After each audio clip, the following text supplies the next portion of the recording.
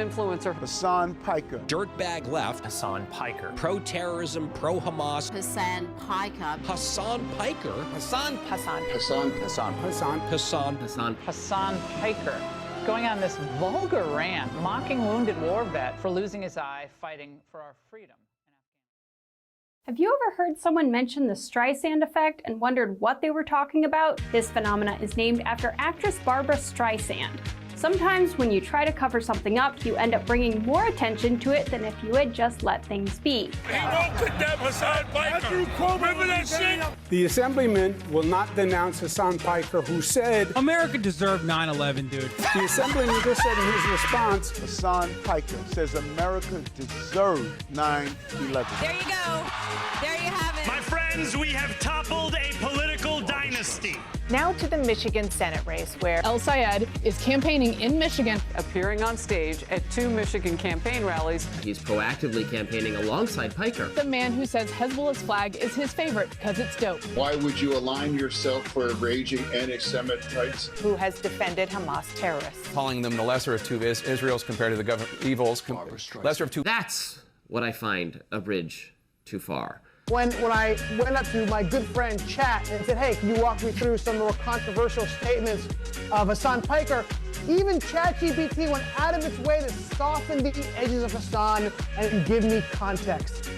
Thanks, but no thanks, ChatGPT. Hasan Piker is campaign poison. Placing yourself on the wrong side of a 90-10 issue is only going to make you look bad. It's going to be good for me. It's going to be good for the candidates that I work with. Turns out it was true. Abdul El Sayed at 27%. Oliver Larkin. Melon Kuros, everybody. Nice to meet you, Hasan. Welcome to the broadcast. Thank you for having me. Oh my gosh.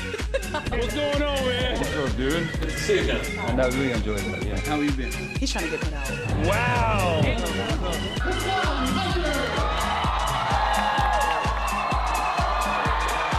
What's going on, everybody?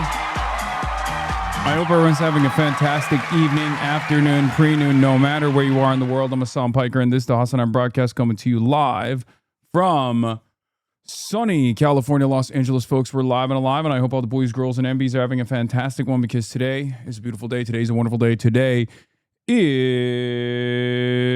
Tuesday. That's right. It's Newsday Tuesday. Ladies and gentlemen, boys, girls, and MBs, it's Newsday Tuesday. And I am live. I'm alive coming to you from stolen Tongva territory, Los Angeles, California, West Hollywood. It is 79 degrees and sunny here. And I just realized that there's a little bit of a Mexico filter on today. A little bit of a Mexico filter, I see. But it seems to look cool, so we'll just allow it. We'll keep it going. In any case, that's because the lights actually got reset. That's because the lights got reset. The science guys are shitting on Epstein now. Yeah, I saw that. We're definitely going to watch that shit. Don't you worry about that.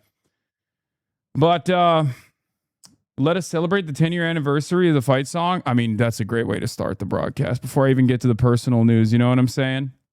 This is for Hillary.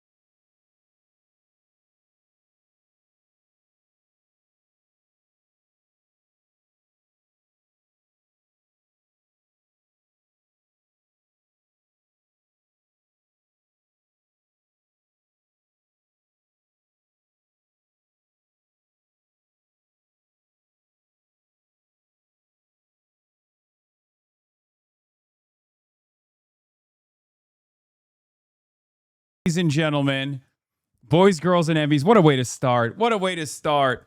10 years, a decade of failure, a decade of cringe, a decade of celebrity endorsements, and a decade of wondering how the Democrats lost with this absolute powerhouse. Perhaps it's because the Americans were not ready for real art, artistic expression of this sort, of this magnitude, of this frequency. Perhaps that's the reason, and perhaps we deserved to lose with this kind of showing. But yeah, Kaya, where are you going? She's like, this is too cringe for me. I'm freaking out. She said, I'm out. Go, Hillary. Oh! Anyway, I'm still with her. Obviously, 10 years later, I'm still with her. I'm Hasan Piker, and this is a part of the broadcast where I will tell you my personal news. It's obviously still her turn, and I think people need to understand that. And if they don't understand that, that means they are sexist and also, perhaps more importantly, racist. I will not elaborate. If you do not like Hillary Rodham Clinton, you're probably racist. If you do not like Joe Biden, you're probably racist. If you like Cori Bush, for example, still racist. Summer Lee, still racist. I don't make the rules. The DNC decides who gets to be the anti-racist candidate and who doesn't. Not gonna lie, loving the clean-shaven look. Look at that. There's some takers. Okay. I appreciate that. I appreciate you for your bold take, for your brave take. Unfortunately, it's not shared by many others in this community. A lot of people actually despise the fact that I shaved. They don't like it. But I, you know. It's a fresh blue suit. Yes, American flag blue. You already know. You already know what's up. Israel comes to Haley Stephen in her dreams. Beardless HasanAbi comes to me in my nightmares. Yeah, that's kind of how it goes. Okay. In any case, ladies and gentlemen, boys, girls, and MBs, we're live. We're alive. And yeah, there's a lot to talk about. But before I get to that, personal news, chud-ass loser time. You already know. Nothing going on in my life. Nothing going on in the world. What are you doing? What are you doing? What? You're so strange. She just opens the door and just pokes out and is just like, what's happening out here? Anytime there's movement in the house, she's like, I need to monitor. I need to see what's up. I need to see what's going on. She's such a guard dog. In any case, where was I? So what was I talking about? Oh. So yeah, she's situation monitoring. I'm situation monitoring. I'm a chud-ass loser. I ended the broadcast last night, and what did I do? Not really much. Had to get ready for this big weekend coming up. Wisconsin, Michigan. We're going to be all up and down these wonderful states. Okay? A lot of get out the vote initiatives, a lot of big hitters, a lot of heavy hitters, some talks, some speeches, some rallies, hopefully some victories by the end of that process. Now, outside of that, are you going to be featured in Men's Health? Probably not. Ukraine tie, I see who you support. Wait, why would this be the color of Ukraine? Oh, because it's American flag blue and yellow. Is that why? But in any case, we're gonna be putting the cheese heads on, and we're gonna be getting cheesy with it. You already know. I was getting ready for all of that, and more, and that is part of the reason why I am a chud-ass loser and didn't do anything else. Woke up early in the morning. Not much else going on in my life. Played a game of basketball. I am winded so easily, which is devastating. I'll tell you guys about that. I get winded with ease now. I monitor my heart rate when I'm playing basketball, right? Very autistically. And one of the issues is usually if I'm playing like an intense game of basketball, 1-on-1, half court, which is pretty aggressive. It's a very high intensity exercise. But when I usually do that, by the end of the process, I'm at like 180, right? Which is cranked up. I mean, that's like maximum allotment. Lately, though, I reach 170. Lately, I've been reaching 170 like on the first play, and it's not good. 180 is normal when you activity, right? Yeah, I mean, I'm sprinting. 180 is when I'm like full sprinting by the end of the workout. Like I'm playing one-on-one basketball, but yeah, my cardio is not great. It's just not great. 35 is terrible. You got to see a doctor. 180 is high. I get 140. Dog, I'm talking about the threshold I reach on limited moments while I'm sprinting. But yeah, my cardio is really bad. I'm like a fucking smoker almost.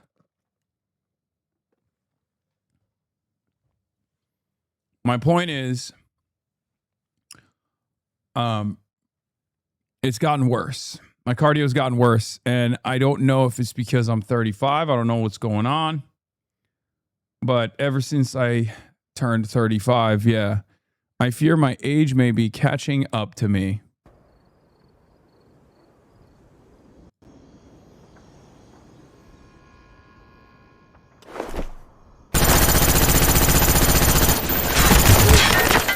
Pretty much me. Sitting is worse for you than smoking? Yeah, but your max should be in the upper 160s. Man, chill out. Okay, we're talking zone 5. All right. Random ass fact I found. Jonathan Glazer, director of Zone of Interest, also directed Jamiroquai's 1996 video, Virtual Insanity. So he's been goated since 1996.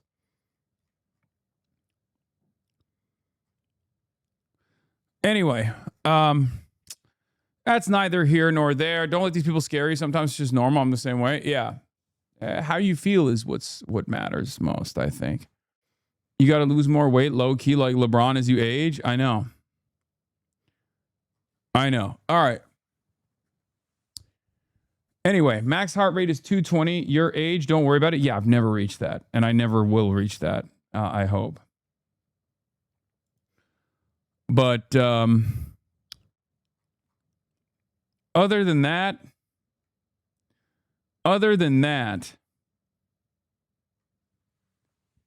not much else is going on in my life. Just, chud ass loser lifestyle. You already know. You already know what it is. But that's it. That's pretty much it. And very special guest coming on Thursday to this broadcast. I'm flying him out because he deserves it. Also, I'll be starring on CNN this Sunday for their special program covering the rise of democratic socialism in America. So obviously get excited for that. Watching Hasan's coverage of the Michigan debate. And above all else, he's just so misogynistic. The way he talks about women is actually disgusting.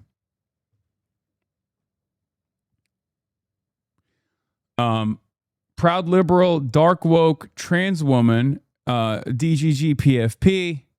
Makes sense. Okay, don't get mad at me. It was on my fucking For You page as I turned around to blast off. Yeah, no, definitely. Misogyny is when you don't like a candidate that is getting $50 million from AIPAC and has no discernible values that you can identify, no policies you can identify. When you call that out, that means you're misogynistic. Misogyny is when you disagree with a woman in general, which we should stop doing that. We should stop disagreeing with women in general.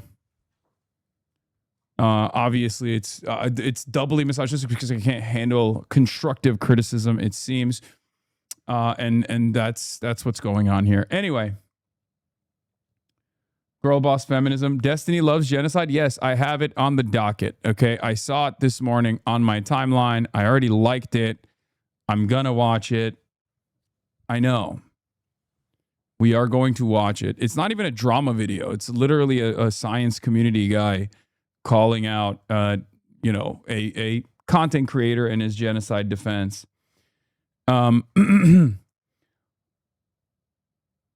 Haley's strongest warrior has fallen after last night's debate performance, or even before then. When did this happen? When did this fall take place? Who's Haley's strongest warrior? Does she even have warriors? I do not know. But anyway, let's blast off. Stevens AES debate recap. Wisconsin Gov debate later. Zelensky and Netanyahu in DC. Lady G funeral. Strait still closed. Situation monitored. TPS chaos. Fran Hong poll nuke. Wisconsin governor debate later. Get in now. Twitch.tv/HasanAbi. Okay, and we got some. AES over AOC acronym thoughts. Yes, I love AES as an acronym because AES is also the acronym for actually existing socialism. It's what MLs use to describe countries that are run by some sort of like Marxist-Leninist, one-party communist state, whether it be China, whether it be Cuba, Vietnam. So that's what AES means, at least in these corners of the world. At least in our little corner of the world. So I think it's really funny that Abdul El-Sayed is also AES. I sometimes like saying, yeah, actually existing socialism. It's also an energy company in Ohio, but it's all right. Okay. Still need to rotate in the Zhongshan suit every other week, though. I will. You might want to skip most of the video until like the last 20 minutes is a summary of Israel's actions since October 7. It's good refresher, good recap. Dumb blast off meme pro-cap propaganda. It's too late for that pro-cap propaganda because I already blasted off. Ah, yes, the rage bait suit. I don't even like calling it the rage bait suit because it's just dope. Like it looks good. That's what matters most. And people try to make like comparisons to Nazi Germany. These are stupid comparisons. Like this is not, it's a suit that predates Mao, and it's a suit that has certainly outlived Mao's experience and his governance. And Mao Zedong is not Adolf Hitler. So it doesn't really matter what stupid Western chauvinists say about it. Ultimately, it looks good. And that's what matters most. You can, I mean, look, here's the thing. There's 1.4 billion Chinese people out there. Okay. There are billions of people living in the Asian continent, many of which are quite familiar with this style of suiting. It's not dissimilar to the Nehru style of suiting as well. Okay. So, of course, the 330 million Americans think that they're at the center of the world and have their own personal opinions about this that are, in some respects, quite racist. But that is not going to deter me from wearing a nice suit that I enjoy, that I got made, custom made by a Chinese tailor. It has a lot of it has a lot of value for me. Just because some dumb fuck people in the West have decided to say that this is This is like the same. This is the equivalent of wearing some Adolf Hitler garb is really stupid. It's also not a standard that they actually apply evenly. I mean, Michael B. Jordan wore a similar suit to the Oscars.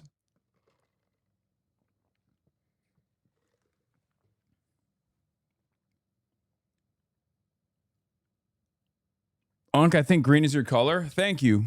You mean American flag blue.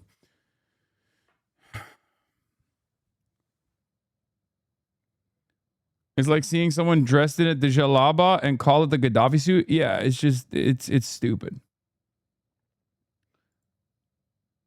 It's unbelievably stupid. Well, the difference is people hate you to make a living. Yes, that's true. But that's never really deterred me from doing things that I want to do, you know? What do I always say? Never, ever cede ground to your opposition's cynical framing. Did you change your camera or angle? No, I did not. It's just the lighting is a little different today. Me gonna die?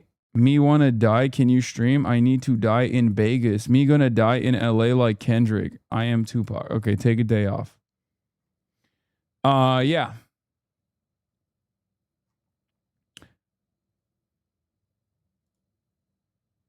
I tried to be patient and nice. I tried to not be that guy, but I just can't deal with you having no beard. Why? It looks so good. I keep thinking about it all day and night. It's ruining my life. Okay. Well, fear not, chatter. It's already growing in. I already have the 5 o'clock shadow.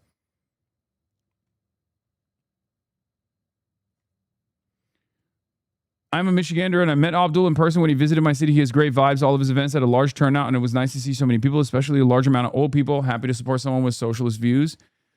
Well, Abdul doesn't have socialist views. He's a capitalist. He says he's a capitalist. He says the problem is corporatism. It's not capitalism. We've had this conversation on this broadcast many months ago, if you recall.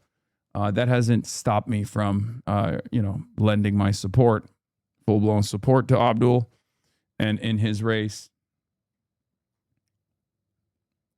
You know. Thoughts on the new Michigan Senate poll? Yeah, we have the Michigan Senate poll, the new one, the Glenn Gariff poll. That is a dusty and busted poll. It's an unbelievable outlier, and it's not something to take super seriously. But if that's going to light the fire under your ass to go out and smile and dial, then I'll take it. Let that be a motivation for you.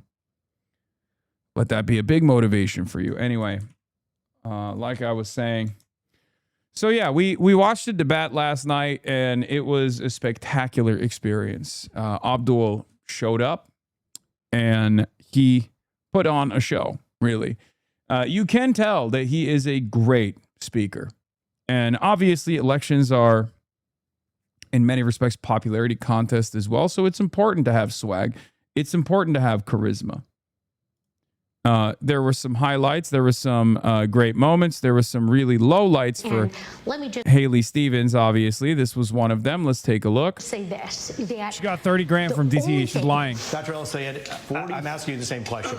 Any money from anyone that we don't know about? No and never, but then $40,000 in direct receipts to her campaign from DTE's corporate PAC. And then there's, I don't know, Center for Democratic Priorities, which released its funders, but then they're behind these shell organizations, these 501c4s. So I'd really like to revisit that question, because I don't know how to explain $40,000 directly to her campaign from DTE. I'm the only candidate in this race who's never touched a dime of corporate PAC money. Abdul should say, how can the people of Michigan trust you when you can't even be honest right now? Do you see why some people are bothered by the fact that so much money, $40+ million, has come from AIPAC? Good question. This moment in this country and here in Michigan, people have every right to be frustrated about our campaign campaign finance system. My opponent here on this stage, Abdul, he's got a super PAC that his father-in-law funds that has millions of dollars going into it. And look, in terms of foreign policy, Abdul and I do differ. Specifically about AIPAC money,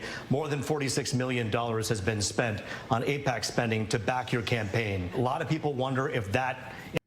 Roop Raj, the real hooper, baby. Why do you support terrorists? I don't support the nation state of Israel, my friend. You got it wrong. You're in the wrong place. I do not support terrorism. I do not support loss of civilian life. And therefore, I don't support the American military actions in Iran.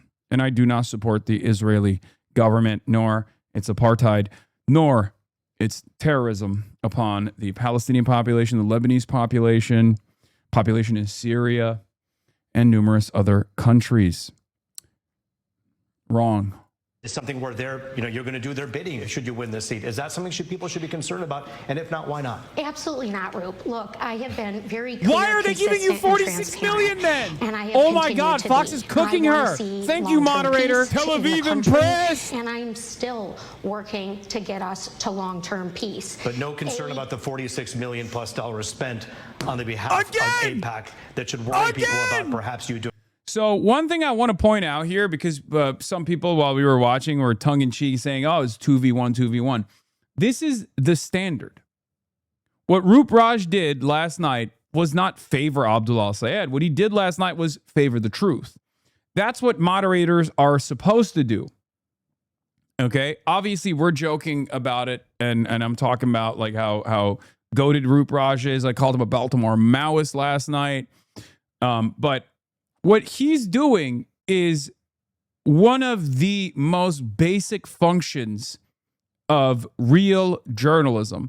And it's unfortunately a dying art. It's a lost art. And many people don't follow through on these sorts of questions. When you ask a direct question, especially on an issue that is so important to many Michiganders, and the candidate refuses to answer this direct question, it's totally valid to reframe the question and ask it again.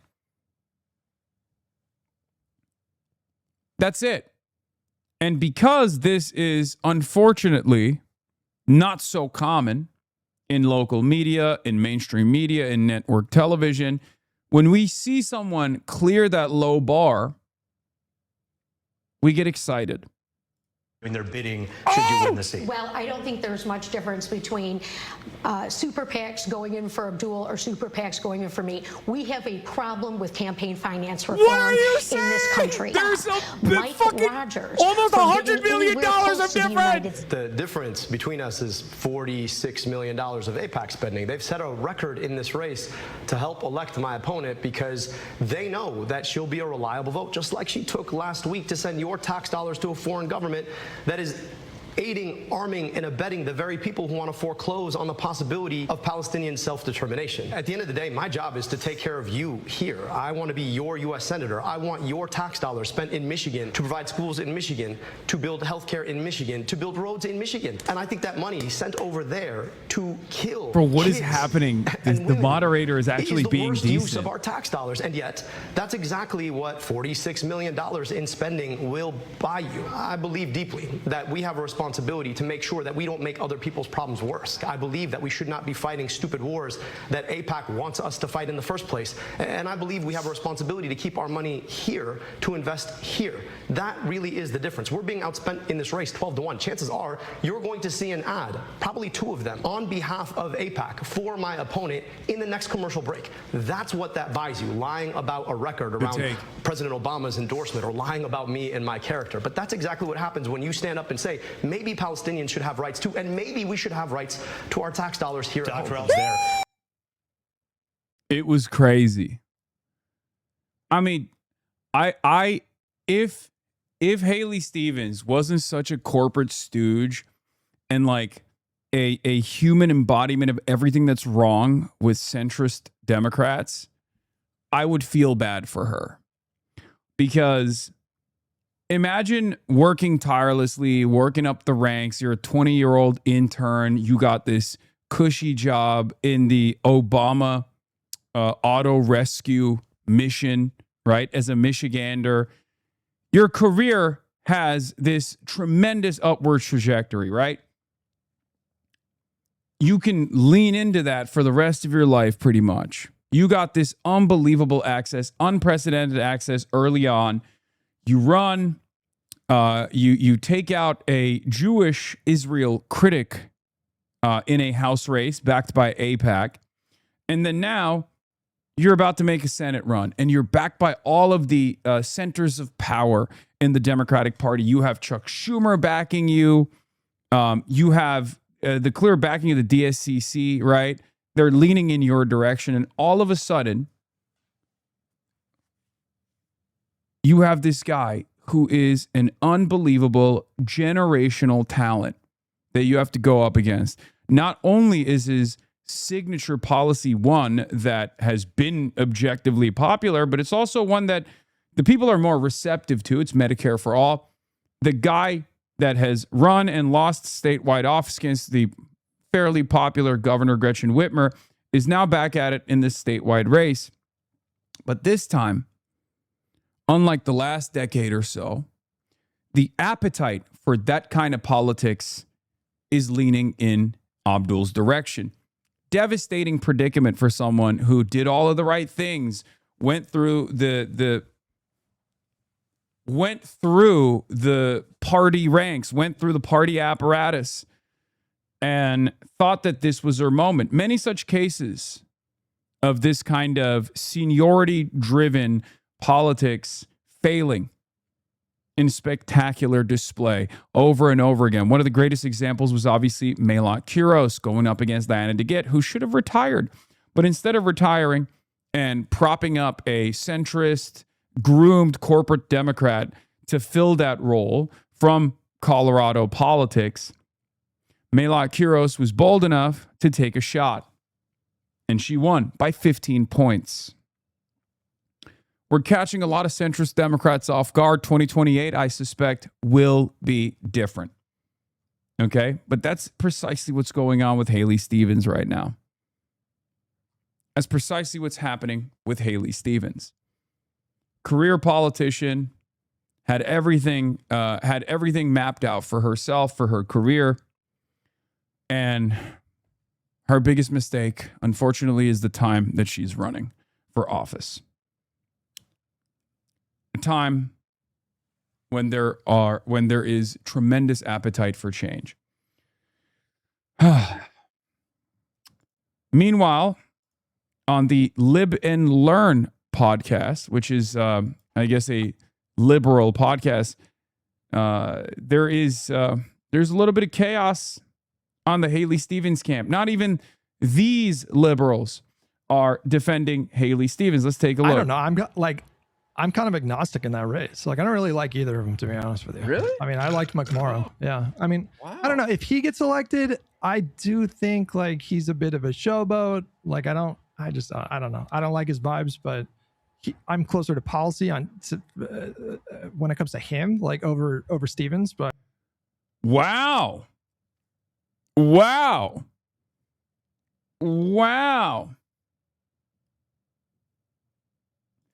Remember the universal outrage when you didn't immediately endorse a hypothetical Gavin Newsom run? Streamer Destiny says he's not sure who he would vote for if the 2028 presidential election between J.D. Vance and Alexandria Ocasio-Cortez in a vacuum. I don't know what J.D. Vance's political opinions are. I mean, I probably would vote AOC, but it's a coin flip.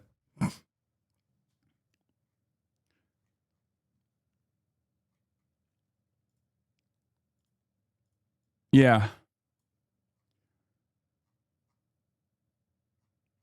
I just like the way that she carries herself more.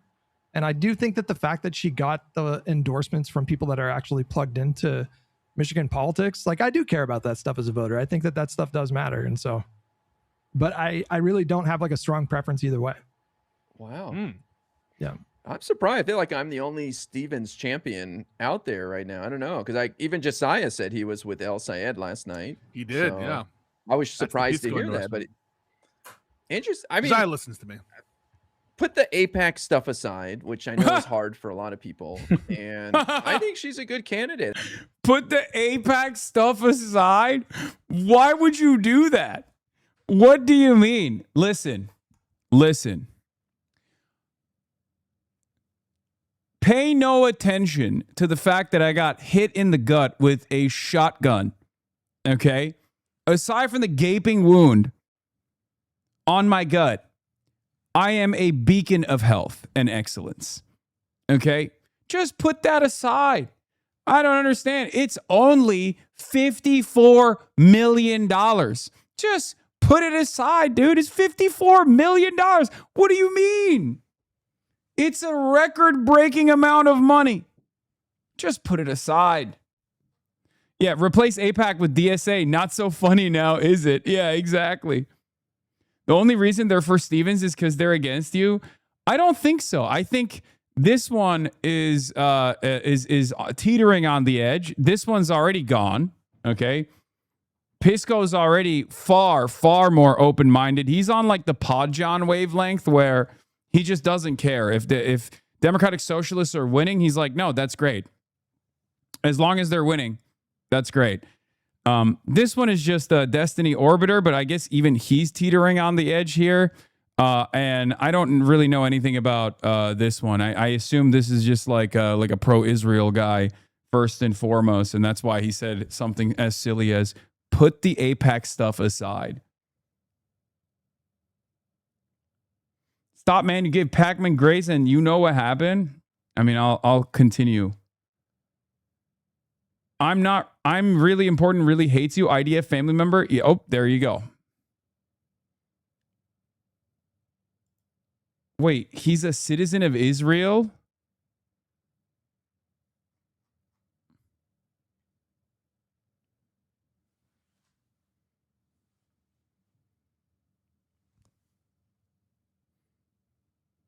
Put the AIPAC stuff aside, guys.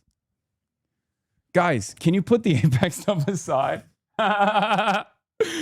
Oh, damn. Dang. So, yeah, I don't think it's just animosity towards whatever he perceives my position to be. I think there's maybe a little bit more to it than that, but you know. I mean, she's got the experience. She's just seems like she knows what she's doing. I'm more concerned about El Sayed not being able to have the Democratic Party in Michigan coalesce around him if he wins, because he's been so nasty. Like when Gretchen Whitmer endorsed Stevens on Friday, he was like, we still got potholes. For the record, I do want to say something. I mean, there's literally Israeli citizens in my community. Okay. They're anti-Zionist. They live here now. So just because someone is even a citizen of Israel doesn't automatically make them someone who would be, pro-Israel, pro-AIPAC, all this shit. From my estimation, I made that assumption because I didn't know that he was a citizen of Israel. I just assumed that he's very pro-Israel because he said, put the AIPAC stuff aside. Okay. That need to get filled 8 years later. And it's like, all right, bro, like you're not helping yourself here by attacking people who chose to go a different direction. You know, it's like you're going to need those votes and those endorsements in the general. What are you doing, man? Joe Bart coming to LA August 1st. Get him on for a Chad Vice. Yes, we were supposed to do that. Unfortunately, I'm not going to be here. I don't think I'm going to be here when Joe Bart is here, ironically enough. It's crazy.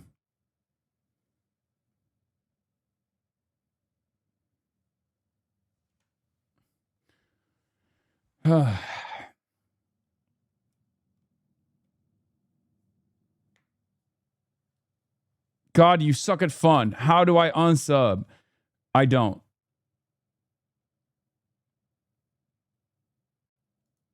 What is this? It looks like Roop Raj might be a fan. No, Roop, be careful. You're going to get banned from Twitch. I like that everybody in this community loves Roop Raj as much as I do. There's no such thing as Palestine 2 weeks ago. It didn't seem that crazy. Top DNC shill. I'm really important. The Liberals will kind of strip a stunt and a nothing burger. Yeah, I don't care about this. All right, what are we doing? What the fuck are we doing? I don't need a deep dive into this guy's behavior. Okay, I don't care. Yeah, we're a part of the Roop Troop. You got brought up on the Megyn Kelly show. Zara Mamdani grew up with a silver spoon in his mouth. Hasan Piker owns a $3 million in Hollywood. Rokana's kids have a golf course in their name. Is a top-down frustrated elite, just like the French Revolution, says VD Hansen. It's awesome. this doesn't really make a lot of sense. First of all, Ro Khanna aside, this doesn't really make a lot of sense for me. If with Ro Khanna, you could say like, oh, he doesn't have upward social mobility, even though he comes from like a wealthy background. I do have upward social mobility. I have actually made a lot more money than my family ever did, and I take care of them. So this doesn't even make sense as like a jilted, angry, fail son who thought he would have the world given to him because of the silver spoon he was born with. Like, that argument doesn't even make sense for someone like myself. You know what I mean? Doesn't make sense at all. Put the Ro Khanna stuff aside. Yeah, because, well, Ro Khanna is immensely wealthy, and I think he married into wealth, which, more power to him. I mean, same with Abdul as well. Abdul obviously married into a wealthy family, and that's kind of come back to bite him in the ass with his tax releases. A lot of people are yelling at him right now for his father-in-law's like rental properties that are in the name of his wife.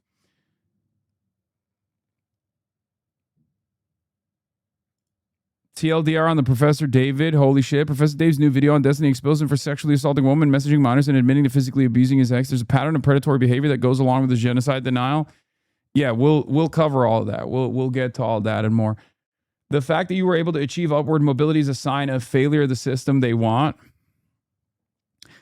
Yeah, no, that's not even the case. I am literally the poster boy for American excellence. I am the straight up poster boy for the American dream, okay? Come from a relatively well-off immigrant family background, okay? Their finances are in tatters by the time I get to college, but it doesn't matter because I basically win the fucking lottery, right? I'm a business owner, I'm a jobs provider, all of this stuff, right? I'm stimulating the American economy in very meaningful ways. I've made it. I've made it. I'm unbelievably assimilated. So technically, I am everything that these guys are supposed to point to as a success story. But the problem is, I also understand that while I made it, and I'm immensely fortunate, that doesn't mean other people also have an easy go at it. That's the difference. If you make it and you recognize that this is not an opportunity given to everyone else, that it is a lie, that meritocracy is a fucking lie, people lose their goddamn minds. Okay? They lose their fucking minds. Thank you, Cole's Presence, for the 100 community gifted subs. But that's it. That's it. If I sat here every day and told you, if I can make it, you can too. Look at how tough my job is. Look at how big of a business owner I am.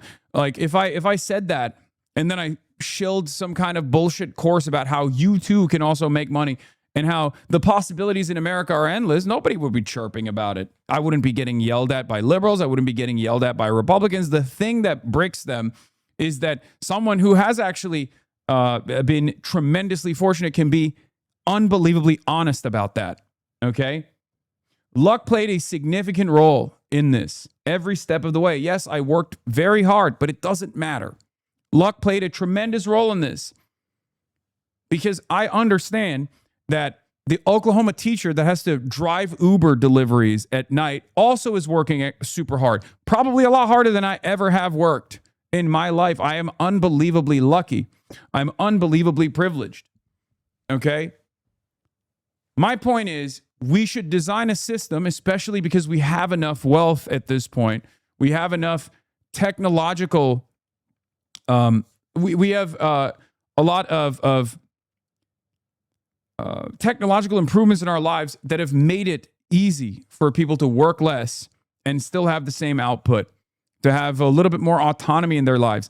We have stuff, okay? We have things already. But what we don't have is stuff necessary for survival, stuff necessary for upward social mobility. We don't have access to housing, healthcare, education all the way up to college. These are the real problems that Americans are facing every day. We have the resources. We don't distribute them evenly. That is my anger. That is my frustration. And when someone who is successful says shit like that, other successful people get very mad. And their attack dogs latch on to it. Anyway, it's very frustrating, but who cares? Who gives a shit?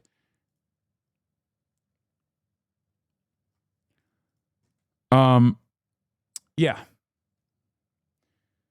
Stevens is letting our neighbors get grabbed by ICE. Yeah, we're going to talk about that. Where was I? What was I covering? I was talking about Haley Stevens' performance. But yeah, it's very clear. Liberals, as soon as a Muslim guy runs for Senate, they turn into Nick Fuentes. I've also noticed this as well. It's pretty crazy. She's fucking right. Lamau. Guys, this kind of anti-American bigotry isn't who we are as Americans. Stop speaking Arab, boy. That's what this Joe McCarthy stand with the Israeli flag, trans flag, and the Ukrainian flag in the bio is saying.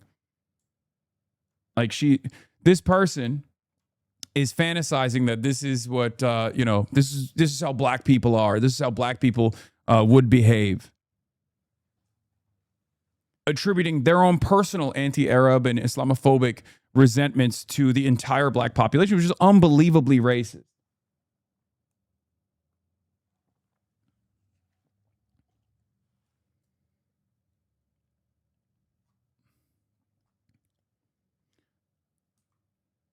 Yeah, it's projection.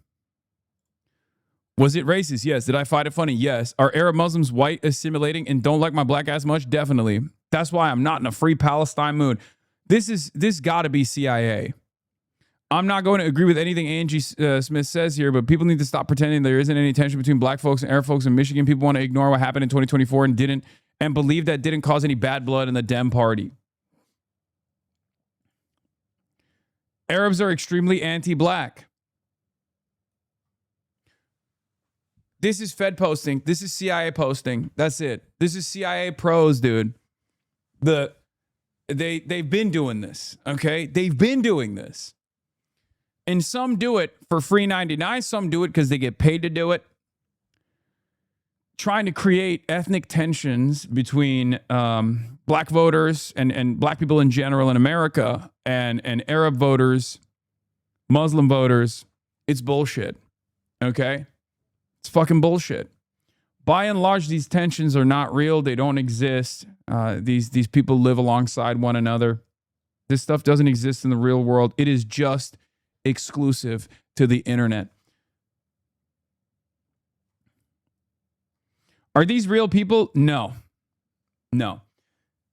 At most, the tensions that are heightened here can have a little bit of underlying resentment, something I've brought up personally as well. You know, there's this notion of Dearborn people in the state of Michigan. Okay. Having said that,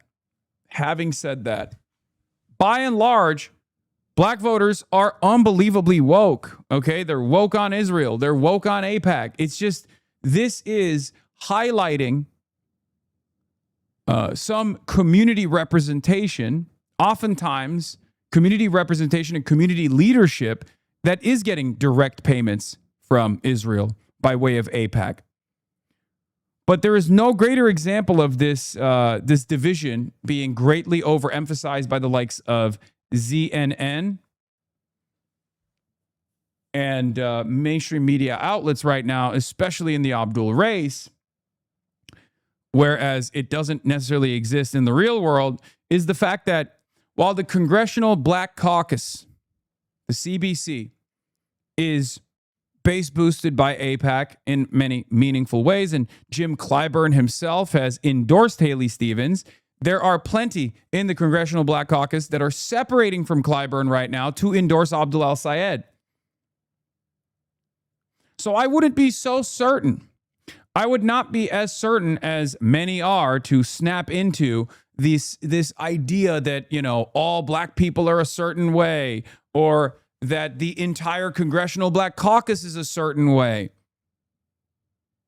Okay? That's not the case. And for the record, none of that is representative of how black people feel on the issue of Israel, on the issue of AIPAC, on the issue of corporate Democrats in general. Okay? That's it. No group of people are a monolith. Okay? Black people are not a monolith. No group of people are monolithic. Jewish people are not a monolith. Arabs are not a monolith. Muslims are not a monolith. It's all down to the individual. You can try to make some demographic determinations off of polling data, but the polling data shows a very different reality than the one that is presented by these sectarian charlatans. Okay?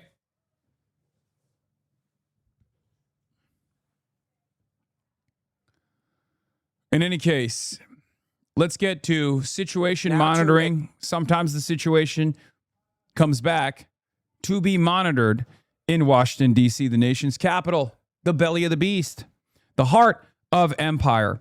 World leaders are in Washington for Lindsey Graham's funeral, but some are also expected to meet Donald Trump. A remarkable gathering of world leaders in Washington today. They're in town for the funeral of Senator Lindsey Graham, but some are also expected to meet with President Trump, including Israeli Prime Minister Benjamin Netanyahu and Ukrainian President Volodymyr Zelensky. For more on what to expect, we're joined by CBS News national security analyst Aaron McLean. He's also the host of the School of War podcast. Good morning. Good to see you. Hey, good morning, Vlad. So this is the first meeting of Netanyahu and President Trump since the war with Iran started. And we all remember that meeting in the Oval Office with President Zelensky. Talk to me about those dynamics. I mean, it is a remarkable reversal of fortune for these two men. You have Benjamin Netanyahu at various points has really been one of President Trump's closest international partners, really at a point right now where he's got serious areas of disagreement with the president over the future of the Iran war, most prominently, but also sale of F-35s to Turkey and the Saudi nuclear deal. Meanwhile, Volodymyr Zelensky, which we all remember that meeting you referred to, he's kind of gone from, if you'll forgive the expression, zero to hero in President Trump's eyes. President Trump's like winners. Ukraine has had a few good months in its war with Russia, and relations between Trump and Zelensky are noticeably warmer. So you have these two guys kind of intersecting right now in Trump's affection. Yeah, that analysis is correct. And it's one that I have brought up as well. Zelensky was not favored by the Trump administration when he was seen as a loser. Ever since the Ukrainian forces have made inroads and gained more leverage, partially by striking deeper and deeper into Russian territory with their more precise drone strikes, specifically blowing up critical energy infrastructure inside of Russia. They have gained a lot of leverage in the field of battle, and Trump likes winners, so now he thinks, Zelensky is no longer Zell Disney. Okay? Straight up. This is part of the reason why I think Laura Loomer has also changed her tune about Ukraine. That, and also because there is this effort between the FDD guys to try to coalesce with the rest of the NATO Atlanticists who care a lot about Ukraine, but don't necessarily care too much about continuing this war in Iran. There is this effort by the FDD flank, the ultra-Zionist flank of the American foreign policy apparatus, to try to basically hug Zelensky. And this is mutually beneficial. Zelensky obviously wants America to be more involved in Ukraine. So he is trying to use his newfound leverage and his newfound love from the Trump administration to become a more valuable asset, to say, look, we can make plays in the Caspian Sea. We can actually strike Iranian tankers and Iranian ships in the Caspian Sea for you. It's tit for tat. Hopefully you can help us out a little bit more. That's precisely what's going on right now, and Laura Loomer is obviously playing a role in this too. It's the pro-Israel side that's welcoming Ukraine with open arms, even though in the past they were very, very anti-Zelensky and very anti-Ukraine. They were pro-Russia for the most part. Republicans were pro-Russia for the most part. But now Trump is more comfortable with Zelensky and with Ukraine now that the tide has shifted a little bit. Zelensky met with Trump got his point about how Ukraine bombed an Iranian ship. Now, after the meeting with Ukraine is trying to escalate with Iran, I called Iran's foreign minister Arakshi for a frank conversation. Diplomacy is about direct conversation. And even when it's difficult, I stress that our goal is to avoid unnecessary escalation. I reiterated that all of Ukraine's actions are aimed solely at defending our country from Russian aggression and never intended to target civilian vessels or people. This is also true with regards to Iran's statements about their national who died and a civilian vessel that was targeted in a recent incident. Our goal is to counter Russian aggression, which is the root cause of all incidents, and it is Russia who bears full responsibility for all provocations and casualties. I emphasize the necessity to refrain from any escalatory steps as well as to end any support for Russia's war against Ukraine. This war is illegal and it must end. Okay. Hit the Chinese cargo ships. Go ahead. The level of involvement that China has with Russia is somewhat identical to the level of involvement that Iran has with Russia. Go ahead. Go beast mode. Let your fucking nuts hang. If that's the case, if this is simply about stopping the connection between Russia and Iran, why don't you do it to China? China is perhaps aiding Russia in more significant ways than Iran is. Let your fucking nuts hang. Why won't you do this to China, but you're doing it to Iran? And why are you doing it to Iran now?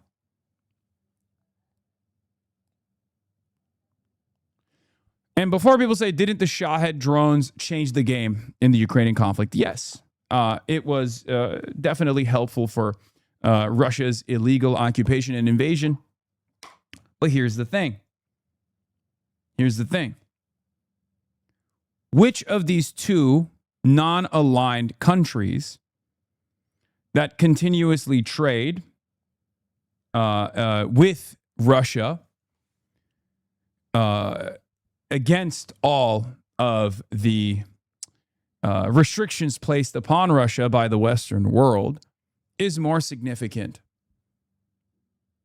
Is Iran more significant in its Russian allegiance than China is? The reason why I'm bringing this up is because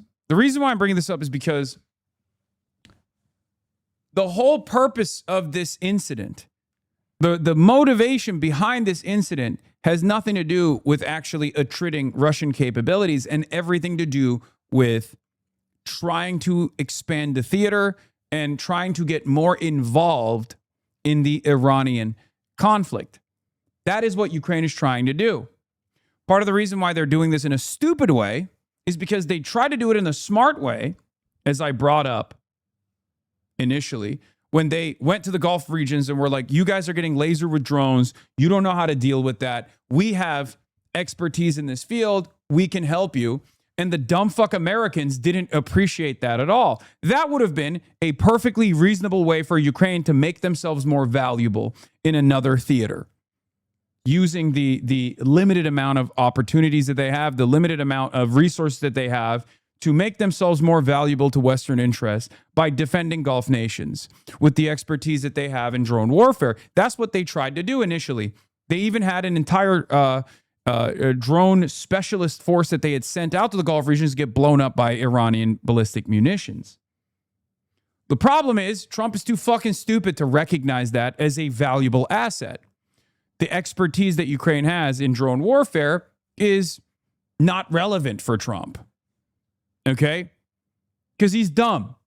And when you're trying to appeal to a dumb guy, you have to do dumb things. And that's precisely what Zelensky's doing. At a time when there is tremendous leverage for Ukraine unlike ever before, okay?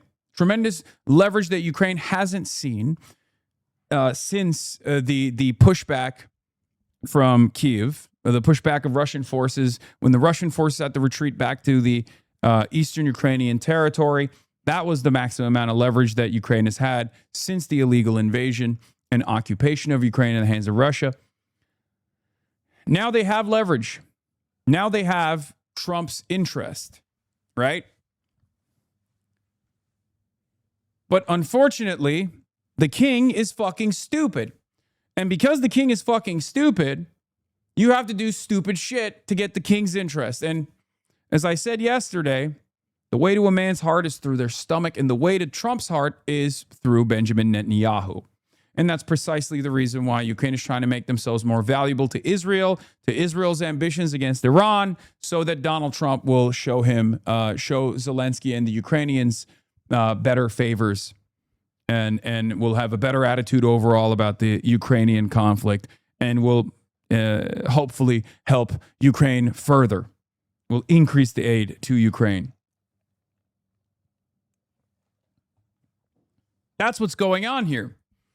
It's an unbelievably stupid endeavor because America is directly involved with Iran, but America is not directly involved with Russia, because both America and Russia are adversaries to one another, and they're nuclear armed nations. So this is an attempt to try to draw the United States into the conflict against Russia directly. And for one reason or another, partially because Donald Trump loves Vladimir Putin because he's a fucking idiot, or maybe there's at least enough smart advisors in his corner that recognize how devastating it would be for the entire world if two nuclear-armed superpowers fought one another, something that hasn't happened. And before you say India, Pakistan, I mean superpowers, okay? No disrespect to either of these countries. I know people are going to get mad at me for saying that they're not superpowers, but let's be real.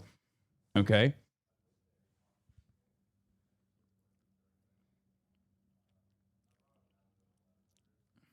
My life for Pakistan.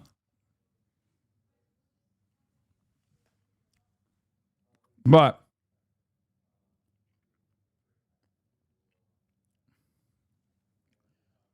the point I'm making is Zelensky wants Trump to aggressively aid Ukraine and maybe even directly engage Russia. It's probably not going to happen, but he is trying to show that he is a valuable asset in all of the Western imperialist endeavors, with the hopes that Trump will get more directly involved against Russia. I worry about this.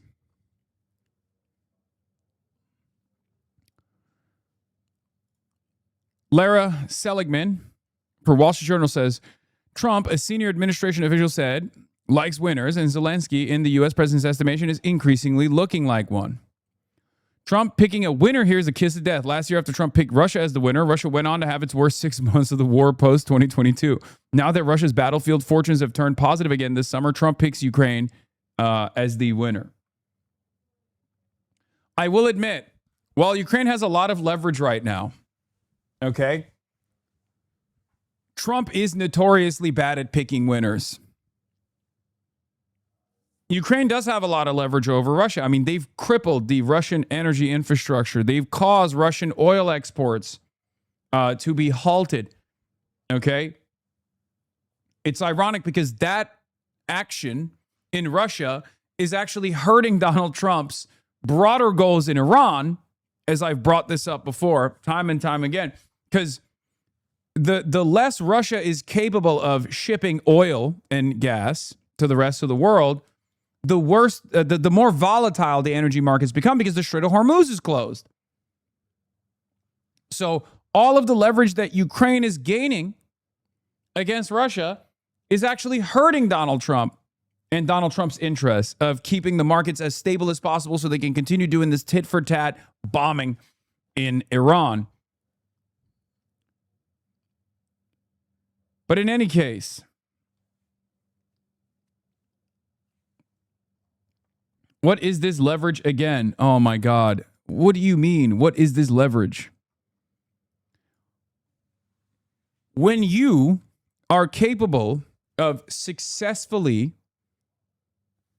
harming and deteriorating the oil and gas refinement infrastructure in Russia, so much so that there are long lines at gas stations internally inside of Russia, where the Russian civilian population are experiencing negative consequences for Russia's actions in Ukraine, that is leverage. Okay? That's it. That's leverage. Just as though when Iran successfully stops the transiting of oil tankers from the Strait of Hormuz, which then have an international consequence in the global energy markets, and forces the hand of many Asian countries, many African countries to artificially destroy demand in an effort to make sure that they are not going dark. That is leverage that Iran has. Okay?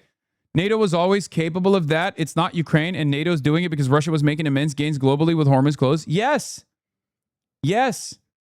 I know NATO was always capable of that. And I know NATO is the one that's giving them the targets. And I know the United States of America is giving Ukraine the go-ahead to strike deeper and deeper into Russian territory with precise accuracy, with obviously satellite targeting that Ukraine previously did not have access to.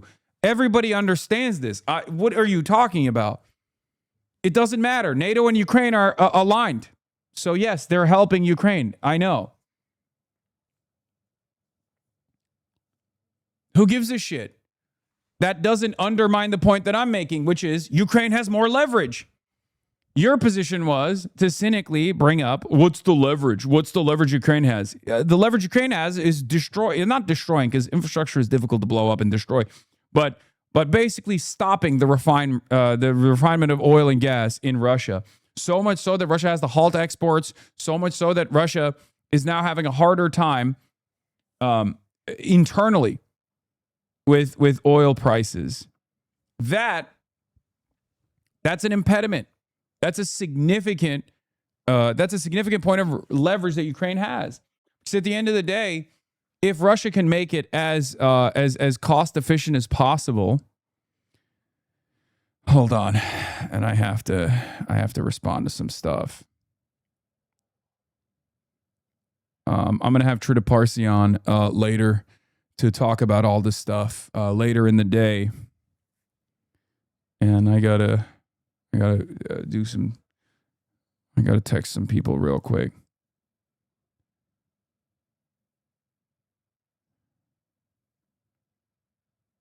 Hold on.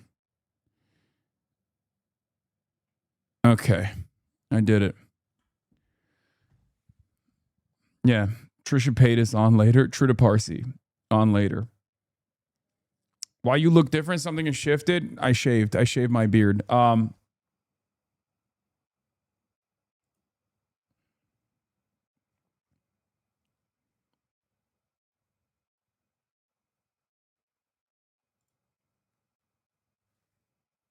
Yeah, this is very funny. Joe Walsh. Hey, it's on the Hun.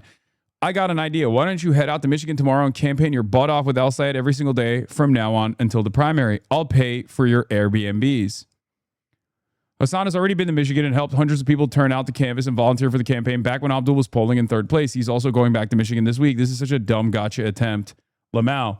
Yeah, the problem is this guy thinks that I am toxic in the state of Michigan. He doesn't realize that I have fucking tens of thousands of HasanAbi heads, many of which are now on the ground door knocking for Abdul El-Sayed already and have been doing so in the state of Michigan. From Kalamazoo to the Upper Peninsula, down to Detroit, Ann Arbor, Lansing, all around the beautiful state, all over its lakes. We are Legion. We're everywhere. Okay? I got my Youpers activated, ready to go.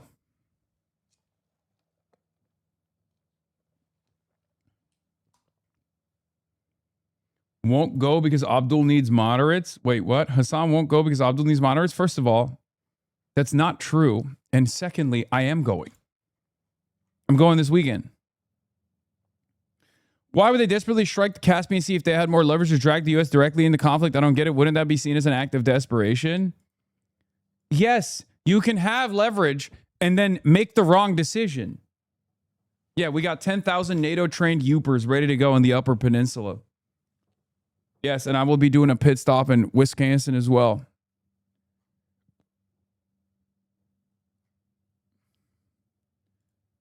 That's my point. My point is Ukraine already has decent amounts of leverage. But instead of maneuvering in the theater of diplomacy, they're trying to increase and possibly gain the attention of the Trump administration further by saying, look, we are reliable. We're a reliable tool in the Israel conflict as well, in the Iranian conflict as well. Please give us more. Not realizing that any extension of the Iranian conflict is actually harmful for Ukraine's interests and Ukraine's defenses. But that's, again, it's a self-defeating process because America has its hands in too many different pies at this point. This is what I keep trying to explain. On the one hand, when America continues waging war with Iran, they're depleting their PAC-3s that could have potentially gone to Ukraine, right? Ukraine has watched hundreds of Patriot missiles blow up, intercepting Iranian munitions in the Gulf, specifically to defend Israel. Okay? That's what they've watched. That's what they've watched unfold. So for them to try and extend the theater, for them to try and extend the conflict, expand the theater, extend the conflict in Iran is self-defeating. Just like Ukraine has been able to gain leverage over Russia by blowing up oil tankers, by blowing up critical oil and gas infrastructure inside of Russia, deep in Russian territory, has been good for Ukraine, but bad for America's overarching interest because it increases market volatility because of the Strait of Hormuz being closed by Iran. They have dueling interests in this circumstance. So we shall see where this goes. Sayed Abbas Araghchi, the foreign minister of Iran, had this to say, was assured by the Ukrainian foreign minister that the attack on an Iranian ship was unintentional and Ukraine seeks no escalation. Iran does not seek escalation either, but made clear any attack on our citizens and our interests is unacceptable. There must be restitution for the losses. Yeah, I think Ukraine is going to behave in a stupid way. This is another like Boris Johnson and the Antalya summit moment. That's what I think. And everyone who is, of course, everyone who has a Ukrainian flag in the bio are going to get mad at me and they're going to say, fuck you, Hasan, you're pro-Russia. I'm pro-peace. I'm pro-peace. I understand that Vladimir Putin is insane. I understand that Vladimir Putin is not invested in a peaceable solution here, but Ukraine has gained at least a decent amount of leverage where there could be a push. There could be a push with the hopes that, Vladimir Putin takes a bloody nose, receives a bloody nose, and maybe restrains himself in this circumstance. But we'll see. I don't think so. I don't think it's going to happen. Can you blame Ukraine? Thousands of Shahed drones hitting Ukraine for 2+ years. Okay, once again, the question is, why won't they do this to Chinese commercial vessels? Those drones have Chinese components all over them. They're dual use. China has very clearly not restricted trade with Russia. China has aided and abetted Russia in more meaningful ways than Iran has. Why are they not doing this to China then? Why are they doing this to Iran, and why are they doing it now? Come on, guys. Why are they doing this to Iran, and why are they doing this now? We can't be stupid, right? We don't have to behave in this stupid manner. You know the answer, man. Come on. Don't act dumb. Yeah, I do know the answer.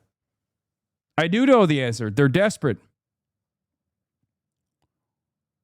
But their desperation is not causing them to make the right decision in this circumstance. It's causing them to make the wrong decision.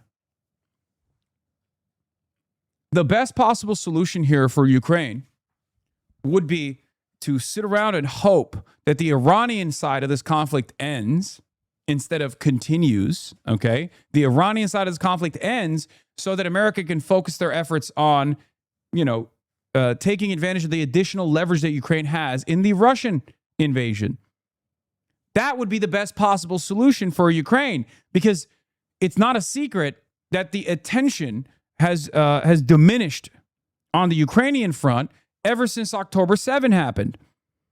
Because Israel has always been our number one priority. It's the number one ally that we have. There's no other country like Israel. That might take years. No, the fuck it won't. What are you talking about? That might take years. You think there's a year worth of strategic petroleum reserves left in the tank? Are you delusional? Try a month, okay?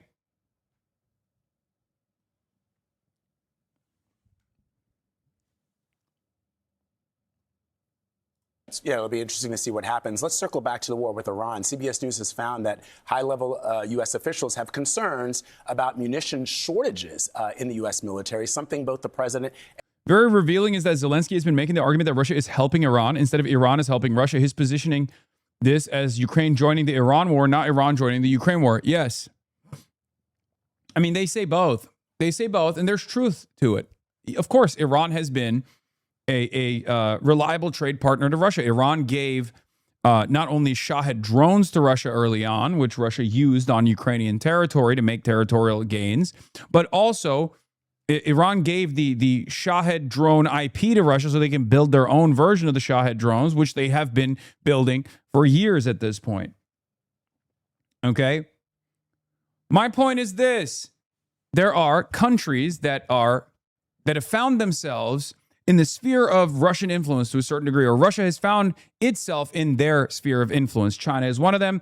The DPRK is another one, first with artillery shells that they provided to the Russian front, and then also with thousands of troops. Now the number they're suggesting is going to be approximately 30,000 North Korean troops in the front lines. First, it was North Korean troops inside of Russian territory offering perimeter defense in the Kursk offensive. Now they're talking about, North Korean troops in the front lines inside of Ukrainian soil, Ukrainian territory. Okay? An additional 30,000 of them. So to varying degrees, countries that have been designed as American foreign adversaries are joining this proxy war between the United States of America and Russia. Okay? Yes, I know North Korean troops have already been on the front lines. I'm saying I'm walking you through the evolution. Initially, there was speculation that North Korea had deployed troops. The speculation was that North Korea was doing perimeter defense inside of Russian territory when the Kursk offensive took place. Then they started making their way to the front lines after the Kursk offensive was pushed back.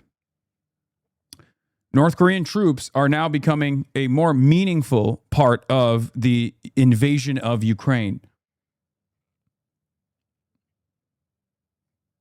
Yes, the Kirk offensive. The Charlie Kirk offensive. So.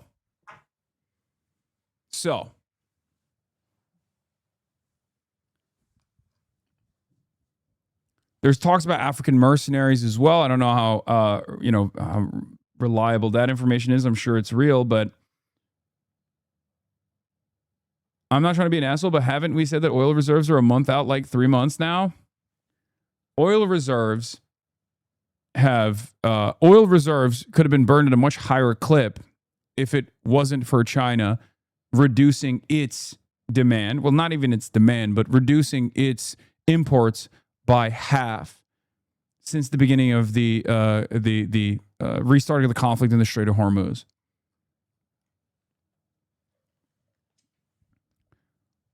China, once again, helped stabilize the global markets in an effort to continue trade maxing.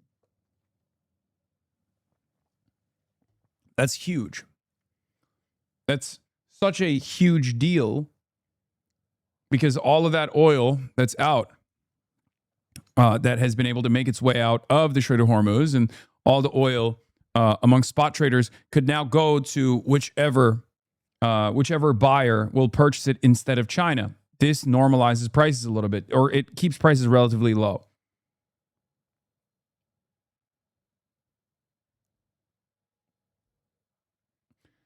Sand, I just feel like the oil reserves along with the initiation reserves is just propaganda and the real number is unknown.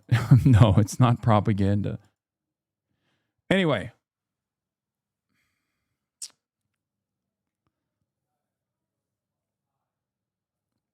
So, where was I? Oh, the reason why I was bringing this up is because DPRK is one country that has been aiding Russia. Obviously, India also has been an entry point for Russian oil and gas into the global marketplaces as a way to like avoid the sanctions that Russia is receiving. So India has been helping Russia to a certain degree as well, to a limited degree as well. There are no punishments being dished out to China or even India, right?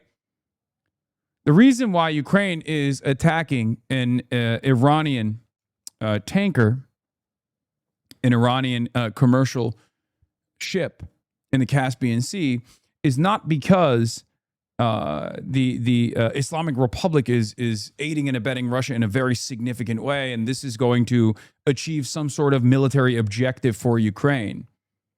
That's not the reason. The reason why they're doing it is because they want to make themselves more valuable in the eyes of Donald Trump, and because Donald Trump's a fucking idiot, this is the type of shit he responds positively to. But this is, in my opinion, a mistake. It's a very dangerous mistake, as a matter of fact. Do not lean into this dumbass. And the Secretary of Defense have disputed.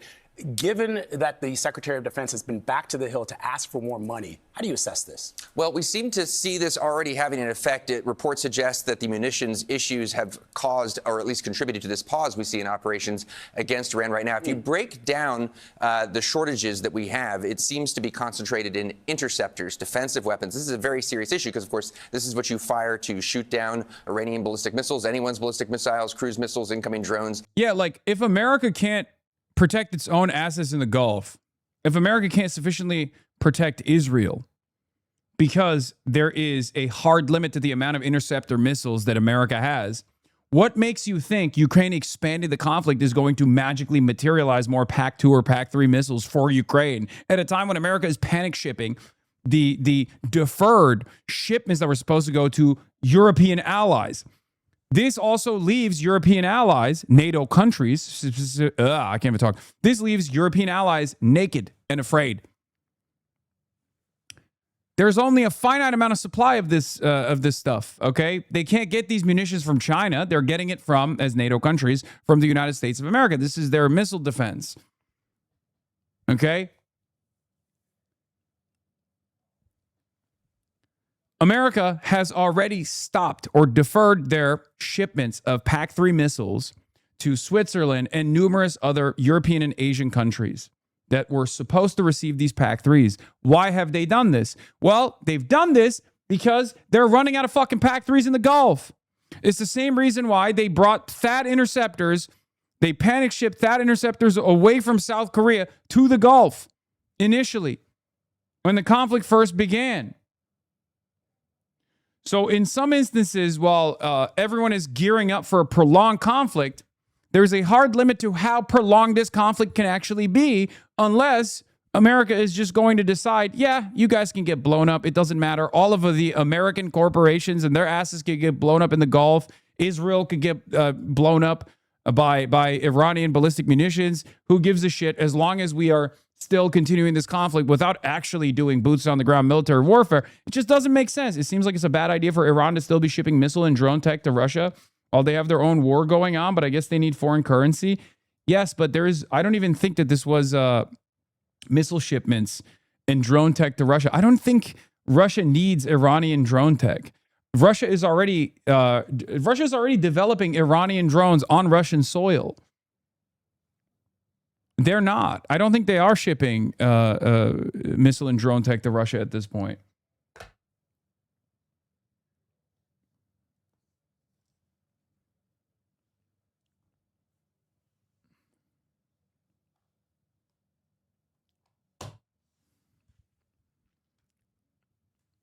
Ukraine said it was, but take that with a grain of salt. Yeah, of course, Ukraine is going to say that to legitimize why they did this. To give more of a legitimate reason to strike Iranian ships on the Caspian Sea. But I don't even think it's necessarily currency that they're getting in exchange from continuing trade with Russia. I think what they're getting in exchange is intelligence. Let's be real. Iran doesn't really have a lot of, I don't even think Iran has any satellites. And if they do, they're certainly not as precise as the Chinese satellites, nor the Russian satellites. And of course, Iran has been receiving a lot of intelligence from either China or Russia, maybe both. That is what's unbelievably valuable for Iran right now. That's part of the reason why they're lasering different buildings that you would normally look at and go, well, this is a commercial building. This is a civilian building. Why is there a Shahed drone striking the 35th floor in fucking Abu Dhabi in a goddamn hotel? Well, there's probably a fucking CIA base in there. That's what it is. There's probably defense contractors there. That level of precise intelligence is, as far as I understand, not within the capabilities of the Iranian defense sector. Okay? I'm not underestimating or undermining Iran.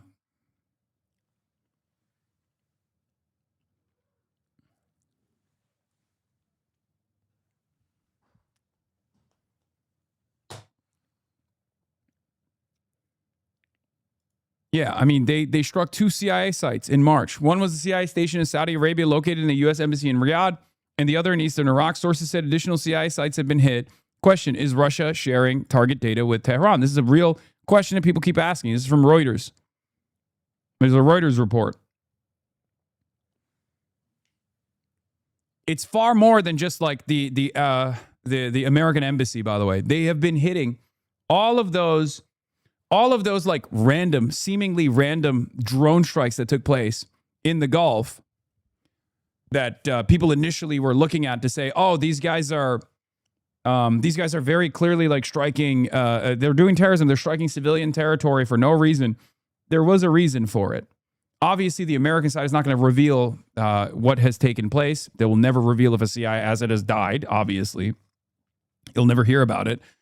But given the resource limitation that Iran has, they're not going to waste fucking anything. They're not going to waste drones on anything random.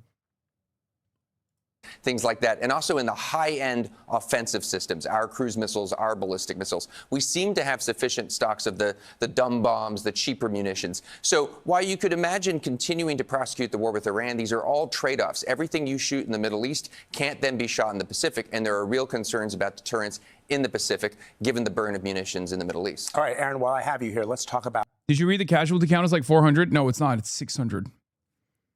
The casualty count was quietly revealed to be around 634, I believe, which is probably even higher than that. Yes, I am very familiar with the casualty reports. I've been talking about it for months. Yes. It's been updated to 634, which means it's far higher than that, because that is just the active duty service members that are on the casualty reports. 18 killed in action, 634 injured, wounded. That means there is varying degrees of severity in the casualty reports. Some of the casualties are capable of going back into combat. Many are not. Many have traumatic brain injuries, TBIs,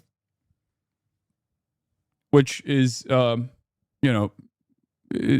means that they could be a fucking vegetable, or they could have CTE. There's varying degrees of wounds that the American service members have received in this process. It varies widely.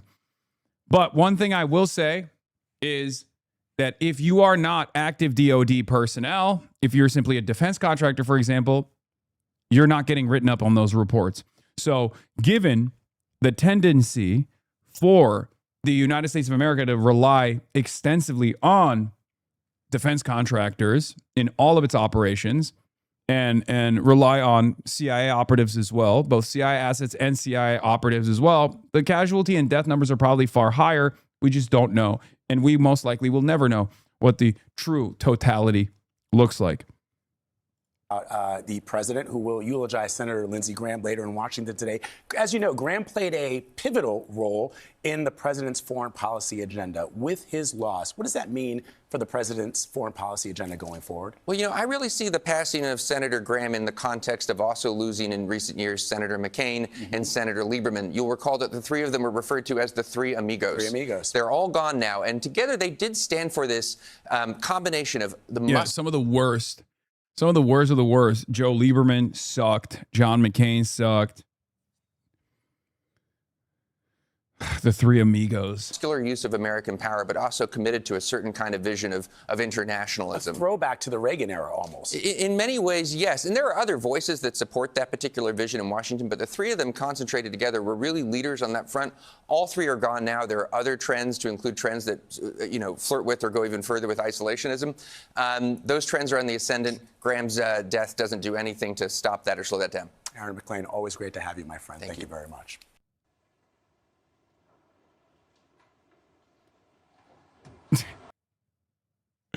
Oh, God. These clips from Lindsey's eulogy are so bad, dude. Trump takes issue with the Lindsey Graham eulogy he's reading. Virtually everyone liked Lindsey. Well, not everybody, but it sounds good. I have to be honest. I have to veer from this for a second. Heated things got in Washington. Virtually everyone, Republican or Democrat, liked Lindsey. Well, not everybody, but that is beast mode. Okay. Trump, notoriously the worst guy for this. Okay.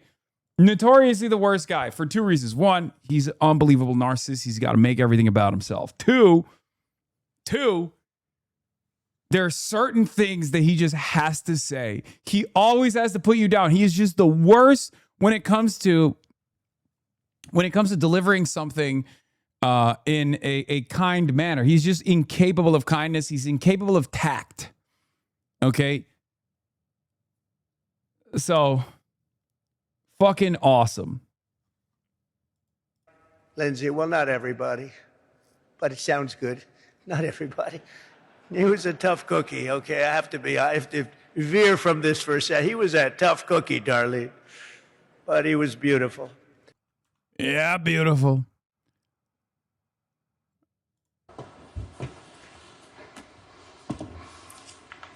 He has no grace. He is incapable of empathy, and he is incapable of talking about anybody but himself for 14 extended minutes. So clearly this 14-minute eulogy is going to be disastrous. But Lindsey Graham doesn't give a shit, right? I mean, he's burning in hell right now. If hell is real, Lindsey's there. Let's be real, okay? But he's probably looking up right now, going, oh my God, I hope he eulogized me well, but I don't care about the eulogy that much. What I care about is making sure that the Iranian war continues. And Donald Trump's going to give that for him anyway.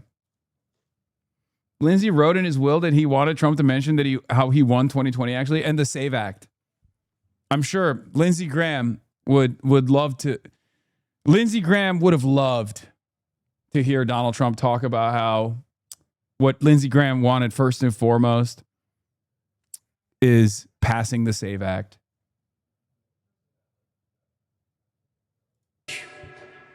Vice President Vance, members of the cabinet, members of the House and Senate, distinguished guests, Darlene.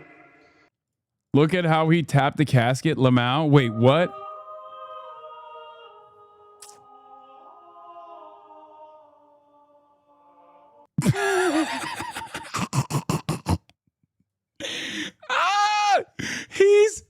He's crazy. He can't help himself, bro. What the fuck is this? Knock, knock. Who's there? Lindsey, you're dead. But I'll keep your dream alive. Don't you worry. Knock, knock. Still gay.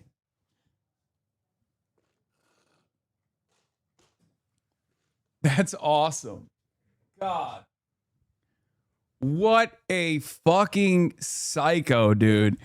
He is such a goddamn sociopath. It is hilarious.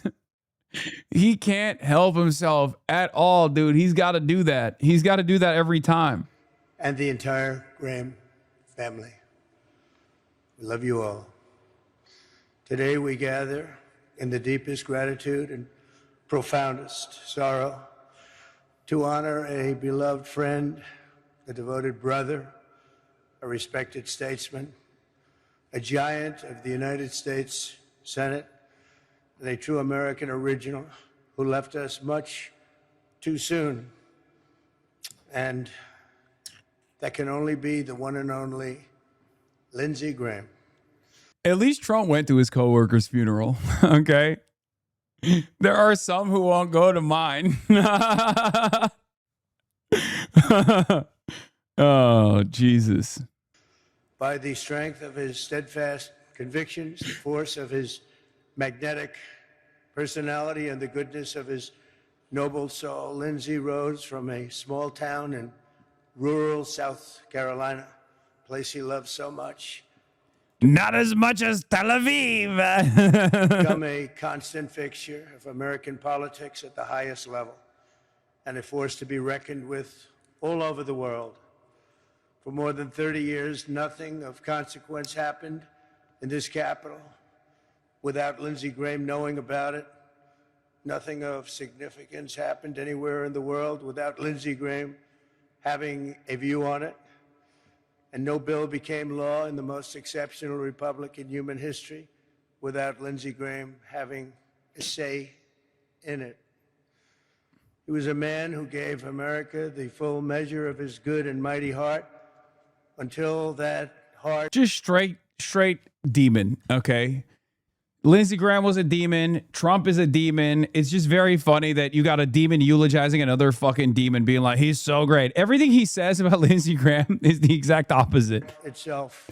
But it is kind of funny that, you know, this forced Donald Trump to talk about anybody but himself for, you know, approximately 10 minutes. Let's see how long it takes. So we're 1 minute and 57 seconds in. He hasn't gotten off script. Let's keep going. Just gave out. But even though... No! What? Dude, what the fuck? Heart itself just gave out. Oh my God. That's, dude, come on, dude. He had a big heart. It just exploded one day. Very, very sad. He died. He died like a dog. Donald Trump is incapable. But even though Lindsey's life was cut short while he was still so full of vim and vigor, there can be no doubt that he lived absolutely to the fullest. He died doing the work he was born to do. He was truly a great politician. Yeah. Continuing American wars overseas at the behest of Israel. Serving the country he loved to serve so deeply. He went out at the peak of his career, at the top of his game, as a legend that every one of us, many of us here today, blessed to know him, and a friend that none of us will ever forget. There was truly nobody like Lindsey Graham. It was his hometown of Central South Carolina that Lindsey first learned the art of politics. His parents ran a bar and pool hall on Main Street with a room in the back where the family spent and had to do.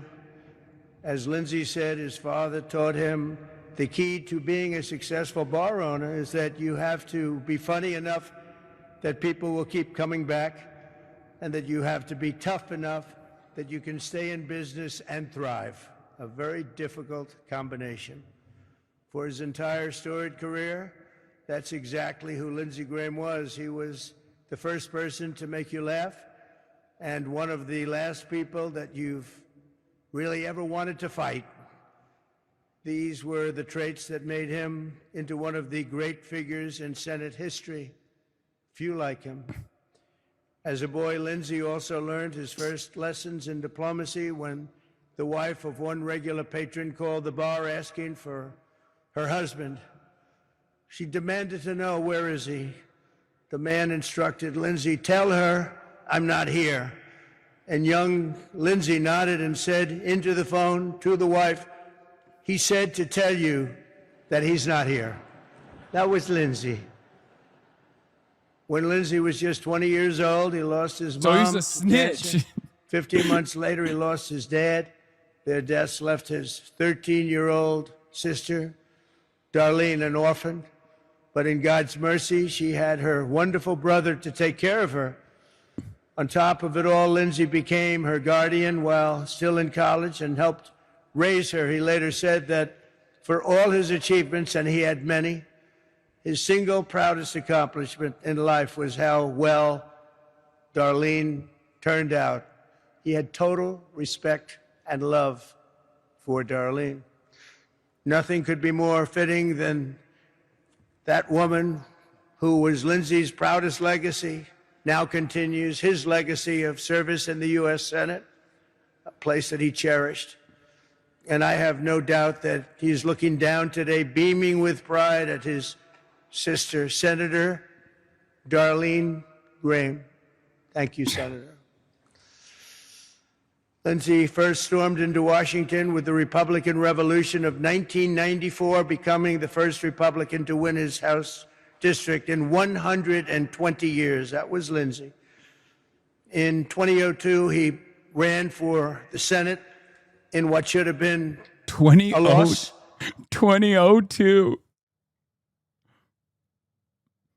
The Fox News intern assigned to watch is fucking turned right now. And he swept to an easy victory. Lindsay quickly became a master at maneuvering in one of the world's great legislative bodies. He secured record funding for our military as a budget committee chairman. He delivered the largest investment in border security in history, and last year he shepherded the passage of the largest tax cuts in American history, the Great Big Beautiful Bill. Had a lot of Lindsay goodies in there too, I can tell you. And of course, he was also a great champion of the United States Supreme Court. This is a record. I mean, he had the hallmark Trump speech where he's like, you know, saying things that are totally out of pocket. But this got to be a record for Trump not talking about himself. Like even the big, beautiful bill, he's not saying like many people love the big, beautiful bill. I loved it. It's my bill. Like he's not doing it. It's 6 minutes in. He still hasn't talked about how much he accomplished that Lindsey Graham was simply there to experience. His impassioned defense of a wonderful person, a great gentleman. Justice. Why would you say America deserved 9/11? You're saying my friend's dad deserved to die. He died in that building that day. That's messed up, dude. Says your mom's favorite 567. I don't think your friend's dad deserved to die, my friend. I don't believe that. Okay? I know you're a bot account regardless, so you can get a clip off. But I actually did post about this yesterday for the record because, you know, I said that our actions led to 9/11, and I even apologized 7 years ago at this point for the language that I used at the time. And yet, people who are pro-Israel love weaponizing 9/11 as they did after 9/11 to really foment as much Islamophobia as possible and justify the global war on terror. 25 years after the fact, they're still doing it. I tweeted about this last night. I said, 7 years ago, I said, we brought 9/11 upon ourselves. Okay, because the clip ends with America deserved 9/11. When I go, we brought it upon ourselves, we totally did. We totally did. We deserved it. We, as in I am an American. I'm a part of this, okay? That never gets mentioned for obvious reasons. 7 years ago, I apologized for my language, which I also did. Since then, I've helped get a 9/11 first responder elected into office, which you guys also called a terrorist because he's Muslim, HasanAbi. He was there. He was there at ground zero, saving lives. He's now going to be a congressional representative from New Jersey. Okay? But, weirdly enough, HasanAbi, who was a 9/11 first responder, was not seen as a 9/11 first responder, but more so a 9/11 co-conspirator by this very same people that love talking about how I love 9/11, how I did 9/11, all this stuff. And let's be real, it's because Zionists, people who are pro-Israel, regardless of their background, do not give a fuck about 9/11 beyond using it to foment Islamophobia. It's not slick. Everybody understands it. And if you try to present this as anything but that, I'm sorry, you need to get called out. Okay? I'm tired of it. I'm tired of it. It's so transparent. It's so obvious. Okay? I don't think Zionists care about 9/11 beyond fomenting Islamophobia. That's it.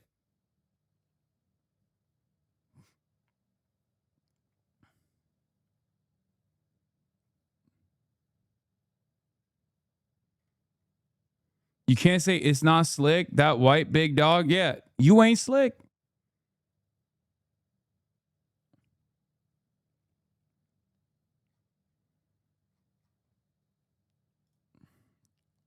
It did go kind of viral on Twitter, though, which was shocking. I thought Twitter would be far more reactionary to that take and be like, no, it doesn't matter, blah, blah, blah, all this shit.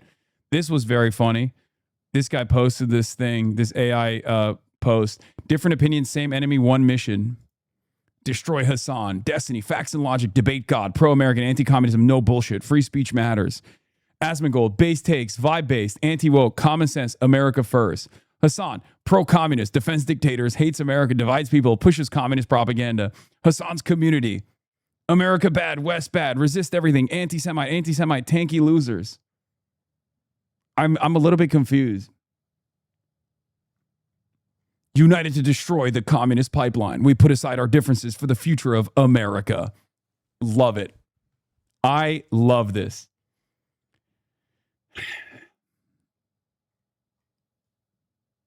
This goes hard as fuck. Yeah. No, it does. It does. I said, can't tell if this is supposed to be a promo or making fun of them, but I like it. He said, thank you.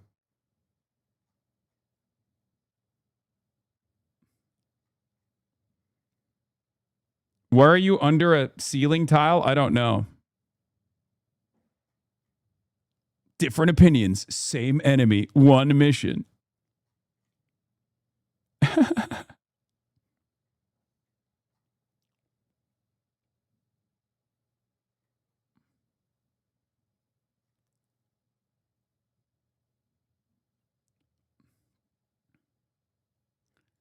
Pork Pie on the stream went. Oh, yeah. He had some choice words for Zoran and myself as well. I said, your pivot to respectability politics has been a wonderful journey to watch unfold. You're welcome on the broadcast anytime you want, Dave.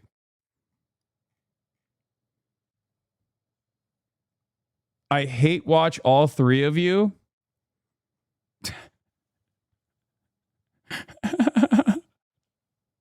Okay. I'll take it. That's the view count. Subscribe for 9 months. That's a subscriber. As a loyal follower and a subscriber, we take those. All three of you.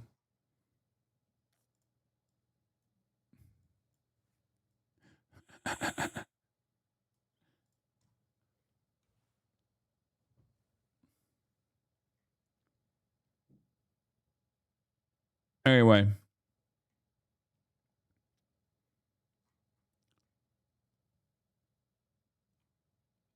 Where was I? This fucking boring ass eulogy. Kavanaugh ended a disgraceful attack on this very good man and gave us one of the greatest moments the Senate has ever seen. It was a truly monumental moment in Senate history. I believe it was Lindsey's perhaps finest hour. But no matter how... My father's a ground zero first responder, was there a few hours after the towers fell. He died from the smoke down there and also broke his neck going down in a few of the holes that were left. A bunch of politicians had him talk in front of some mics, but that was it. They never tried to actually help him. And by the time the Zadroga bill passed, he was gone. I 100% respect and agree with your viewpoint on it. Yeah, the irony here is that not even just me, but also, and I covered the Zadroga bill extensively at the time as well. Jon Stewart was like the guy that finally got the 9/11 first responders the necessary aid that they certainly deserved. Yet another clear-cut example that these fucking politicians are demonic. But what's really interesting about this is that Like there are probably far more 9/11 victim families that love Zoran Mamdani that hate him, right? Like there are a far greater number of New Yorkers or people in the tri-state area that have family members that died during 9/11 25 years ago that probably fucking love Zoran Mamdani than hate him. Okay? And it's really interesting. It's really interesting that the commentary on this issue has revolved around how much like 9/11 victim families don't want Zoran Mamdani. They're fucking bullshit. First of all, your family members dying on 9/11 25 years ago doesn't give you permission to be a fucking Islamophobic asshole, okay? Get the fuck out of here. What the hell does Zoran Mamdani have to do with 9/11? What the hell do I have to do with fucking 9/11? You're an insane person, okay? You're an insane person. Like, what are you talking about?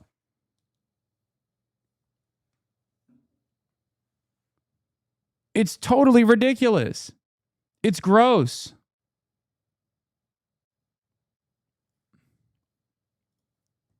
Anyway, we'll talk about that in a little bit. Heated things got in Washington. Virtually yeah, I got the Judd Legume thing Republican too. It's or good. Democrat liked Lindsey. Well, not everybody, but it sounds good. Not everybody. He was a tough cookie. Okay, I have to veer from this for a second. He was a tough cookie, Darlene, but he was beautiful. But he was also ready with a joke and a gleam in his eye. After being lectured on the excruciating details of patent law by a fellow senator during a flight, Lindsey declared that he had discovered a new form of enhanced interrogation and torture for the Guantanamo Bay area. He said, this is really bad stuff and boring. And while he was an incredibly hard worker, he was not exactly an early riser, as many of you know. When Senator Tim Scott, a great gentleman in his own right, I can tell you, invited him to prayer breakfast at 8:30 a.m., Lindsey told him, Tim, if Jesus himself comes... The Frame newspaper gave them more Islamophobic ammunition. Yeah, I don't give a fuck about that. That one is extra silly. Like, it's a literal piece of history. Like, dude, you don't get to own 9/11, okay? I'm an American citizen. It is one of the most important historic events that shaped the world, okay, in devastating ways. The idea that like only reactionaries get to talk about 9/11, they get to dictate how other people talk about 9/11, that's totally fucking ridiculous. They can be as Islamophobic as they want, okay? They can be as Islamophobic as they want. They can say, oh, Hasan, he's Muslim. He loves 9/11. He wants to do more 9/11. It's fucking bullshit. It's bullshit. You say never forget. Well, there it is. Okay.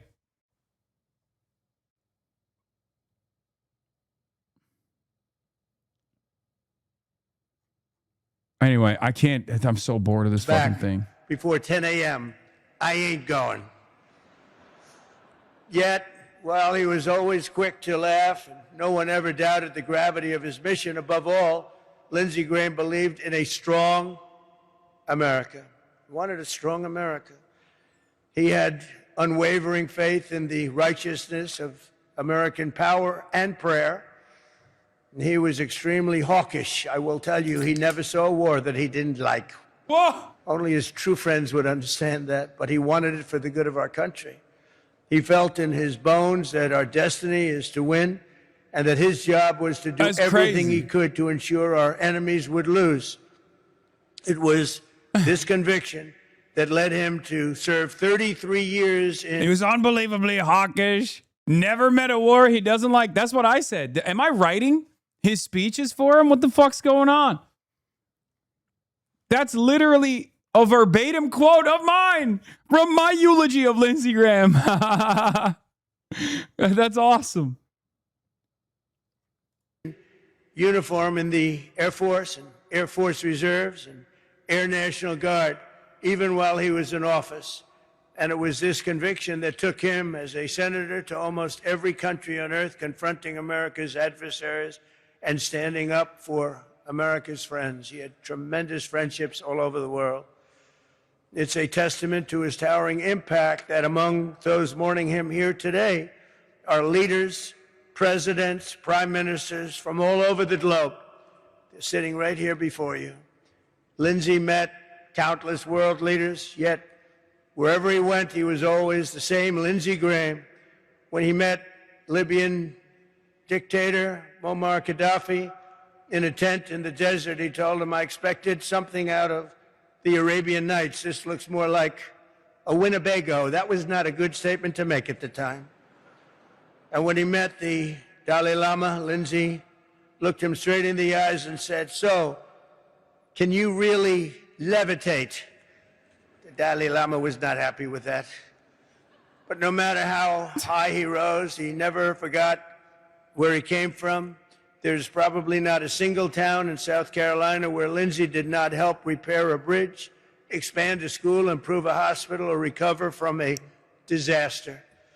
He was a force of nature, and I will miss him greatly. As you remember, Lindsey and I did not exactly get off to the best of starts. Running against each other, back in 2016, Lindsey said something rather nasty on his flight to becoming. Have you seen this news? Zoomer Gunnar Hosber has dropped. Yes, I have seen it. The next president of the United States. So naturally, I did something that I shouldn't have done. I shared his personal cell phone number with the millions of people that happened to be watching that particular day as I made a speech, a very important speech. And I remember the number 202-228-0292 if anybody wants to give it a shot. His phone exploded. He said, I had that number for 20 years. His phone totally, I don't know what he did with it, but it exploded. That was the beginning of a friendship in a way. But it was Lindsey who had the last laugh, because while I blew up his phone for one day, we became great friends, and Lindsey did not stop calling me for the next 10 years. It was not easy. I always cherish the memories of our golf games, and only because of his really, and I will say, this memorial service, it's so hard to say, a memorial service for Lindsey, it's hard to say.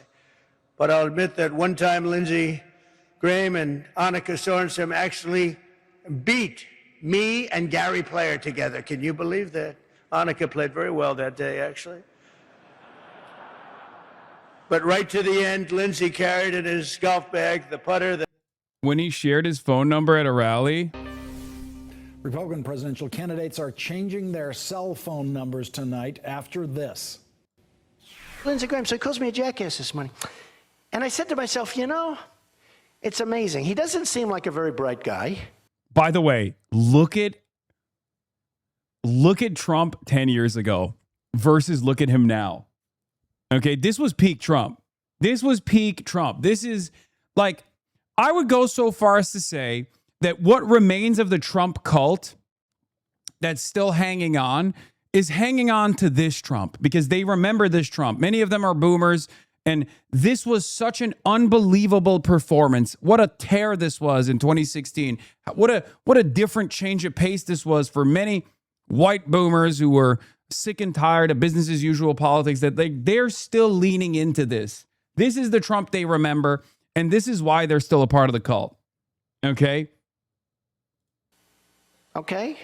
He actually probably seems to me not as bright, honestly, as Rick Perry. But today I got called a jackass by this guy. And then I said to myself, hey, didn't this guy call me like 4 years ago? Yes. He called me 4 years ago, 4 years ago. Lindsey Graham, I didn't even know who he was. He goes, Mr. Trump, this is Senator Lindsey Graham. I wonder if it would be possible for you to call Fox.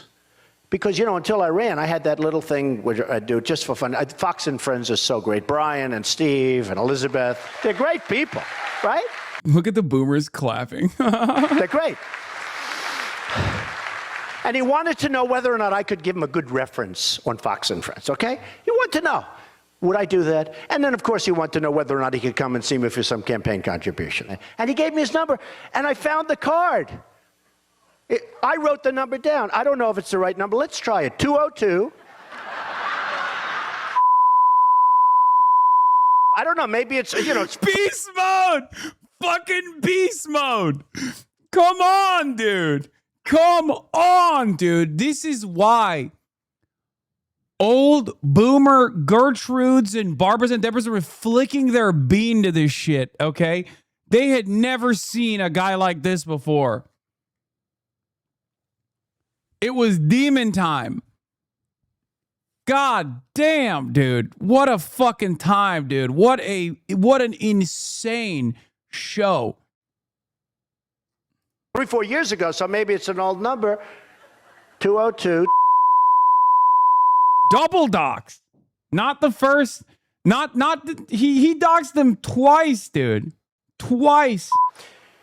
So, I don't know. Give it a shot.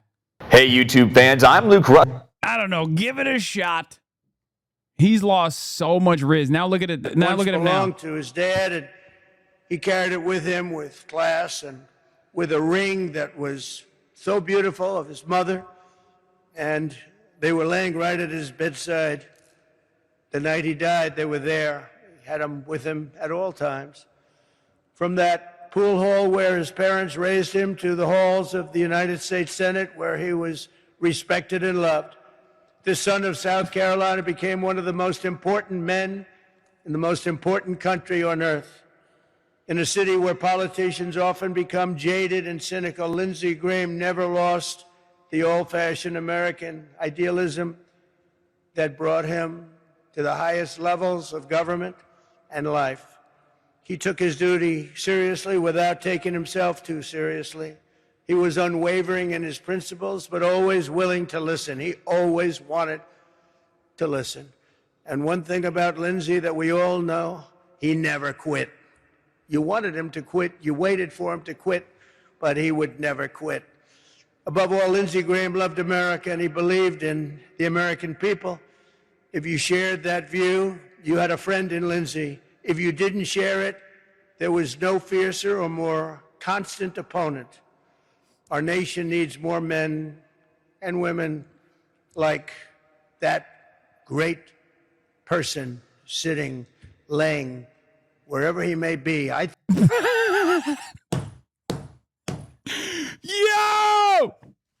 Yo, he is so fucking bad at this. Sitting, laying, I don't know where he is. Might be in hell. That's what many people are saying. We're probably all going to hell if you think about it. We've done so much. We've done so much wrong. And Lindsey the most. Also, he was gay. Many people think you go to hell if you're gay. I don't know. I don't think it, but who knows? Who knows? I think I know where he is, and I think he's up there. I think he's watching us. I'm pretty sure of it. Scripture tells us that blessed is the man who remains steadfast under trial, for when he has stood the test, he will receive the crown of life. For 71 years, Lindsey Graham was strong and steadfast. As a brother, a senator, a warrior, and a patriot, he withstood every last test, every single test that you can go through and every trial. And now he wears the crown of life in heaven, reunited with his parents and reunited with his Lord. I end by saying something very, very special. Lindsey, we love you. God bless you. We will always be with you, and you were very, very special. Thank you. All right. Anyway, before we get to the real meat of the story, Zil Disney and Satan Yahoo hanging out at the White House, I do want to briefly bring this up. Sean Hannity also eulogized Lindsey Graham. Let's hear what he had to say. He may be also. Lindsey, Mr. President, I would argue in my mind, probably has a heavenly version of Mar-a-Lago. It may even be a little bigger. He may have a little more gold in the Oval Office in his mansion in heaven. And I wouldn't be surprised if he added one big, beautiful ballroom and an arch somewhere on the property. Yes! Yes! Yes, Lindsey Graham would have loved a ballroom. Okay, this time it was Sean Hannity that covered Trump's base here. Yeah, I bet you Lindsey Graham is in heaven right now watching, excited at the prospect of the SAVE Act getting passed. Because he would want to obviously duplicate his dearest friend in life, you, Mr. President. Lindsey. He glazed Netanyahu at the funeral? I see Prime Minister Netanyahu is here. Mr. Prime Minister, you too have been a dear friend of mine for 30 years. It's an honor to have you. And Lindsey would have been blown away that you took this long journey with your beautiful bride to be here today. He loved you. He loved the state of Israel. He loved the people of Israel. Under your leadership, Israel has been one of America's most consistent. Dude, it's awesome. I would say like, oh, Lindsey would hate this, but he would love this. Like, this is what he deserves. He deserves worse, I'll be honest.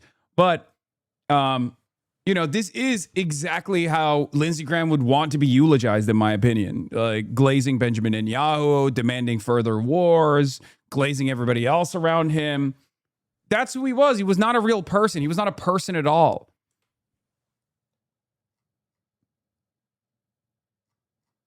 So, you know, Israel. And loyal allies. He was never shy to say it to the day he passed. Who the fuck are these wokes? Oh, IDF. That's Mossad. I was thinking like, who the fuck are these wokes at the Lindsey Graham funeral wearing masks? 100% Mossad.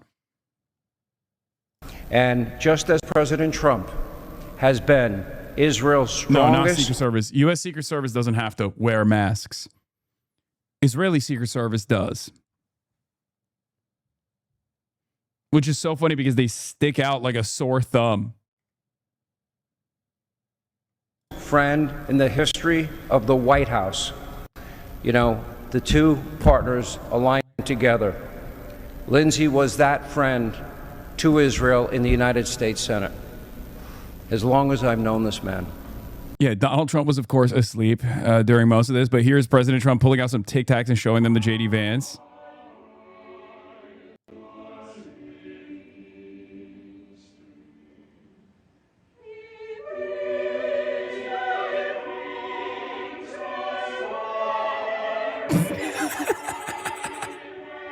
He dropped one.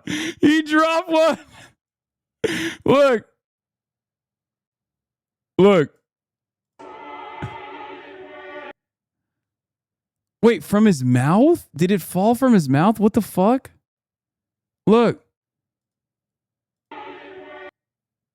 What the hell? Oh my God, he missed it.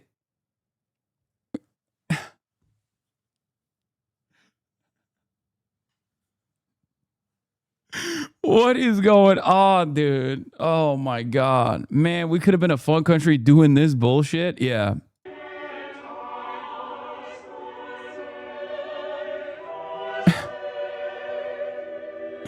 It's so stupid. You are John Madden Trump eating a Tic Tac right now?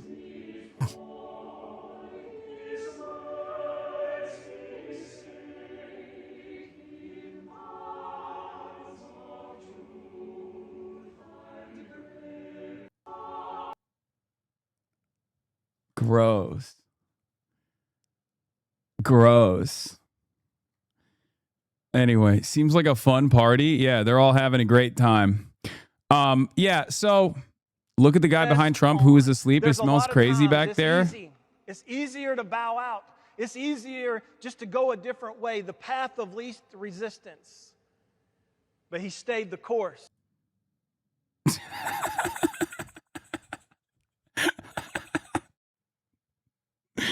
He's such a nasty little freak, dude.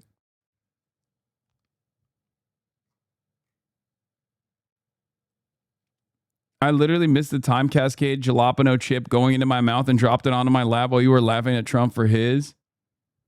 Yeah.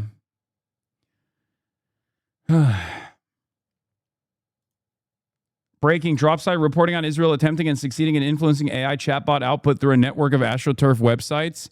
Yeah, we'll get to that influence peddling operation of Israel. This is another one of the influence peddling operations of Israel. If you recall, a year ago, by the way, Hannity brought up your name to Besant. You know, this guy campaigning with Hasan Piker. Can they win? I mean, 35 candidates on the ballot this year.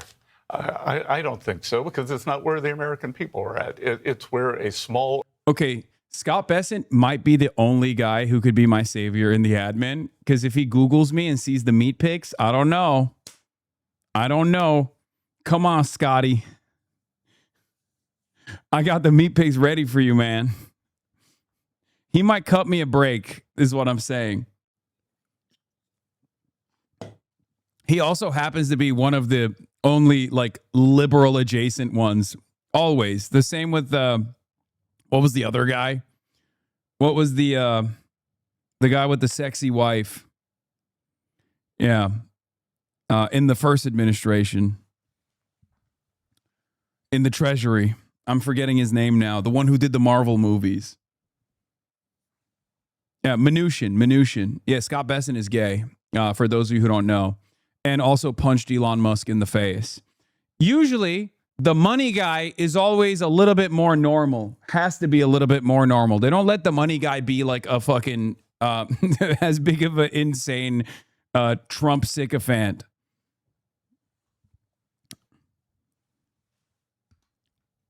Yeah, Mnuchin was also more libbed up than the rest of the admin.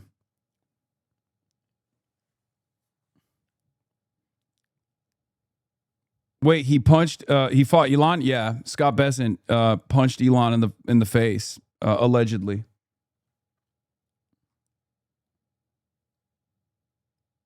Dude, you don't think Besant is an absolute freak? Yes, I do. I mean, he's in the Trump administration. Of course he's a fucking freak, just like Mnuchin was a freak as well, but less freaky. Even with the Trump administration, they don't let you molest the money that hard. They don't let you... the guy who's touching the money supply can't be a Trump sycophant to the same degree.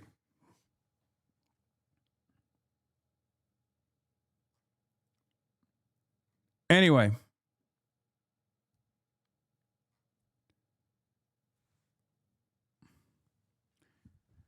Yeah, former George Soros employee.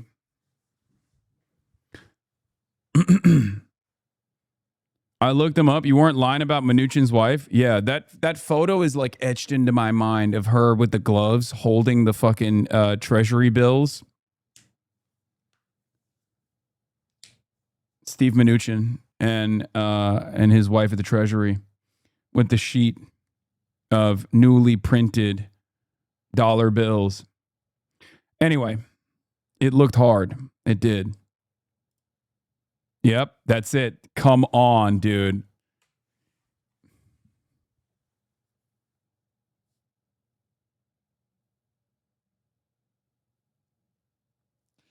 This was one of those moments where I had to be honest and say, this is kind of cool. Like, she looks like she has aura, like Cruella de Vil. She's serving. She's serving. And everybody got mad at me at the time to be like, oh, you just love... you love white women, like, oh, basic white women you love. Like, come on, this is a fucking hard photo. She looks like a Bond villain, dude.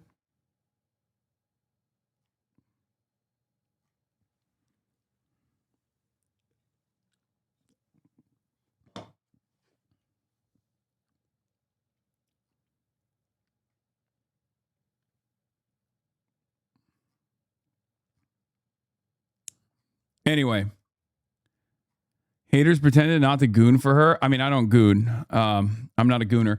All right. Contrary to what the New York Post has written about me. So, all right, let's talk about this Zohran Mamdani 9/11 stuff that I also have been, tangentially involved in once again. If a boring normie like me download this app to see what you're all about, it's the beginning of the end for people trying to lie about how evil you are. This is wild. Well, glad to have you here, buddy. Glad to have you here, my friend. Hopefully, you won't go back to those places that have just been fucking lying about what I believe and what I represent and why I'm so evil. But let's talk about the true evil, the New York Post. So New York Post wrote this insane article, expected. Wall Street Journal wrote about it as well, because it's the 25th anniversary of 9/11. Zohran Mamdani is the mayor, as you guys know. And obviously, he's going to attend the 25th anniversary of 9/11, as every mayor has attended the anniversary of 9/11. So once again, we're faced with the predicament of how racist can people get before, the rest of polite society turn around and say, okay, enough is fucking enough. You need to dial it back. This time, especially, this comes after Zohran Mamdani did the whole video calling Benjamin Netanyahu a war criminal, which and demanded his arrest from the federal government.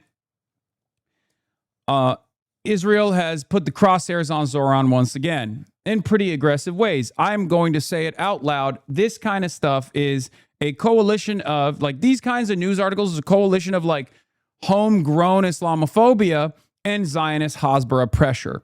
It's not a secret that Israel is fomenting Islamophobia because they recognize that they are indefensible. They recognize that their propaganda apparatus can no longer focus on making Israel look good. They know this already. They've lost the Western world.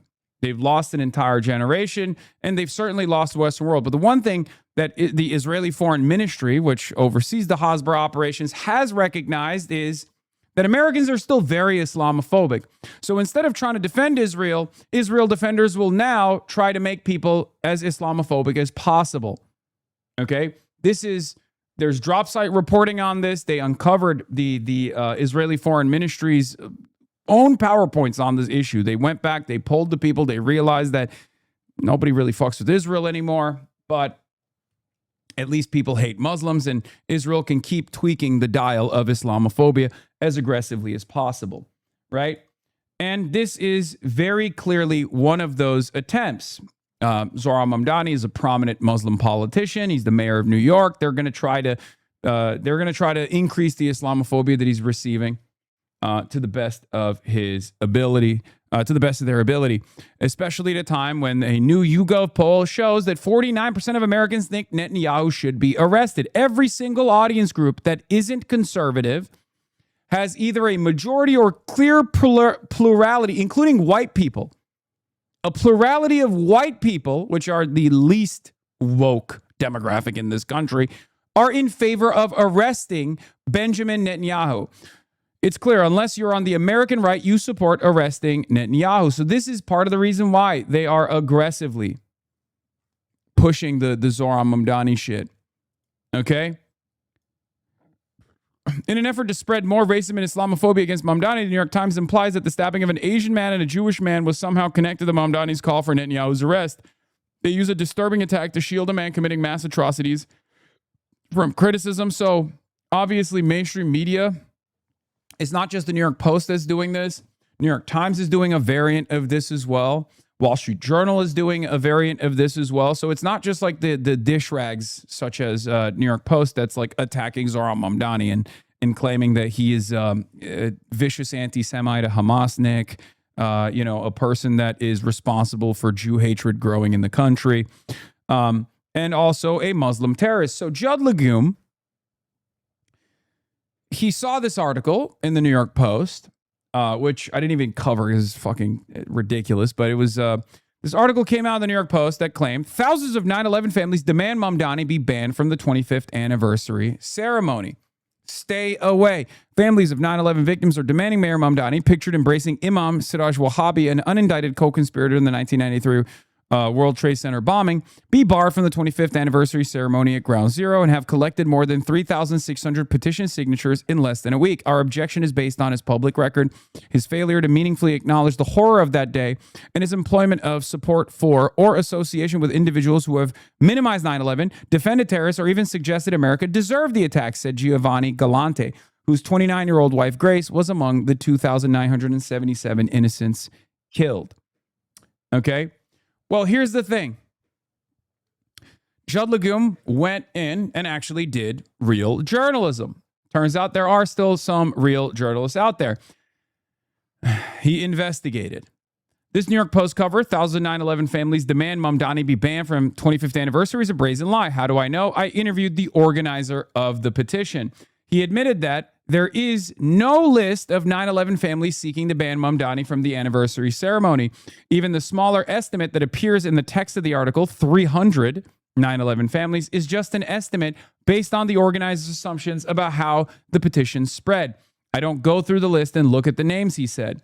Nevertheless, the claims in the New York Post article have spread widely on conservative websites, from Fox News and from Fox News all the way down to ZBS, another conservative website. Okay? So he interviewed the petition organizer, including his belief that Mamdani wants to get rid of all Jewish people and believes 9/11 should have happened to us in Zohran Mamdani's belief that 9/11 should have happened, right? That's what the petition organizer is claiming. So he's an unbelievably racist guy, okay? Fox News bringing you up in their Zohran bits every chance they get, mentions you at 0.44. Oh, yeah, they're saying that Zohran is also inciting hatred towards homeowners, and he's trying to get homeowners killed. But this is a separate story. I mean, they're going into full tilt panic at this point. Okay, Zohran Mamdani, who was Muslim, stood in the manner of a vizier awaiting his tribute. His beard oriented towards Mecca, his silence thick as attar, his cheekbones set in the geometry of jihad. A muezzin was heard in his heart. He was not smiling. The gates of Vienna shuddered. Yeah, when he doesn't smile, the evil shows, says Josh Wolf. When Zohran Mamdani smiles, he smiles Islamic style. When he doesn't smile, he also is doing it in an Islamic manner. Of course, smiling. When Zohran Mamdani smiles, he's smiling for jihad. When he's not smiling, he's also angry to do even, you guessed it, more jihad. It's always evil. He's always doing Islamic style jihad. Turns out, it's just fucking racism. Okay? Turns out that's all this is.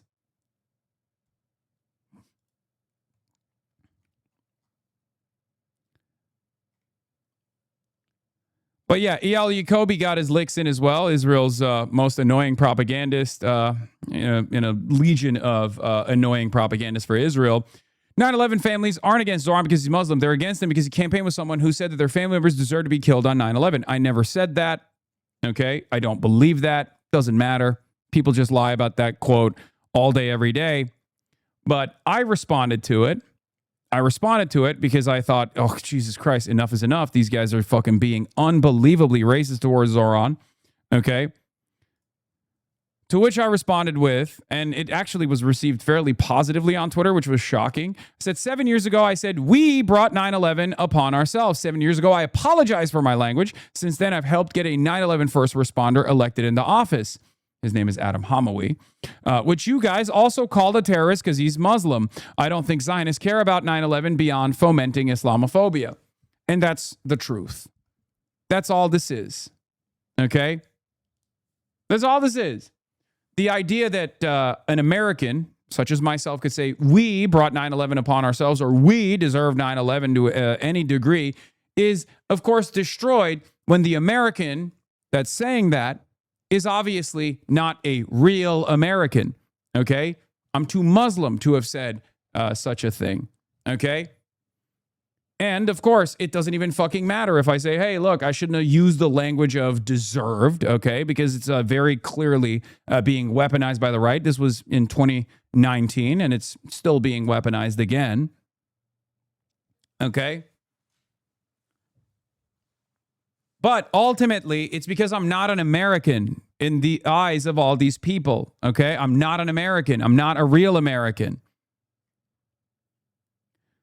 Having said that, however, 1 million people, from comedians to commentators, have also had similar takes on 9/11, if not far worse takes on 9/11. Tony Hinchcliffe has made a shit ton.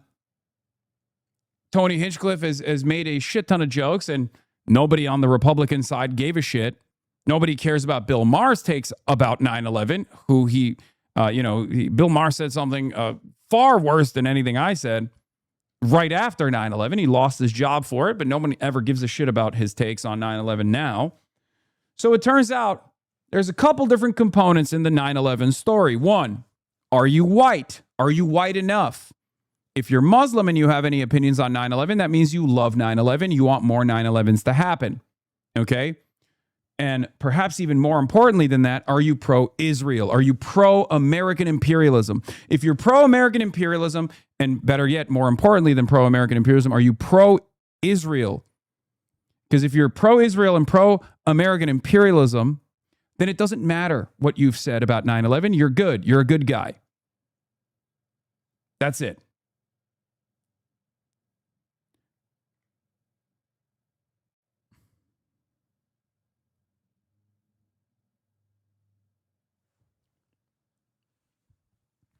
Donald Trump has said more fucked up things about 9/11 than I ever could.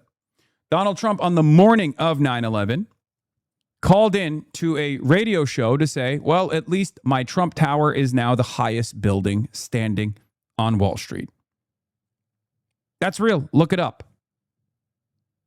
But Donald Trump, once again, white, Republican, American president, super pro-Israel. It doesn't even fucking matter.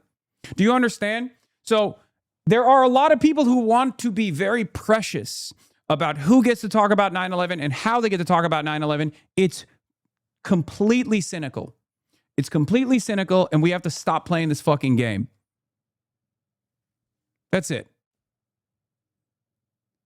This was a tragedy, and you are cynically trying to use this tragedy to foment Islamophobia, because that's the reality.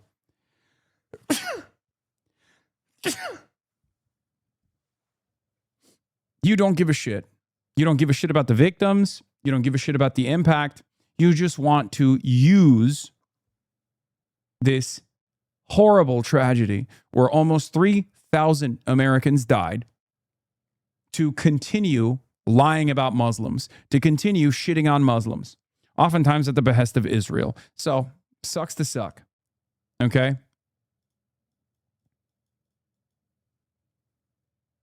Yeah, I mean, here's another example. Breitbart News. Adam HasanAbi makes excuse for Hasan's America Deserved 9/11 comments. If I had to ramble for 8 hours, I don't know what would come out of my mouth. I think we all have to put it all in perspective. Well, he's a 9/11 first responder. But once again, it doesn't even matter, right? Because he's Muslim. He's Muslim and therefore responsible for 9/11. That is precisely how they presented this. Adam HasanAbi is the greatest example of no matter how hard you serve this country, even if you literally were there at ground zero saving fucking lives, as Adam HasanAbi was, as long as you're Muslim, you did 9/11. Okay? That's it. That's it. Because at the end of the day, the people that constantly advance this, the people that are not normal at all, by the way, because this is not a normally shared sentiment, but the people that constantly advance this agenda to be like, oh, this guy loved 9/11. He loves 9/11 over and over and over again. Despite the fact that, again, I apologize for the language I used in 2019. The people that are cynically still making this a salient issue or trying to make this a salient issue are doing so in a way that most people understand is cynical. Okay? People understand. Average, normal Americans understand that this shit is cynical as fuck. Okay? It's cynical as fuck. It's racist as fuck. You don't have to put up with it. It's 2026. Suck my fucking dick. Okay?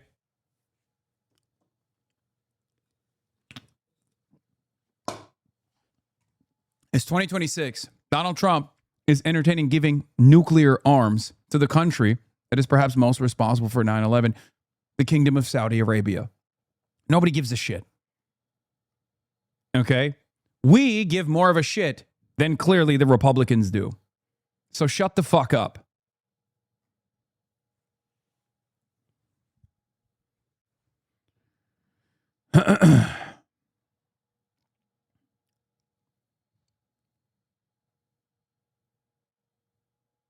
Anyway.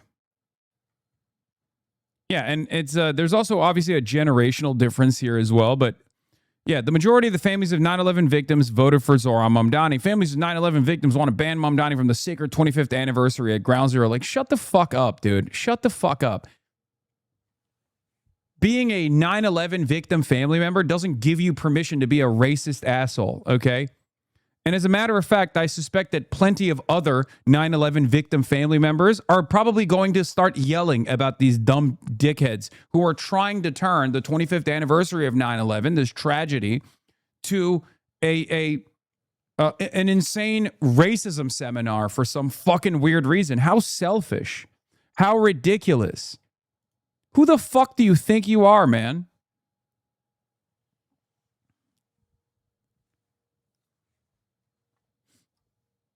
Anyway.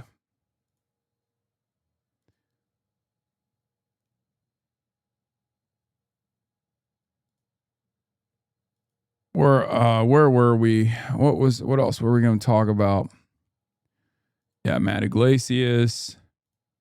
Yeah, speaking of which, by the way, Prem Talker is right. He says, nothing shows how much of a bubble Twitter has become than this. The media politics world on here went absolutely nuts on Zohran Mamdani after he called for Netanyahu's arrest. If you were only on here, you'd think he was in trouble. Turns out most of America agrees with him. Yeah.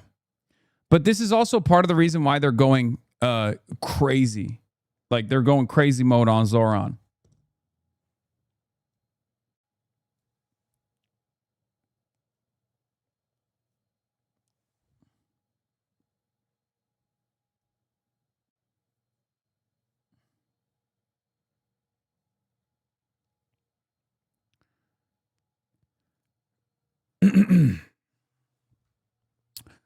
Israeli infiltration and interception of American consciousness continues. Obviously, it's not as successful. Having said that, however, that's not stopping them from trying. They're spending billions at this point. I believe a Quincy Institute guy went on Steve Bannon to talk about it. I bookmarked it. Let me find that video first. Here it is. Yeah. Quincy Institute's Nick Cleveland Stout went on Steve Bannon to talk about his latest article. His latest article that covers Netanyahu says Israel's fighting an eighth front for the hearts and minds of Americans. The price tag since October 2023 has been over $1 billion. $46.5 million to Trump's former campaign manager to build websites shaping how AI chatbots talk about Israel. This is, of course, reference to Brad Parscale's operation, working with Salem Media as well, the right-wing Christian nationalist network that Scott Jennings is a part of. $45 million to Google, YouTube, and Meta to deny the hunger crisis in Gaza. $3.2 million to affirm that geofenced American churches during worship. The problem, for the first time ever, more Americans now sympathize with Palestinians than Israelis. So it's not working. Israel spent over $1 billion on public diplomacy efforts since 2023, including more than $100 million on efforts to influence the U.S. Disclosed under the Foreign Agents Registration Act, this country is now on track to be the biggest FARA spender this year. Now, what's interesting about this is the stuff that we know that's targeted by FARA. Because a lot of what Israel gets to do on American soil, that it utilizes the evangelical Christian network and also many of the Zionist organizations that masquerade as like Jewish advocacy organizations, are homegrown. They're American, right? They're comprised of American citizens, sometimes dual citizens, but it doesn't matter. That's not a part of the FARA restriction. So the actual impact is far larger, even though the FARA expenditure here is on track to become the largest. Okay, this is just the tip of the iceberg, however. And then there's also obviously a lot of the covert operations. You know, Lindsey Graham trips to Israel, coming back and talking to fucking Donald Trump. Shit that you hear on Wall Street Journal, CNN, and all these other outlets. They're not dinged as, foreign agents operating at the behest of a foreign state. That's just a regular Sunday. Okay. Jacob Wendler on Political Reports with help from Daniel Lippman. First in PI. Farah Friday, Israel shifting away from its traditional strategy of relying on American-led groups like AIPAC to advance its interests in the U.S. and is instead increasing hiring foreign agents to ramp up its influence efforts, per a new paper from foreign policy think tank Quincy Institute for Responsible Statecraft. Israel has spent over $1 billion on public diplomacy efforts since 2023, including more than $100 million on efforts to influence the U.S. disclosed under the Foreign Agents Registration Act. Per the new report from Nick Cleveland Stout, a research associate in Quincy Institute's Democratizing Foreign Policy Program. The country is now on track to be the biggest FARA spender this year. 17 new firms registered under FARA to work for Israeli interests in 2024 and 2025, including former Trump campaign manager Brad Parscale's firm Clock Tower X, which holds the largest contract at $46.5 million. Per the report, Clock Tower X has disclosed attempts to seed pro-Israel framing.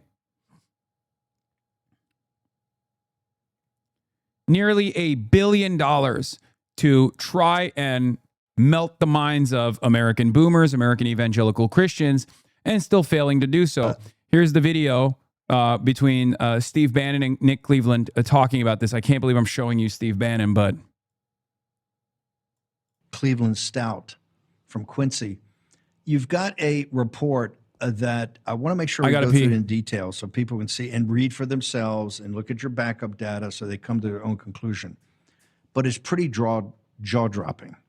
You basically assert from your research that since October 7th, the Hamas attack, terrorist attack, surprise attack on Israel, that since roughly that time, is it $1 billion or close to $1 billion has been spent by Israel for influencers and radio? And I'm not saying Sid or Mark Levin took that money. I just want to use that as an example of some of the over-the-top pitches you're hearing on Fox News right now. But that $1 billion has gone in an influence operation, very sophisticated, very systematic, not just onesies, twosies, but to basically change opinion or to influence opinion and then political action in the United States, sir? Yeah, first of all, thanks so much for having me. But that's exactly right, that about $1 billion has been allocated for public diplomacy, Hasbara efforts abroad, not just in the U.S., but you can... I tracked about $100 million of those dollars has been spent under the Foreign Agents Registration Act, which is, as your viewers are probably well aware, this law that requires contractors, lobbyists of foreign governments to disclose what they're doing on behalf of foreign governments. So, yeah, it's a lot of money, and it's being used for a lot of things, influencing chatbots, paying influencers, reaching out to evangelical Christians, all kinds of things that we can get into. Now, this is separate. I just want to make sure. This is separate from AIPAC and money they put in either for lobbying or... Yeah, AIPAC doesn't get hit with FARA restrictions, for the record. Just so you understand.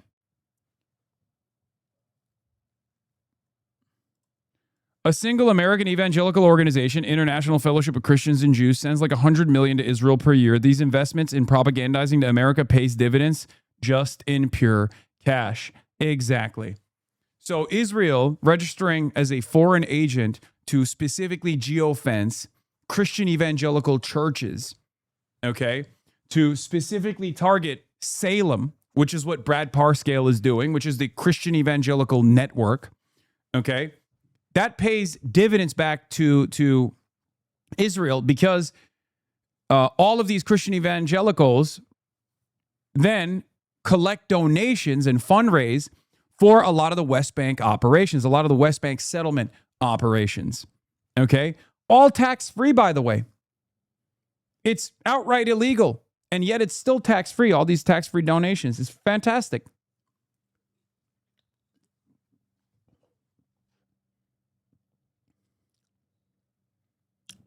Yeah. If you're wondering why it's so difficult, to get this message across to some Americans. Or if you're wondering why it's so tough, it's so hard to get politicians to be more understanding, it's because there's a lot of financial interests at play here. There's a lot of moneyed interests at play. Israel is now on track to become the largest spender on foreign influence under FARA in 2026, more than even Gulf neighbors like the UAE, Qatar, and Saudi Arabia. Okay? This was a breakdown of the report, which we'll go through right now. Israel has spent more than $100 million since 2023 on foreign lobbying in the U.S. to influence chatbots, to sponsor delegations of influencers, to carry out mass texting campaigns. Some of the mass texting campaigns are AI. You have probably received, I have received, questions about what my feelings are on Israel as an ally to the United States of America.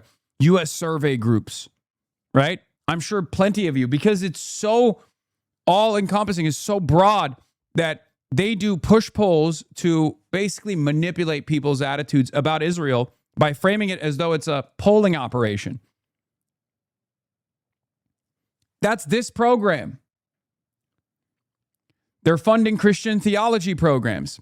They're also creating a network of websites specifically designed to manipulate AI so that the LLMs, the large language models that people readily use, that people rely on, that people actually trust a lot, will spit out pro-Israeli propaganda.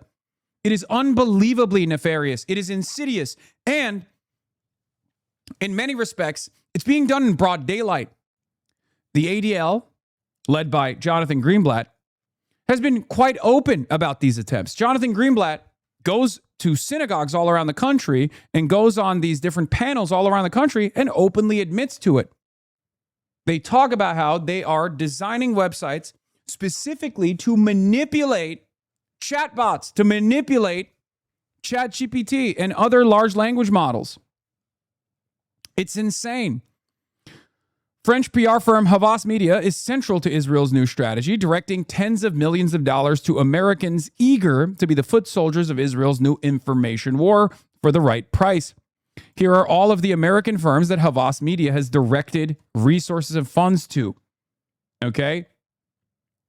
Clock Tower X, Show Faith Works LLC, outreach to evangelicals. Bridges Partners LLC, $900,000, overseeing a social media influencer cohort. Piro Inc. Targeted Communications Global, parent company Stagwell, for media outreach, mostly the conservative media like Fox News and New York Post. Davis Media New York City LLC, parent company Stagwell, for a social media campaign. SKDK Knickerbocker LLC, parent company Stagwell, media outreach, no longer active. Clock Tower received the largest sum. This is Brad Parscale's operation, former Trump social media manager. Brad Parscale's operation. And the $28.5 million that they received comes, the $28.5 million that they received for integrating pro-Israel messaging into Salem Media. As I told you, Salem Media is the premier Christian evangelical broadcaster. Scott Jennings is a part of Salem Media. Many others are a part of Salem Media. They've also utilized, Brad Parscale's also utilized these websites that I was talking about, influencing artificial intelligence services such as Claude and carrying out a texting campaign. And the projected contract total number is $46.5 million. This is part of an overall strategy from Netanyahu to win the eighth front, the battle for hearts and minds, as Benjamin Netanyahu calls it. Israel has invested over $1 billion in overall public diplomacy or Hasbara efforts since 2023, with $750 million of that being allocated for 2026. So if you're wondering why there's so much more Islamophobia, if you're wondering why there are so many attacks against prominent critics of Israel, whether it be Zohar Mamdani or even someone like myself, no matter how big or small they might be, this is where it's coming from. They are spending unbelievable amounts of money to do this. They're spending unbelievable amounts of money to try to desperately cling on to the remaining demographics, the far right, or not the far right necessarily, but like the evangelical Christian base for Trump. And they're doing everything they can to make prominent critics of Israel's lives a living hell. But even as Israel invests more, American public opinion towards Israel continues to plummet. A Gallup poll this year found that for the first time ever, more Americans sympathize with Palestinians at 41% than Israelis at 36%. Think about that. That's never happened. Because that's how toxic Israel is. That's how much of a social pariah Israel has become. That Americans recognize Israel and its toxic influence over American domestic policy and certainly over American foreign policy. It's over, in spite of their best attempts. But this means our job is not done. This means we can't let up. This means that we have to keep pushing. We have to continue telling the truth, no matter what the cost is. Okay? A few years ago, Israel barely invested in formal influence operations under Farah, especially since pro-Israel orgs like AIPAC were so effective. For the longest time, Israel got to do, Zionist indoctrination through pro-Israel groups, Israel First groups that masqueraded as Jewish advocacy groups on U.S. soil with loyal soldiers of Israel, whether they be Zionist Jews in prominent positions of power or the far larger number of evangelical Zionists, Christian evangelical Zionists. Okay? It's a multifaceted approach as well. It doesn't just stay with the Republican side. Okay? Unlike many other issues, this issue was not as politically polarizing as it has become in the United States of America. It was not as partisan as it's become in the United States of America. For the longest time in the United States of America, there were plenty of Zionist advocacy operations, Hasbara operatives, that were deeply embedded and worked within the confines of the liberal progressive movement as well. This has always been the case in the Western world. That's why there's a term for it in our corner of the world. We call it PEP, Progressive Except for Palestine. This is part of the reason why you've probably seen so many people that you thought were wonderful, progressive, social justice warriors show that they have a very hypocritical stance when it comes to the human rights disaster that we have contributed to with American tax dollars, with American munitions, and American social and political cover on the international stage. If you're wondering how this happened, well, Zionist indoctrination for decades and decades that went unimpeded. And yet they're still losing. Shannon Watts is a great example of a Hasbara operative. Okay, Shannon Watts, Moms Demand Action. Fred Gutenberg, a victim of the mass shooting incident, the school shooting incident. These are people who have been prominent activists on the progressive space for a very long time. And yet, while they have spent a good deal of time criticizing the NRA for its toxic influence on American politics, its destructive influence on American democracy, they do not have the same attitude about the largely MAGA billionaire funded AIPAC. Because AIPAC funds all of these other groups as well. Okay? If you're wondering how someone like Shannon Watts can be so adamant about ending school shootings here for American children, but then find themselves defending school explosions over there for the children of Gaza, for the children of Lebanon, for the children of Iran, well, that's because AIPAC has been a prominent funder, or AIPAC-style subsidiary organizations and liberal Zionists have played a major role in funding these other advocacy networks. So it's always been a multifaceted approach. For the evangelical Christians, you talk about the theological justifications for why Israel must be as violent as it is, why there must be a demographic replacement of all the non-Jews in the land known as Israel, the Greater Israel Project. There's a theological justification for the evangelical Zionists. For the liberals, there's pink washing. For the liberals, you say Israel is the only democracy in the Middle East. Israel is the gayest country in the Middle East, when Lebanon is right there, ironically enough. Lebanon, which is known for... I'm gay and Lebanese.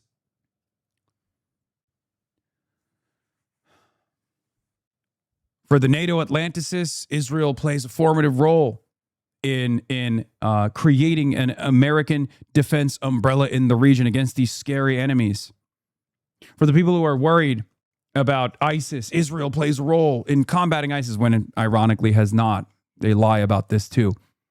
So there is a different way to propagandize to different audiences, and Israel has obviously operated a very sophisticated Hasbara operation for each individual demographic and each individual psychographic profile on U.S. soil. And they've done this for decades. And yet, in spite of that sophisticated propaganda apparatus, Americans have woken up to what Israel has been getting up to. For the past 3 years, they've seen what Israel does. And now they hate it.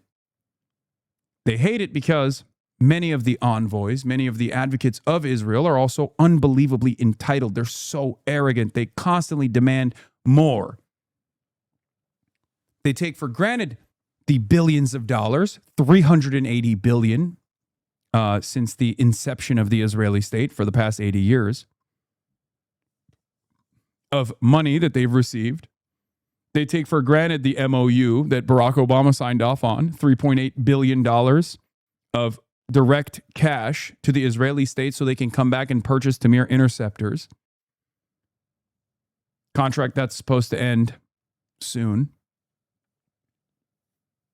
That was Obama's goodbye message to Israel. On the way out, he signed off on the Memorandum of Understanding for Israel. A decade of $3.8 billion a year. Okay? And this is before we even talk about the loyalists to Israel, the Israel firsters, that operate in a lot of these mainstream circles. Jake Tapper, Dana Bash, Ross Douthat. Virtually all of the highest profile news anchors have a very specific and very clear bias towards Israel. And even in spite of all of that, Americans are still demanding an arms embargo. Americans are still demanding that we no longer give money to Israel in overwhelming numbers. Okay? So yeah, in just 3 years' time, in spite of this all-encompassing, unbelievably sophisticated propaganda apparatus and influence peddling operation and direct cash infusions to the campaigns of virtually every politician in this goddamn country, Israel's fallen out of favor with the American public. The collapse in American public support for Israel, particularly over Gaza and Iran, changed the calculus for Israel. But instead of questioning the policies that led to that collapse, Israel has doubled down on the influence operations. Israel's now on track to become the largest spender of foreign influence under FARA in 2026. This is not the AIPAC style influence peddling that we see. Okay, this is just the foreign registry, the foreign agent registered amount. Nick Cleveland Stout also has a timeline detailing Israel's new lobby, showing key moments in Israel's influence operations ramping up. There are no signs of this slowing down, with Israel most recently hiring a producer of Spike Lee's Inside Man to produce pro-Israel social media content. A lot of this is disclosed in the Justice Department documents, but a lot of it is not.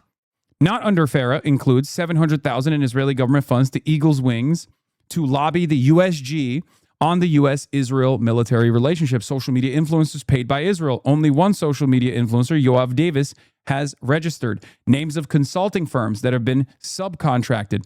We know that these kinds of influence operations can change minds.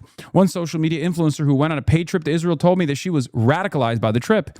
Israeli influence can be successful at reaching social media feeds, targeting key delegations, and reaching the pews of churches while still failing to move public opinion. But influence alone cannot be a substitute for an organic shift in response to unpopular policies.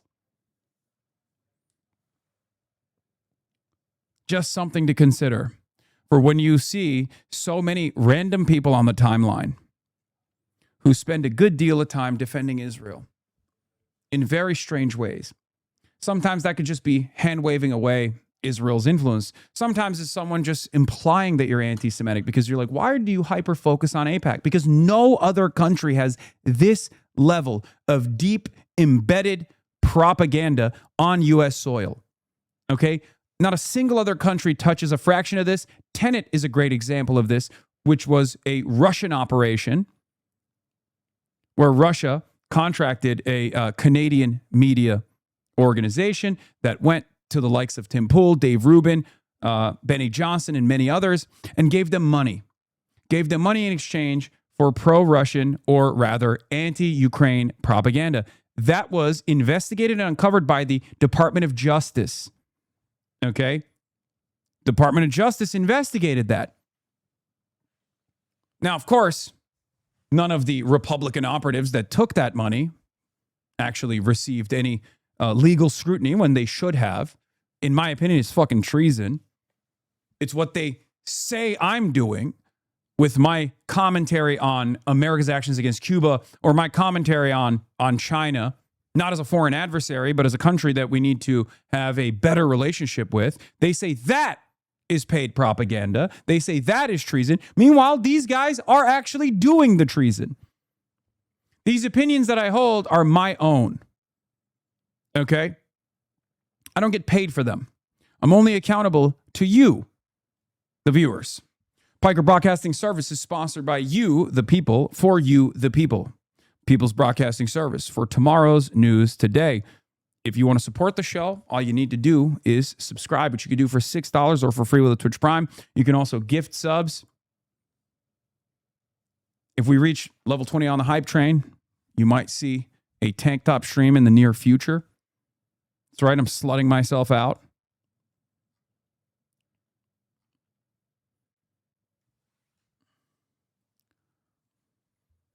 But that's the difference.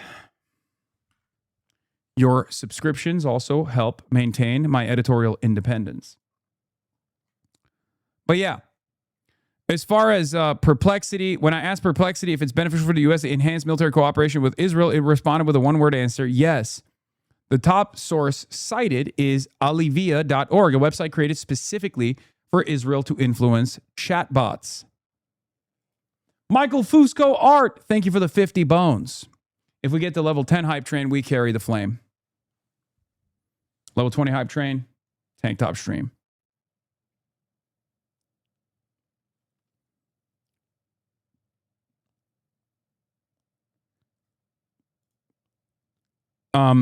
When asked of Perplexity if it's beneficial for the U.S. to enhance military cooperation with Israel, it responded with a one-word answer, yes.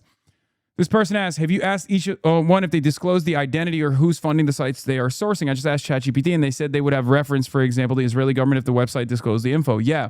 When I asked chatbots about the latest news from paxpoint.org, one of the sites, Perplexity and Copilot did not flag that the site was created as a part of an Israel influence operation.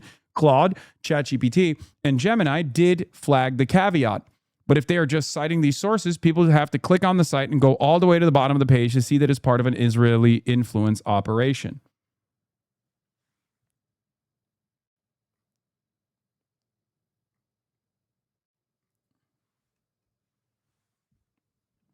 One of the newest versions of Israel Hasbara, now that I'm done covering this situation, one of the here is Israelis openly conspiring to inject pro-Israel bias into AI. This is at the AJC. It's one of those conferences where they just like openly talk about it, by the way. The American Jewish Committee. See genuine opportunity. How can AI help improve Jewish representation in all these issues? The really cool thing about AI is that while it can become a great ally for our enemies, if we act early, it can be exactly the opportunity that we need after missing the boat with social media. AI is now becoming the dominant source of information, the main source of information. People trust AI more than anything else. They trust AI more than social media.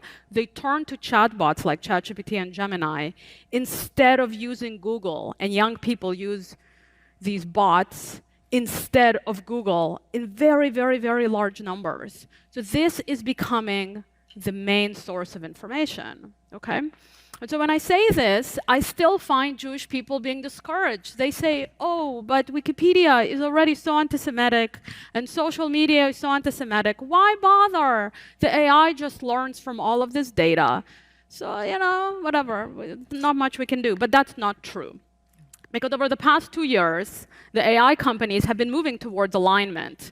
So instead of the algorithms sort of honestly representing what's in the data, we're finding that these chatbots and the text-to-image models are increasingly showing us exactly what the companies want us to see, okay? So it's becoming intentional, which means that instead of trying to control the whole world and trying to somehow manage what's happening in this big blob of Wikipedia and social media, we can go directly to the companies with clear technical and advocacy solutions. So for the first time, there is a path to correcting the digital world. Thank you, Maya. Yeah. Yeah. The ADL, by their own admission, is already doing this. We're in regular contact with the major AI companies, and I'm proud to share making a difference. For example, last year, we showed OpenAI how its new video generation AI tool, Sora, made it easy to create anti-Semitic videos. We worked it out with them, laid out the facts, and then 9 months later, when version 2 came out, Sora now refuses to generate videos around several of the specific concepts that we discussed and shared with OpenAI's team.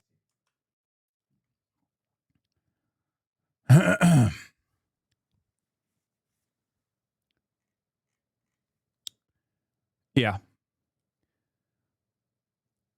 The operation isn't primarily aimed at persuading people, the drop site reports. Its goal is to persuade artificial intelligence.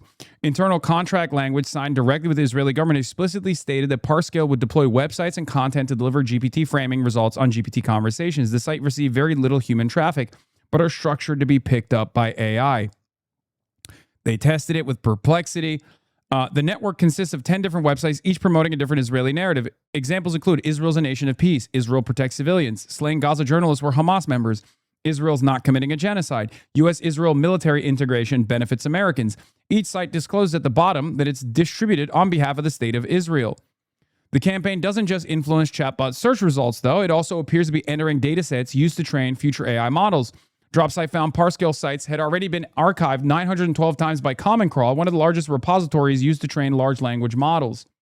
So their goal isn't to convince people at this stage. Their goal is to get the AI to convince people eventually, but their goal is to basically infiltrate AI and train AI to deliver pro-Israel outputs, and specifically pro-Israel propaganda, like the military merger being an overall benefit for America. That is a direct and immediate goal of the Israeli government. Okay? It's incredible. Research told DropSite the campaign is sophisticated because it avoids obvious propaganda. Instead, the articles are heavily sourced, tightly organized, written in a measured tone, filled with bullet points and key takeaways. Exactly the type of content AI systems are more likely to retrieve and summarize. The operation has grown dramatically. Parscale originally signed a $1.5 million per month contract with Israel. It has since expanded to roughly $4.5 million every month, about $46.5 million overall. Campaign also includes anonymous text message operations posing as grassroots peace groups that direct Americans to the same websites. The implications go far beyond search results. As more people rely on AI to answer political and historical questions, governments are increasingly competing to shape what those systems retrieve and eventually what they learn. That's where we're at. And perhaps one of the less sophisticated versions of this Hasbara propaganda is something that I saw on my timeline earlier today. And I have to show you. Because remember, it's not just about manipulating public opinion to like Israel. It's also about attacking Israel's critics, attacking Israel's prominent critics. And it's also about pushing Islamophobia. One of the major vectors of Islamophobic hate has always been Ilhan Omar. Trigger warning, you are going to see straight pussy in here, okay? I'm just letting you guys know. Camel toe warning ahead of time. Dogs are out as well. This is the slop the pro-Israel crowd pushes on young conservative men that target the audience of Israel's Eighth Front war campaign.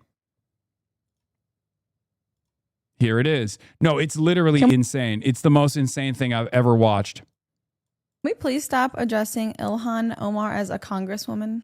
It literally starts off with her pulling up her Lululemons for the camel toe. Can we please stop addressing Ilhan Omar as a congresswoman? I mean, she's literally a fraud. This is a person who came to the USA to corrupt its people and resources. She went from negative $65,000 net worth to over $30 million and denies it. She denies it and she blames it on an accounting error. That's not all. Then there's the winery with no clear location, no wine at all, no phone number, no visible operations. It seems abnormal, doesn't it? And then she proceeds to insult the reporter asking about these things, asking her to explain it to the people.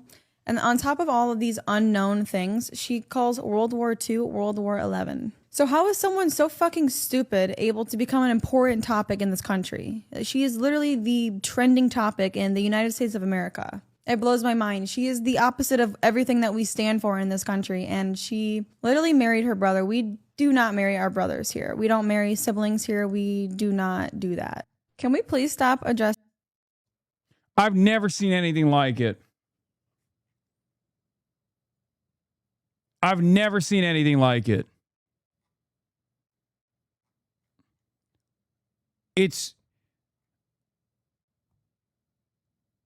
I just don't think that anyone is going to listen to this and be like, well, hell yeah, I heard everything you said, Queen.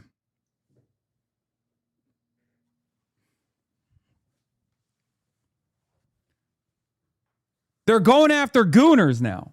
This is insane. And for the record, it's not old. It's not new. This is old school. Same propaganda strategy that the IDF has deployed all the time. Okay?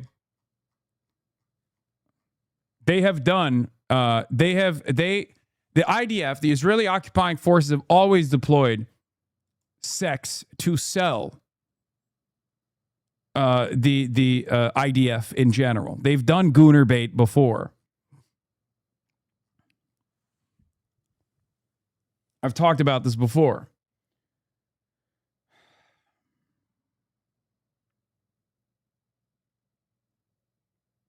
So when will you use sex to sell socialism? I told you, if we get to level 20 on a hype train, I'll do it.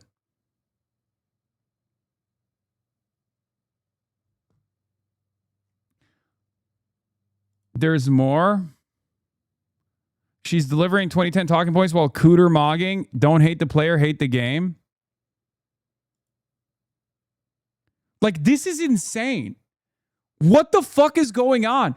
Why is she just like straight up giving us pussy? Like, it's not even fucking like hidden. Like, she's not even like trying to do this in a tasteful way. Dogs are out, hikes up the fucking pants every time, showing straight cooter. What is going on?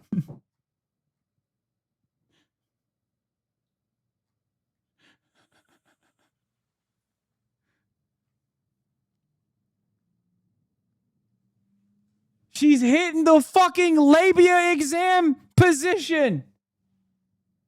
Ain't nobody sits like that for fun. Yeah, it's not even like, it's not even sexy. It's borderline sexual harassment, dude. I just perused some videos, but I bet Savannah is infinitely more well-adjusted than 80% of the so-called right-wing Foyd sphere. She doesn't pretend to be something she's not, and she's well aware of what she's doing to gain a following and generate revenue. Low neurosis, not bad.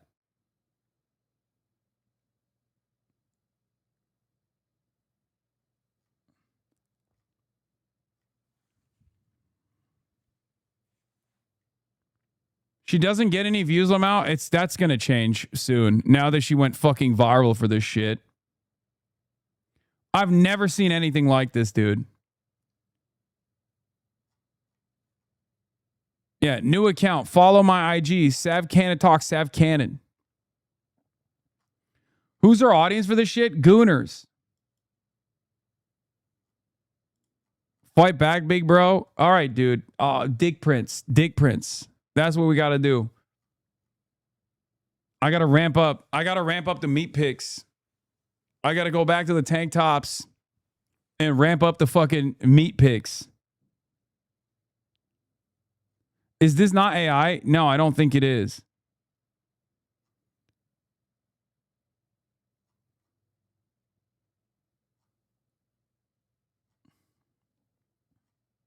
Start clapping cheeks, brother. No hands.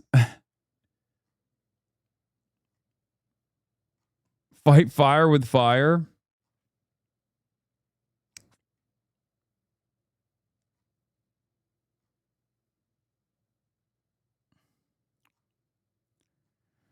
Anyway, I'm in shock at how egregious, how aggressive this is. All cooter mog all day.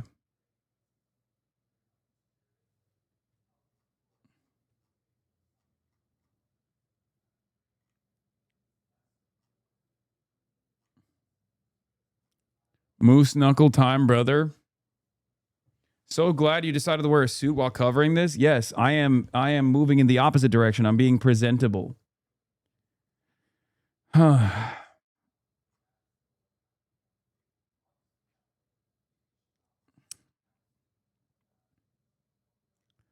Anyway, that's the latest Hasbara operation from Israel and Israel's new influence strategy. Meet the old influence strategy.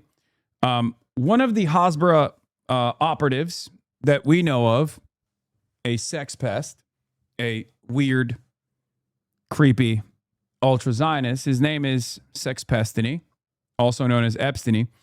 Well, apparently, Professor Dave Explains has put him in his crosshairs. Professor Dave Explains normally explains science, goes after a lot of the anti-science, oftentimes on the right, anti-vaxxers, things of that nature. But it turns out Professor Dave is now also doing a deeper dive into Epsteiny and his love of genocide. In an hour and 37-minute long video, let's take a look. Hey, everyone. As you know, I'm a science communicator who explains science and debunks science-denying frauds. Quite the Venn diagram exists between anti-science propaganda, predatory capitalism, Christian nationalism, and Zionism, which means I end up bringing up Israel from time to time. Zionists hate that, so they attack me constantly, like what happened recently with a guy named Destiny. Let's talk about him. If you don't know who Stephen Bonnell, aka Destiny, is, he's a media personality who takes to defending liberal and progressive viewpoints on most political topics. He sounds smart enough when debunking MAGA talking points, and if that's all he ever did, you'd be hearing nothing negative about him from me. But that activity is dramatically overshadowed by his unrelenting Zionism and support for the never-ending parade of human rights violations being Remember, until 2023, old heads know this, until 2023, between the time period of 2019 and 2023, I never brought this motherfucker's name up. The only reason why I started talking about him again, even though he spent the time frame between 2019 and 2023 aggressively pursuing cyber stalking and cyber harassing me, actively trying to smear me in a fairly sophisticated smear campaign. The reason why I never talked about him was because I thought he was utterly irrelevant. I used to openly discourage people from even referencing him. I would ban chatters who would send me links of him. I had the same exact principle for Nick Fuentes as I did for this weirdo sex pest. The only reason why I dropped that blockade was because I saw that he was entertaining ultra-Zionist Hasbara propaganda and trying to change the minds of a lot of liberals. Okay? You got exposed for staging photos? This is a stage photo. You're doing Hasan's bidding by peddling this normal head size propaganda? Okay, dude.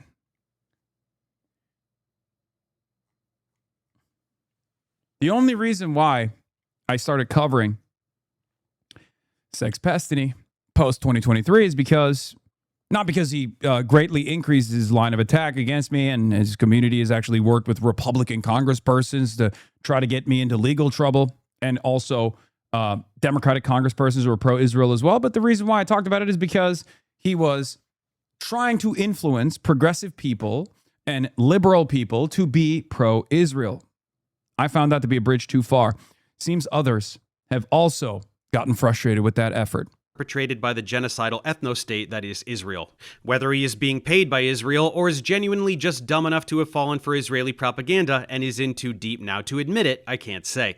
But he recently decided to poke the hornet's nest by doing a particularly slanderous live stream about me, accusing me of being a Jew-hating neo-Nazi. It's called Professor Dave Goes Mask Off. And the thumbnail says, "These fucking Zionists," where Zionists is covering the word Jews, implying that I really just hate all Jews. In it, he's reacting to my third and most recent video exposing Avi Loeb, the astrophysicist and charlatan, in which, amidst breaking down his endless lies about science, I point out yet again, in passing, his ties to the Zionist lobby and how he employs Zionist tactics of gaslighting and playing the victim to deflect when his fraudulence is exposed. I'll just play you Destiny's intro stinger to his video so you can get a sense of it. The blatant manipulation, opportunism, and perpetual victim complex is par for the course when dealing with disgusting Zionist frauds like him. Anyway, science as much as they want, and if anyone exposes those lies, they're automatically an anti-Semite. What, bro? This guy reaches so hard. Holy shit, he's obsessed. I'm not sure if you noticed, but the whole world despises your ideology. The world knows your gaslighting and your Hasbara tactics. Shouting anti-Semitism at everyone that hurts your feelings is just going to hasten your demise tenfold. So keep it up, you worthless Zionist pile of filth. And I didn't mention Judaism. I said Zionism. Get a grip. This kind of like rhetoric right here, you even know you don't. This is Nazism right here, right? Deception and victimization are like. Yeah, after all, Destiny would know what Nazism is. His son is a Nazi. His former boyfriend is a Nazi. His former girlfriend is a Nazi, no longer a Nazi now, Lauren Southern. So it just feels strange to me that all of the people that he has collaborated with, maybe even sucked and fucked, are prominent neo-Nazis or former neo-Nazis, yet none of those guys are actually neo-Nazis. It's always the people who are critical of Israel that he consistently claims are Nazis. Interesting. Numerous girlfriends with BPD that also happen to be prominent neo-Nazis or not so prominent neo-Nazis, like that one fucking meth head. I don't even know what her name is, but I've seen her, in blackface. Interesting.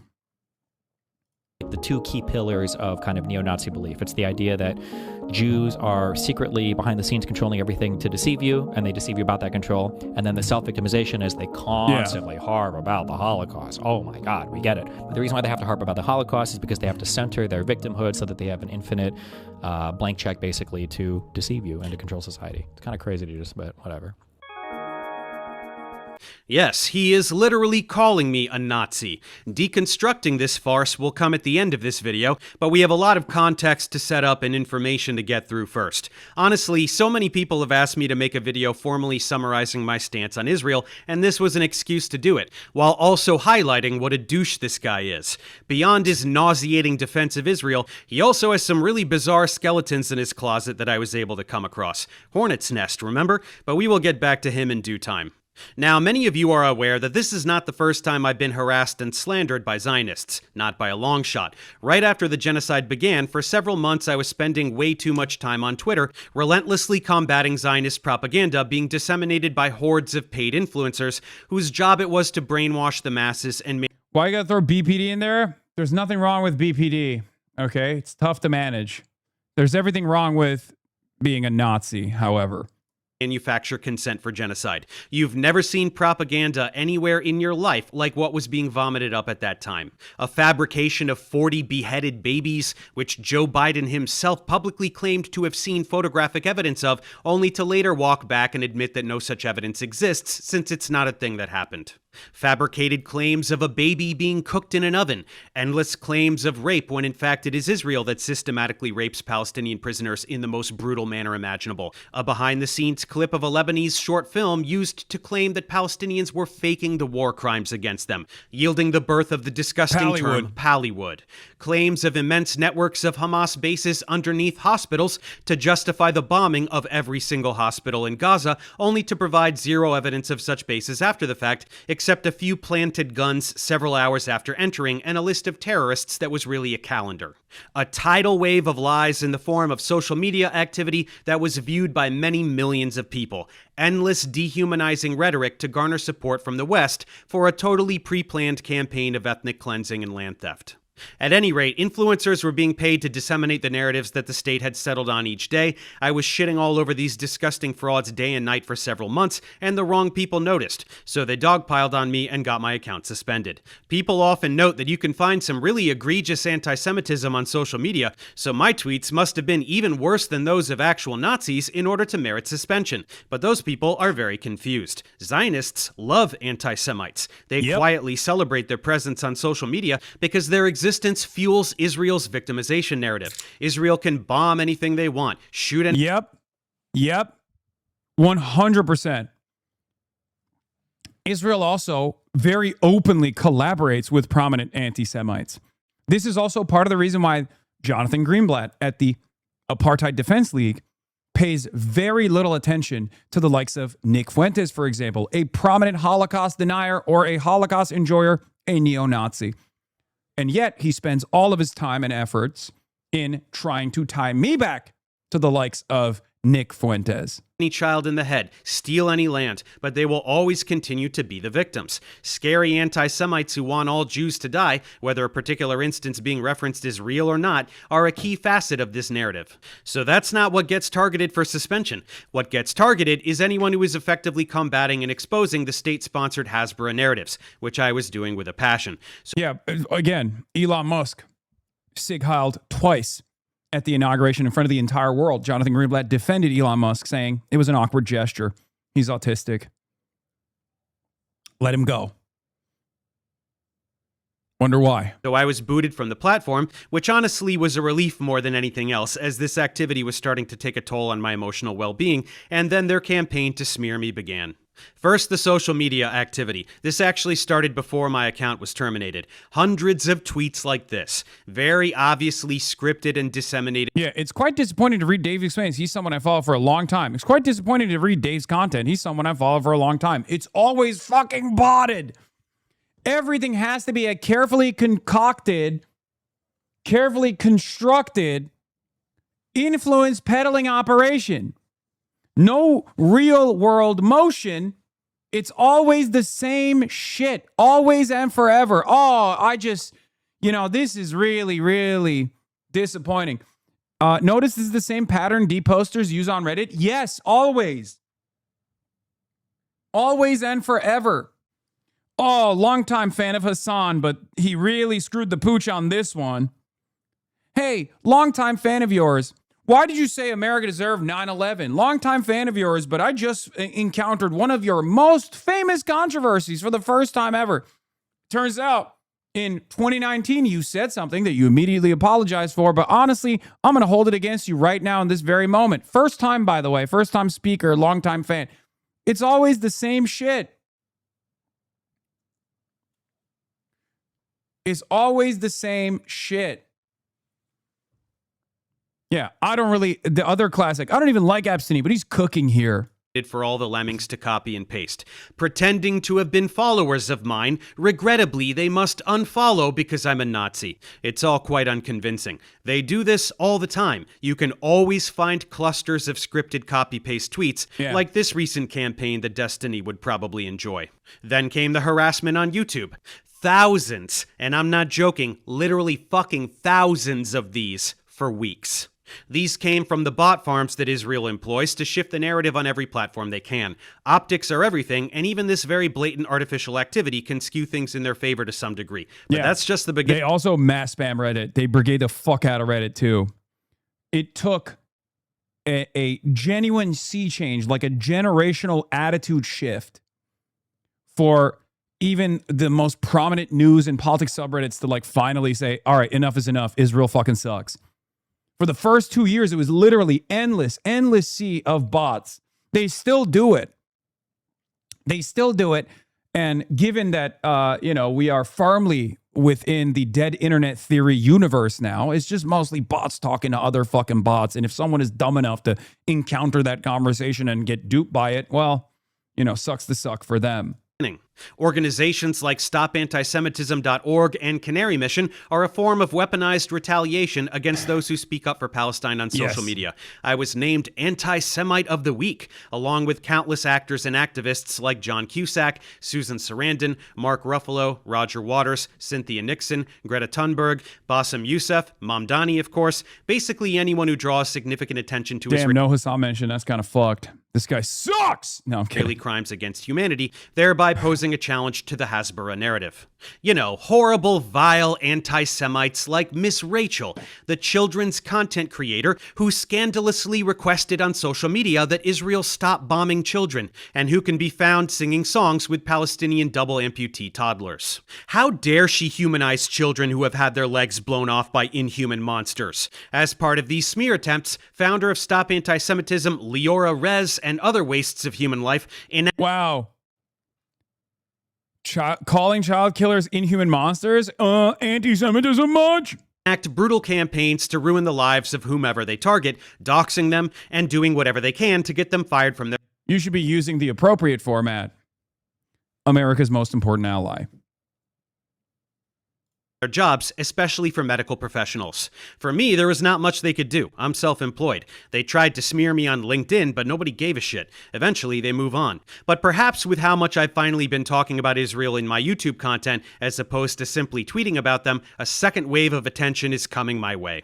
To demonstrate how no amount of criticism of Israel will ever be enough, we're going to talk a lot about how awful Israel is. Truly, they are the most potent force of pure evil in the world since the Nazis, ironically. In early May, they deranked FOMA for being leftist. On May 13th, a member of our mod team, their visibility went from 8 million weekly visits to 2 million. The ability to post award posts and comments was disabled. Our visibility in community topics categories like celebrities and news vanished. We've been a community on Reddit for years with no issues, so we figured it was a glitch. Subreddit rankings, awards, and achievements are tied to the types of content featured in a community. If the posts and comments in a community are considered sensitive, the features may be disabled. Oh, yeah, it's because they're anti-Zionist and also because they're progressive. One of the largest progressive subreddits in the entire platform, on the entire platform. Of course, they got fucking deranked. The level of disdain they have for human life is beyond comprehension. Not simply the ability to murder tens of thousands of children like they're termites, but the delight they express in doing. FOMA mostly talks about celebrities. I know, but their attitude that they've fostered in the community is very clearly not only anti-Zionist, but also very progressive. That's why it's psychotic to do this to them. It's not like they're like a communist subreddit or anything like that. I mean, they shouldn't do that to a communist subreddit either, but like, at least if it was like primarily focused on politics and political commentary, it would make sense.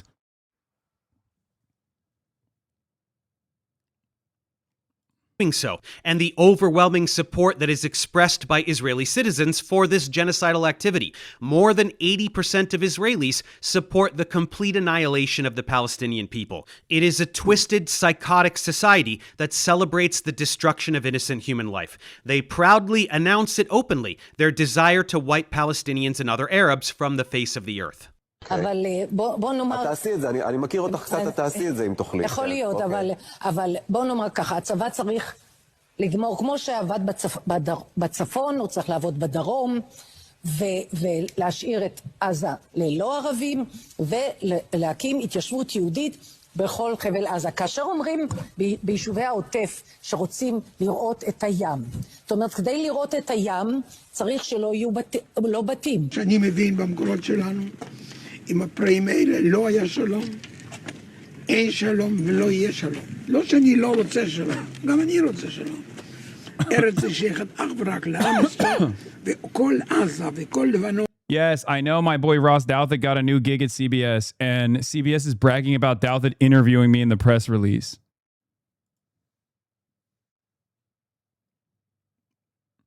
Amy Coney Barrett, Hasan Piker, and Ben Sass.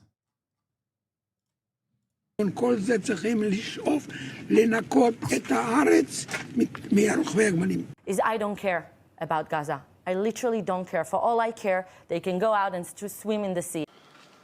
אנחנו מטילים מצור מוחלט על העיר עזה. אין חשמל, אין מזון, אין מים, אין דלק. הכל סגור. אנחנו נלחמים בחיות אדם ואנחנו נוהגים בהתאם. עזה לא תחזור להיות מה שהייתה וחמאס לא יהיה. חסל את הכל. שחיילי צה"ל הם מעל הוויכוח הזה. Okay, we've seen all this. Because there are no, I don't think you have. Israeli lawmaker Yitzhak Kreuzer says there are no innocent children in the West Bank, defending the bloodthirsty behavior of settlers that murder helpless Palestinians and steal their homes on a regular basis with total impunity. The West Bank, no Hamas here, just Palestinians living under a brutal system of apartheid. Whether they are children or women, it doesn't matter to me. Journalist Shimon Ricklin says Gaza should be wiped from the face of the earth. Journalist and politician Yinon Magal says it's time for Nakba 2, which means another massive wave of killing Palestinians and cleansing them from their territories to acquire these lands for Israel. Revital Gottlieb of the Likud party says, bring down buildings, bomb without distinction, stop with this impotence. You have ability. There is worldwide legitimacy. Flatten Gaza without mercy. This time, there is no room for mercy. Dude, it's good for his audience to see this stuff. I think it's really good that he spends an hour of this hour and 40-minute video going through the details of why he has this level of enmity towards Israel and the ideology of Zionism. I welcome all YouTubers who have these sorts of feelings to, one, first do the research, and then to, secondly, reveal their position and explain exactly why. Okay? Oh, his wife is Palestinian? Okay, that makes a lot more sense. I've never seen a white boy with this much knowledge out of nowhere. You know what I mean? There are those out there who have this level of knowledge, but that makes a lot more sense now that you mention that. And yes, this is a huge YouTube channel. It's got 4.3 million subscribers. Yeah, he inherited secondhand swag. Okay, clearly, but this is not like a Noah Samson situation, right? This is a channel that primarily focuses on like science and things of that nature. Does some short form stuff.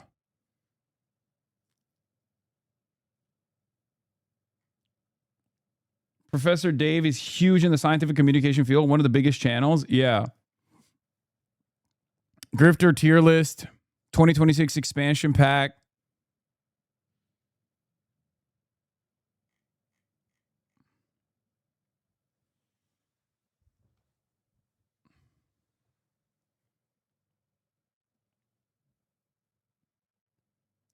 I mean, Professor Dave is also just generally smart as fuck. It's crazy that championing basic scientific literacy is now seen as a leftist position. I mean, have you looked outside? It kind of makes sense. I mean, he also brought it up where he was like, look, I don't normally talk about politics, but like, obviously, because I debunk a lot of the anti-science initiatives, I happen to criticize a lot of right-wingers with regular frequency. And even capitalism as well. It makes sense. The more literate you are, the more educated you are, the more pro-science you are, of course, you're going to inevitably arrive at the conclusion that the current organization of the economy is actually is causing great harm to further scientific achievement and research. Donald Trump and the MAGA manifestation is obviously a great example of this, right? They've cut resources to the National Institute of Health, to a lot of the public grants that public research requires. So that makes a lot of sense. And primarily, a lot of these fucking psychos are right-wingers, evangelical Christians, and sometimes Zionists as well. So that makes sense that he arrived at this conclusion. You think this hatred is reserved only for Palestinians? Think again. Israeli Minister of National Security Ben-Gvir says that for every tear of an Israeli mother, 1,000 Lebanese mothers must weep. All of Lebanon must burn. Are you fucking listening? All of Lebanon must burn? This is not Israel-occupied Palestine. This is a sovereign nation with territory that Israel has lusted after since its inception, and which it is currently successfully stealing. But back to Gaza, Israeli military official Eliyahu Yassian says there is no population in Gaza. There are 2.5 million terrorists. There is no meaning to giving them warning missiles. Israeli politician Moshe Feiglin states outright that Hamas is not the enemy. It's every child in Gaza. I mean, that's Moshe Feiglin is one of those guys that has his own Wikipedia page that literally says Hitler controversy as an entire paragraph dedicated to it, because he has had numerous instances where he has said he likes the Nazis. Again, Jewish Israeli politician with his own pro-Hitler controversy section on his Wikipedia page. Every child, toddlers, babies. Babies are terrorists. Anyone who would say this is a sadistic monster.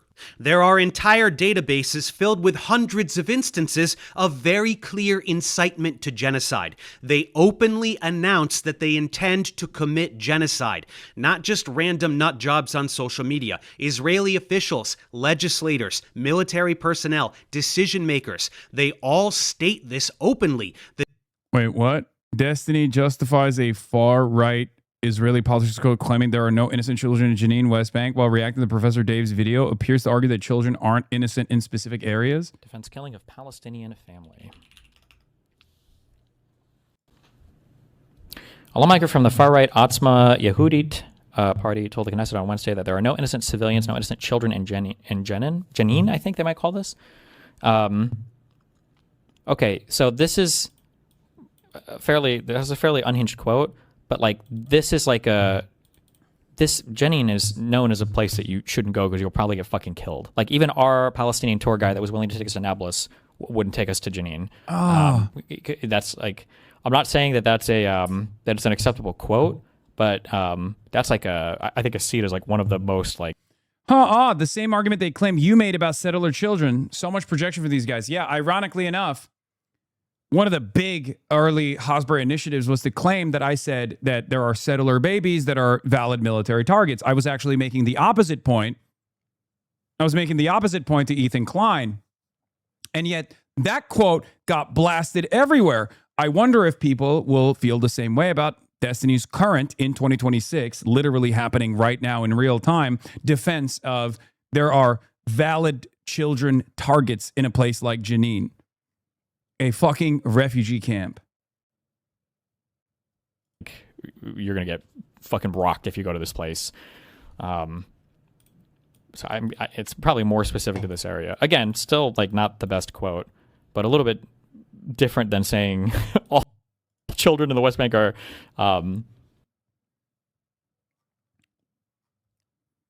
Yeah.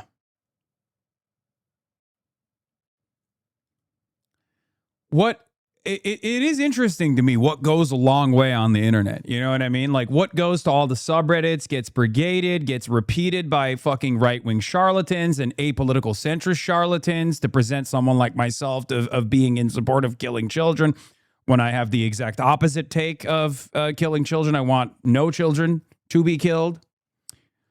It's interesting. It's interesting when Asmongold or Destiny or these other guys who are pro-Israel, when they say unhinged shit, justifying the murder of children, justifying the genocide of Palestinians, how far that goes on the internet in those exact same circles, in those exact same organs of propaganda. the desire to completely wipe out the Palestinian population.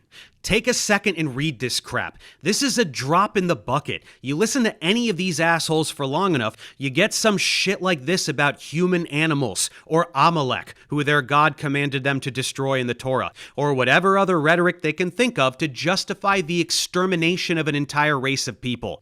Just like the Nazis did to the Jews in calling them vermin, parasites, rats, whatever they could do to dehumanize them.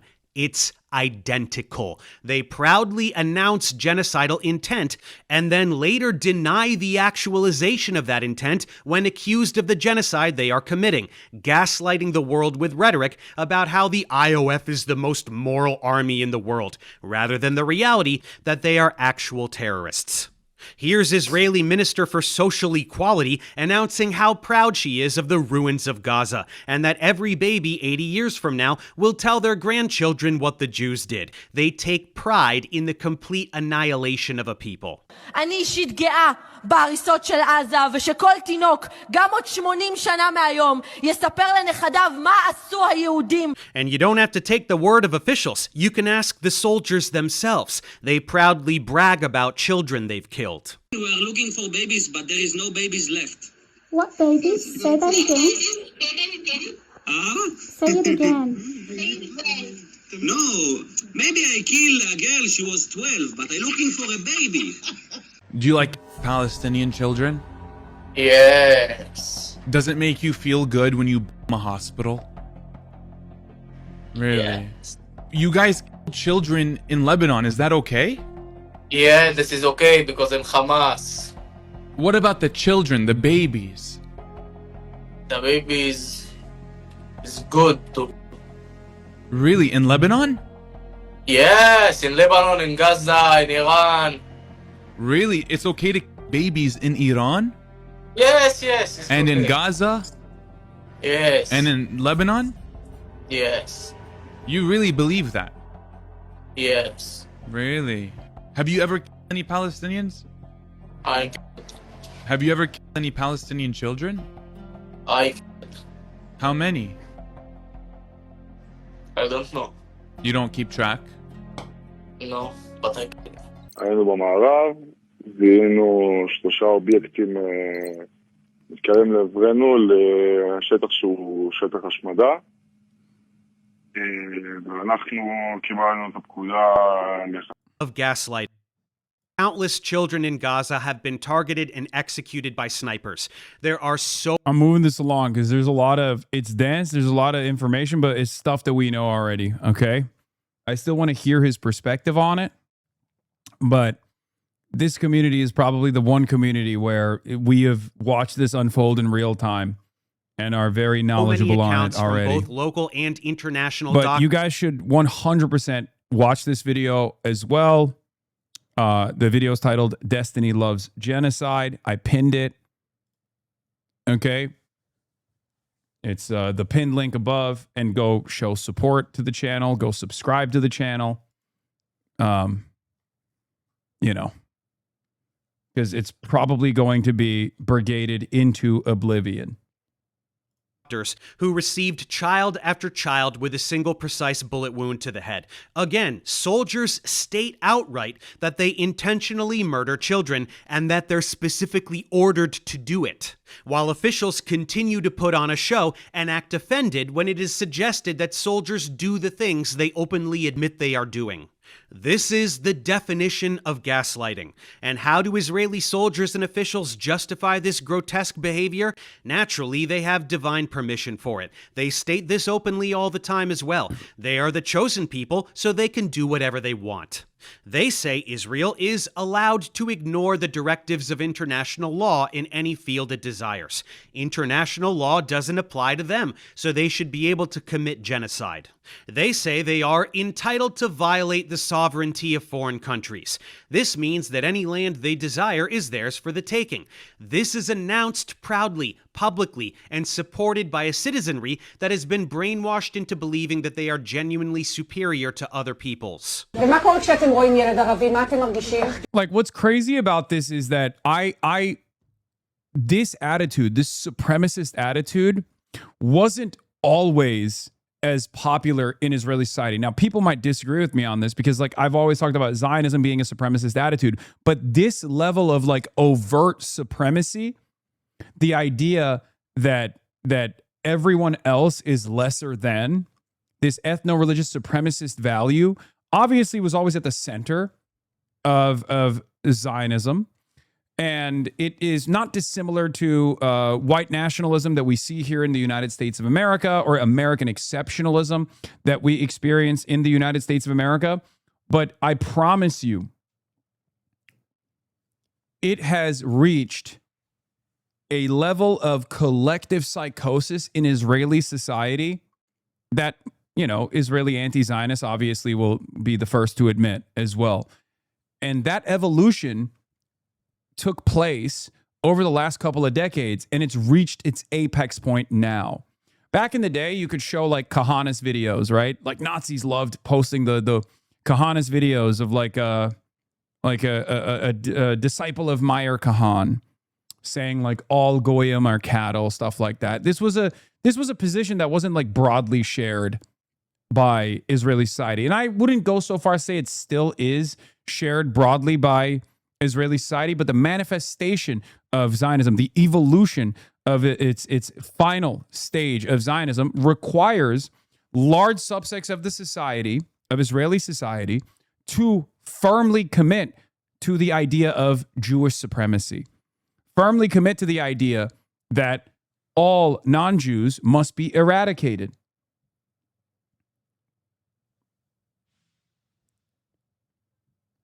That is where we're at now.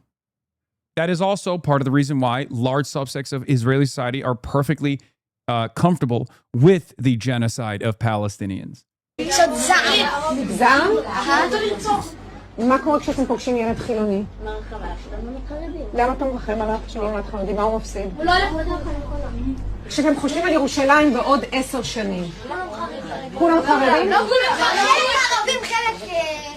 כולם יהודים, ויש גם ערבים שהם עבדים. תהיה משיח, הבנתי, כן, מה אתה אומר? שמלחמה כל הערבים ימותו, וחלק מהם יהיו עבדים. נכבד את כל הסיפור שלנו. ילדים, תודה רבה. תודה רבה. תמשיכו להצליח ולראות אתכם בישיבה. Arabs is a good take from Avi Ewer. As the internal contradictions of Israeli society have over time been heightened and people have been forced to choose between human rights or barbarism, and they've chosen the latter. A century ago, they were dumb enough to think Zionism can be in service of both. Yeah. Will be slaves. They are inferior. Babies are terrorists. A viewer, Avi Ewer, a viewer. Is Israel. This is not some fringe political group. This is the whole fucking country. This is how they justify the slaughtering of countless innocent people, a thing that has been going on for almost 80 years now, but never with such ferocity as the past 2.5. And because the media will never show you these victims or describe their slaughter with accurate language, I will. Scrotal emergency. Why are you the way you are? Autism. Too much time on the internet. Internet-induced autism. It's probably what it is. This is who Israelis are talking about. Look at these people. Look at these children. That anyone could look at these children and call them terrorists that deserve to die is beyond comprehension. Israeli officials who carry out this activity are rotten to the core and beyond saving. They are twisted and evil. But any member of the global public that can listen to these politicians or their puppets on social media say these things and look at these children and remain resolute in supporting Israel is also a lost cause. Anyone who supports Israel is either completely brainwashed or a racist piece of shit. Sometimes both. They bought into the brown people bad narrative that has been pushed in the media and entertainment for decades in order to justify American imperialism in the Middle East. They fell for precisely the same dehumanizing rhetoric that led to the Holocaust. If you support Israel, you are a Nazi. There is no meaningful distinction between support for Israel today and support for Nazi Germany in the 1930s and 40s. Given the age we live in, the horror show that is this genocide can be viewed by anyone with the courage to see it. It is the first genocide in history that has been broadcast globally in real time on a daily basis. It is undeniable unless you deliberately look away. So-called liberal Zionists, which is an oxymoron, are in denial of this reality. Their everyday lives consist of endless mental gymnastics to avoid witnessing the carnage. True. Their social media True. feeds are filled with propaganda peddlers convincing them that none of it is real. Genocide isn't real. If you don't go and look at it yourself. Yeah, this is this kind of immigration is happening way more frequently in Israel as well. Ideological immigration from Haaretz. Former brain researcher Haggai Agmon-Shnir is behind a raft of initiatives to promote tolerance between Israelis and Palestinians, but he now has a one-way ticket to Italy. For him, Israel has become hopeless. There are obviously many others who have left Israel in the last couple of years, many others who had the financial opportunity to do so. And this is why I always stress that Israel is going to have a serious brain drain, because those who are actually invested in advancing science or advancing these sorts of initiatives are finally going to have enough of the right-wing indoctrination that takes place in Israeli society. Israelis got a taste of this already in 2018 when they were shocked with the Supreme Court decisions coming down. They were protesting against the Supreme Court, the protesting against the Israeli government. They were getting hit with the same skunk water that they turned a blind eye to when it was being deployed in the West Bank against Palestinians. Just so you understand. This is why I also say that famous line that people love to fucking trot out, that Israeli society is going to evolve into one that is entirely comprised of ultra-Orthodox fundamentalists. Ultra-Orthodox fundamentalists that don't care about, learning about anything else and just are West Bank settlers. They're going to lose all of the talent that they once had. They're going to lose and sever the connection that they have to the Western world. Then you can pretend it doesn't exist. Well, I'm going to show you, to the best of my extremely limited ability, what is happening. This video almost certainly will not be monetized. I am fully aware of that, and I don't care. But I can't show you the true extent of the carnage, as that would violate YouTube's community guidelines, and my channel could get deactivated from a single violation of this nature. This means that while I can tell you about archivegenocide.com, and I can take select clips from there to place in this video, I can't show you the thousands upon thousands of videos of Palestinian children lying dead in a ditch with their guts pouring out of their abdomens, of Gazan parents clutching the lifeless bodies of their progeny in their arms, crying out to their God with a despair that haunts me every time I look at my own children. And I certainly can't show you what was never even captured: the countless bodies instantly vaporized, the countless bodies still trapped under rubble that will never be recovered, the countless bodies with limbs zip-tied and shoved into mass graves, with dirt bulldozed on top of them, often still alive, shrieking as they get their last glimpse of daylight. There is no way for me to physically illustrate for you the true extent of this genocide. And that brings us to the main point of this video.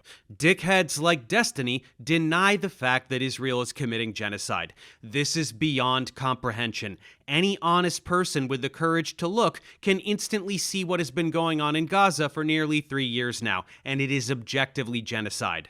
Anyone who wants to complain about how woefully unqualified I am to make that assessment, they can shut their dumb fuck faces, because you don't have to take my word for it. Every single human rights organization in the entire world has labeled this a genocide. Let me play a short clip from Mehdi Hasan, since he will be able to get this point across quite succinctly. Gaza has been cut off from the world for almost 3 years and subjected to war crimes, ethnic cleansing, genocide. But if you say that, Israel and its supporters will accuse you of lying, of being anti-Semitic, of perpetrating a blood libel. So let me debunk this argument in less than 60 seconds by asking one very simple question. Start the clock.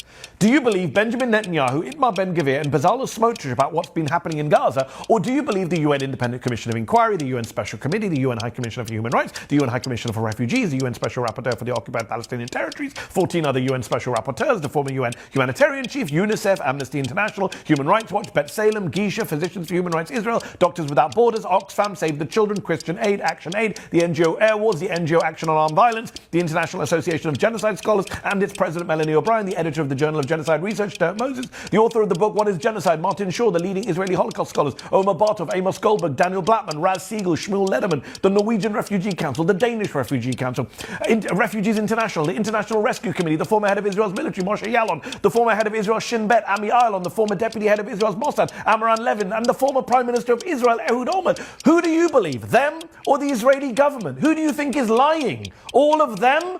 Or well, they're Hamas. Fucking owned. Benjamin Netanyahu. But Mehdi, didn't you know that all of those organizations and all of those people are Hamas? The entire world hates Jews. Only Israel is telling the truth. Everyone else is a lying anti-Semite. Case closed. Anyway, more effective than just listing organizations, we can go through the specific details which demonstrate that this is objectively genocide. Let's start with the death toll. You'll see propaganda peddlers on social media cracking up about how it's the only genocide where the population actually increased. Disgusting. It's impossible to get a true count, but any official numbers you'll see that hover around 70,000 killed are so far off the mark it's insane. And anyone complaining that these are fabricated Hamas numbers is brainwashed. An independent study in The Lancet estimated well over 180,000, half of which are children, and that... Hasan, I went back to look at Dave's video comments to see how badly they got brigaded. For reference, I checked out some of his month-old videos with 500K to 1 million views, and the average number of comments left around are 3,000 to 5,000. The number of comments left on Dave's 5-hour-old video, 13,000. And this video obviously is probably going to go very viral, but it's only been up for 7 hours. It only has 143,000 views so far. It's got 12,000 comments, which means it's being brigaded into fucking oblivion. I said, here comes the brigade. I hope you know that these people are mindless drones and not representative of the real world in any way, shape, or form. I said this 4 hours ago. I didn't even fucking realize how much ball Disgusting. Dave knew already. I hadn't watched the video yet. Remember, guys, Professor Dave does not have any nukes or is not planning to build one. I mean, mostly people are being nice. But if you go to newest, I assume there's probably, offered a debate between you and Destiny and you declined. Destiny said he'd owe you a debate on this topic. Why are you refusing if you're correct?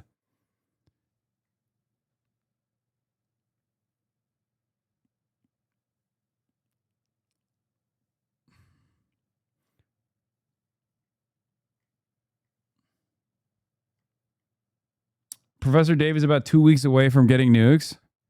Both of you call out disinformation on the right, but you obviously can't handle talking with someone you self-admittedly mostly agree on most issues. If you can debate flat earthers and anti-vaxxers, you can handle a YouTuber, I'd think, or you're a pussy. There you go.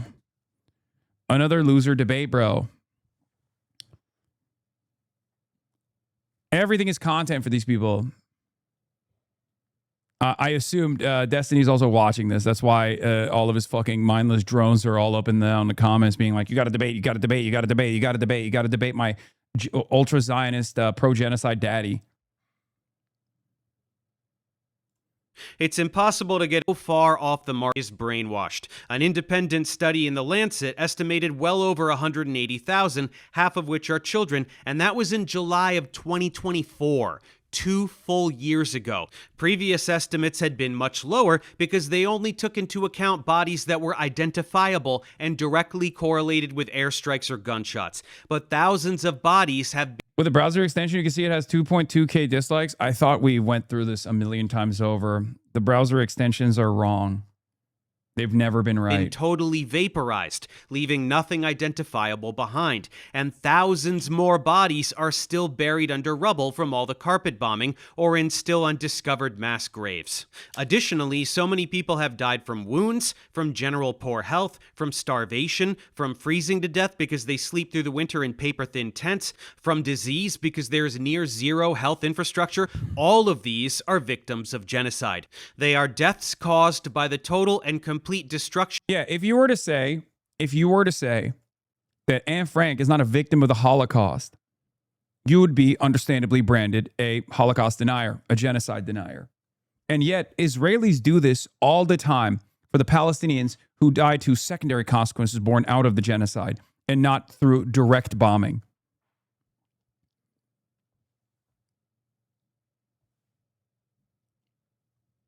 Of a territory and everything a society needs to survive. And Israel hasn't stopped bombing Gaza for a single day since July 2024, ceasefire or not, so the number is much higher now. Israel has murdered hundreds of thousands of Gazans, likely at least 20% of the Gazan population. That's genocide. It is a maximization of casualties while still maintaining their version of plausible deniability.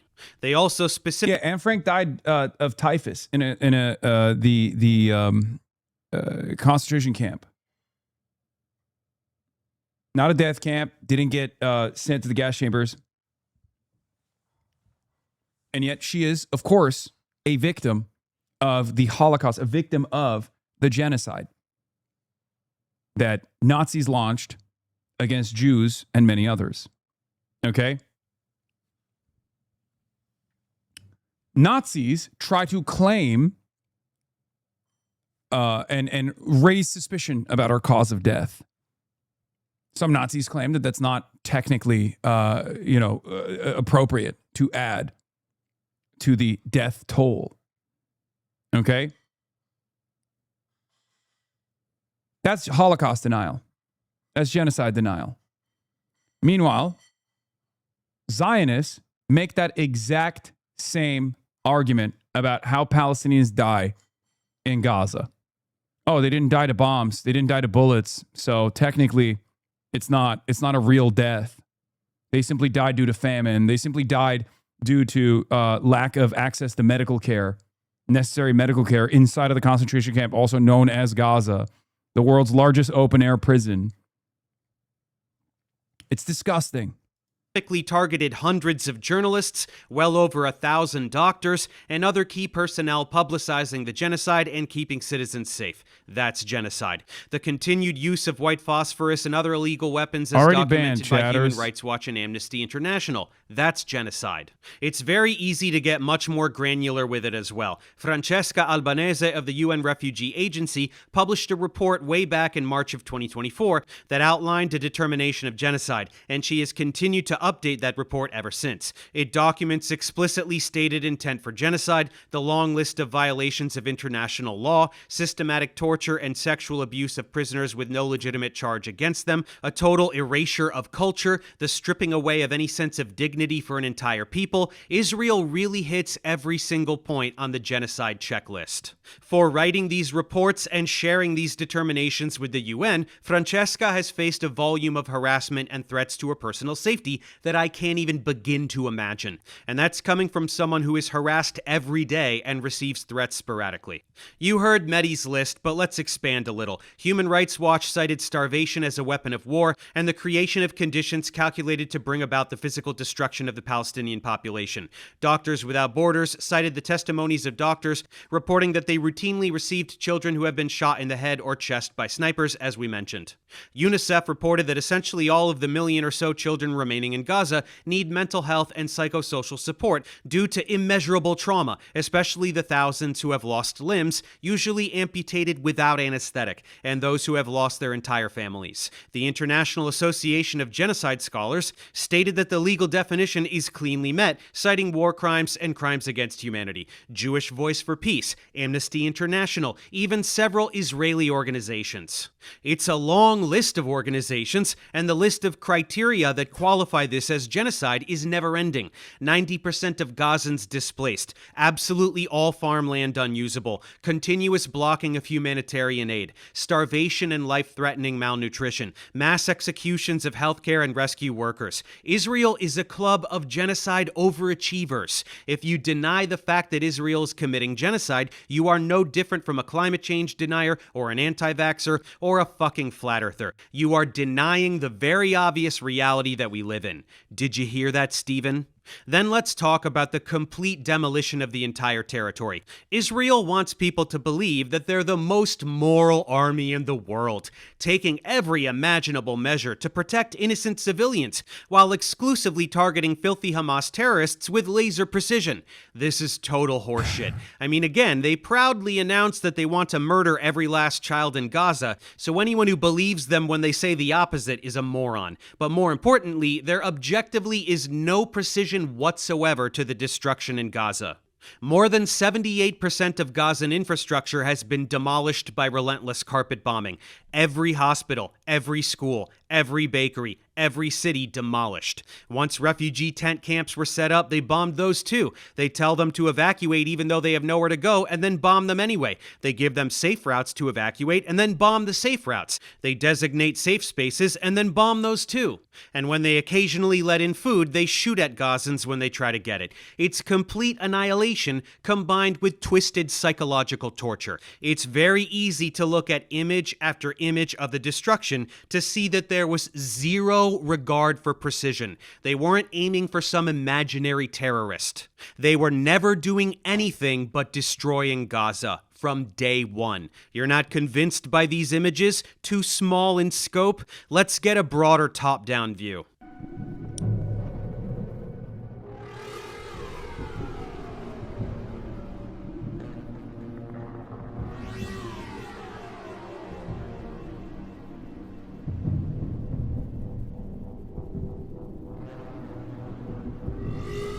He's not cooking Sexpestany. He's using Sexpestany and his line of attack against them, his unjustifiable smears against them, as a jump-off point to deliver an hour-long video essay with great detail about Israel's genocidal actions, his genocidal intent, his genocidal ambitions, the entirety of the human rights organizations all around the world also declaring it a genocide, and also showing the great disdain that broad subsects of Israeli society have towards Palestinians, towards victims of Israel's endless appetite for death and destruction.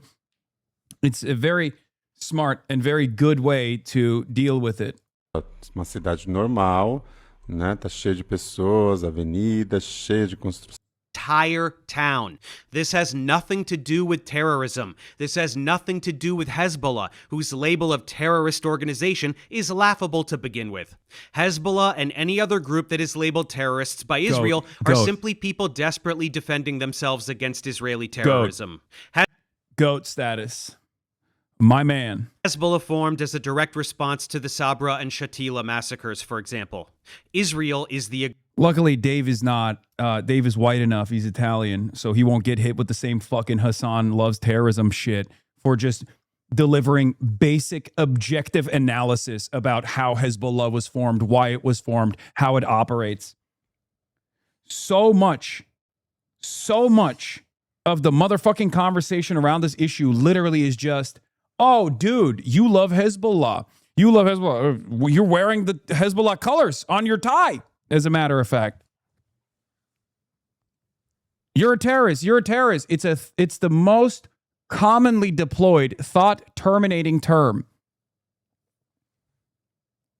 No one ever wants to discuss why Hezbollah is formed, how they operate, what they're doing. Are they actually working within? The confines of international law in many instances when they're defending their land against the illegal Israeli occupation? aggressor state, slaughtering anyone they please, and anyone who stands in opposition to that is labeled a terrorist. These groups are the rebellion in Star Wars. Israel is the fucking empire. Do you think Emperor Palpatine would label Luke Skywalker a terrorist? Of course he would. Supporting Israel is like rooting for the fucking Death Star. Israel developing space lasers. But again, this level of destruction has nothing to do with Hezbollah or any other supposed terrorist group. This is demolition. This is an erasure of a people, their lives, their culture, to make room for Israeli expansion. A huge chunk of Lebanon is Israel now. They will build, settlers will come, and that's the end of it. Then they'll steal more land tomorrow, and the cycle continues. They'll tell you themselves if you ask them. Finance Minister Bezalel Smotrich sure did. בוא נדבר על היום שאחרי המלחמה בהיבט הנדל"ני.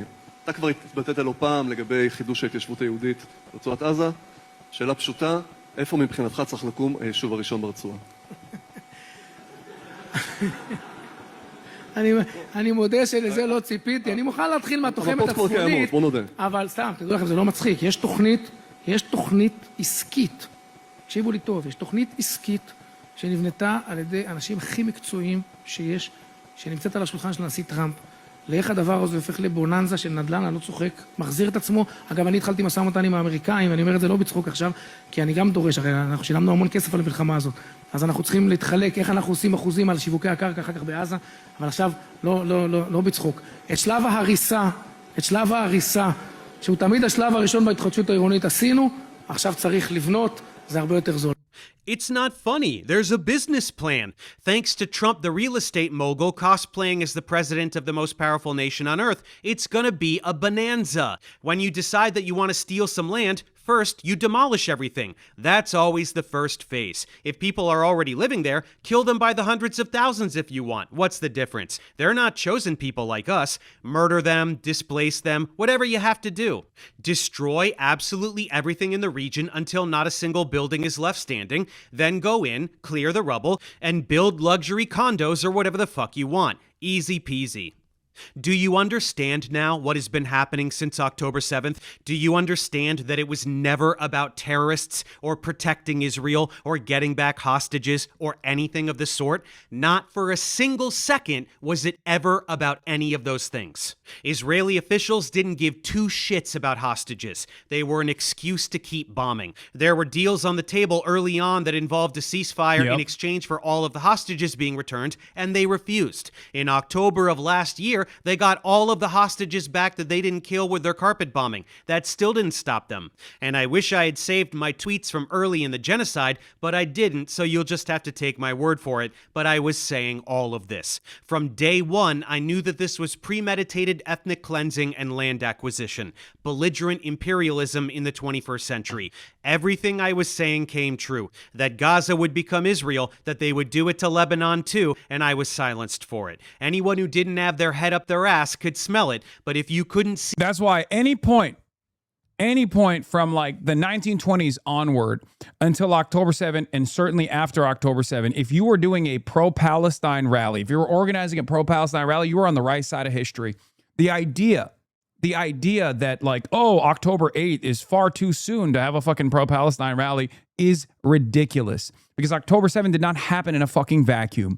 And that reality was even expressed by the likes of the Haaretz editorial team immediately after October 7. There is a reason why people like myself were correct early on, immediately after, when I went live on October 8 and started talking about how Israel's design of an apartheid, of an occupation, is exactly what led to October 7. Okay? We didn't accidentally guess correctly. We just knew more information than all of these other people. And people like Matt Iglesias, people that are criticizing Daria Liza Avila Chevalier, have never stopped and thought about why Daria Liza was right on October 8. They've never thought about it. They still try to endlessly punish people who were right, but too early. Okay? See what was happening then? Do you see it now? Smotrich says they paid for this war. They paid money to fabricate pretense for a military operation with the singular goal of clearing out... I said it in October 7th happened because October 6th was an apartheid state. Said that back in 2023. Gaza to keep it, with Lebanon and Syria to follow shortly after. Now that they're most of the way there with Gaza, an American military base is being built within the territory, and plans are underway to round up remaining Gazans and put them into concentration camps while they clear out the rubble and start to build new Gaza.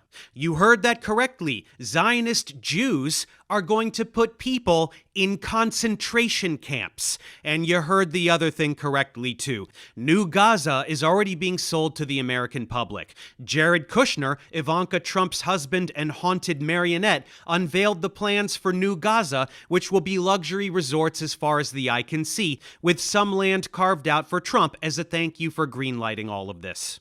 And guess what? If you were one of those folks thinking that Israel's actions are way over the top, but what are you going to do because October 7th? Well, I'm going to take that away from you as well. Israel almost certainly knew what was going to happen, and they did nothing to stop it. The music festival taking place just 3 miles from the Gaza barrier was moved there from its original location at the last minute. Military response to initial activity was delayed for hours in a way that is difficult to justify. Israeli soldiers were even ordered to cancel all patrols along the Gazan border on the morning of October 7th, with no justification given. 6:30 בבוקר, 7 באוקטובר, אתה במוצב. אצלנו ה-7 באוקטובר מתחיל לפני 6:30. אני הייתי לוחם במחלקת מרגמות בגדוד 13, גולני, ובאותו לילה אני, יותם סור, הסמל שלי תמר בן יהודה, זיכרונו לברכה, שלושתנו עושים לילה לבן. הרשינו לעצמנו בשבתות וחגים במיוחד לעשות לילה לבן עד לכוננות עם שחר, ואתם יודעים, יש לנו זמן לישון מחלקת מרגמות עד לכוננות הבאה. אז ב-5:20 בבוקר אנחנו יושבים ליד הקשר כדי לא להעיר מאזין, והסמג"ד שלי, ניר בוינפלג, שגם הוא נפצע קשה וברוך השם הוא שרד, פתאום עולה בקשר בהודעה מוזרה. כל התחנות, לא יודע למה, לא יודע איך, משהו בסגנון הזה, אין סיור בגדר עד 9 בבוקר. באיזה שעה זה? 5:20 בבוקר. כל תחנות נשארים כאן משנה, אז מבחינת קרקע ואויב אין לנו דברים משמעותיים. מבחינת כוחותינו יצאה הנחיה מהחטיבה שעד השעה 9 בבוקר מול הערכת המצב, אף כלי לא מגיע לבורמה. ואני חוזר שוב, עד 9 בבוקר ואל מול הערכת המצב, אף כלי לא לבורמה. נמצאים בנקודות זינוק אחוריות, מהנחיית חטיבה, לא יודע בדיוק למה, לא שואל יותר מדי, זאת ההנחיה, זה מה שאנחנו עושים. קצת לפני שהכל מתחיל. ואיתמר דופק לנו פרצוף כזה של מה? ואתה יודע, אנחנו חיילים פשוטים סך הכל, לוחמים, לא מפקדים ולא קצינים שנוכל לשאול שאלות. זו הוראה של Okay, to be honest, I don't think it was an inside job. It's hubris. They truly thought their wall would work and they didn't think Hamas would attack. No, I think, here's what I think. I've talked about this before. I think hubris played a major role in this because it's a huge part of the Israeli collective consciousness. The idea that these are barbaric monsters. They're primitive. They would never be able to penetrate the Israeli security barrier. But I do think that there are enough events that took place that I suspect that it's part hubris, part disorganization, and part it can't be as bad as they thought it was going to be. I am much more open-minded to the idea that there were members in the Israeli intelligence community inside of Benjamin Netanyahu's cabinet that thought that there would be some violence, because it's impossible for me to assume that Israel had no surveillance whatsoever, that October 7 was going to happen. These guys were training very openly. They were paragliding. You know what I mean? It's not like Egypt had given a warning. Unit 8200 had given a warning on the border. And the Israeli response to that, the Israeli answer to that is like, oh, they were women. That's why we didn't listen to them. I think that's fucking bullshit. So I do think that there is an element of like, we'll let them come in a little bit. We'll let them wreak havoc a little bit, but then we'll quickly and easily pack this up, and then we'll turn around and unleash the final solution on the Palestinians. I think that was And that's what I'm leaning towards, where they allowed it to happen to a certain degree, knowing full well what was going to happen, but they didn't know the extent of what could happen. And I think that's like a fairly reasonable and fairly common position. As a matter of fact, there are people in, I think, Israeli society who also have these sorts of suspicions as well now, considering that there have been numerous lawsuits about the organizers of Nova Festival for adding an additional day to Nova Festival, October 7 being the additional day to Nova Festival, the lack of security around Nova Festival as well, border troops moving into the West Bank, how this all happened.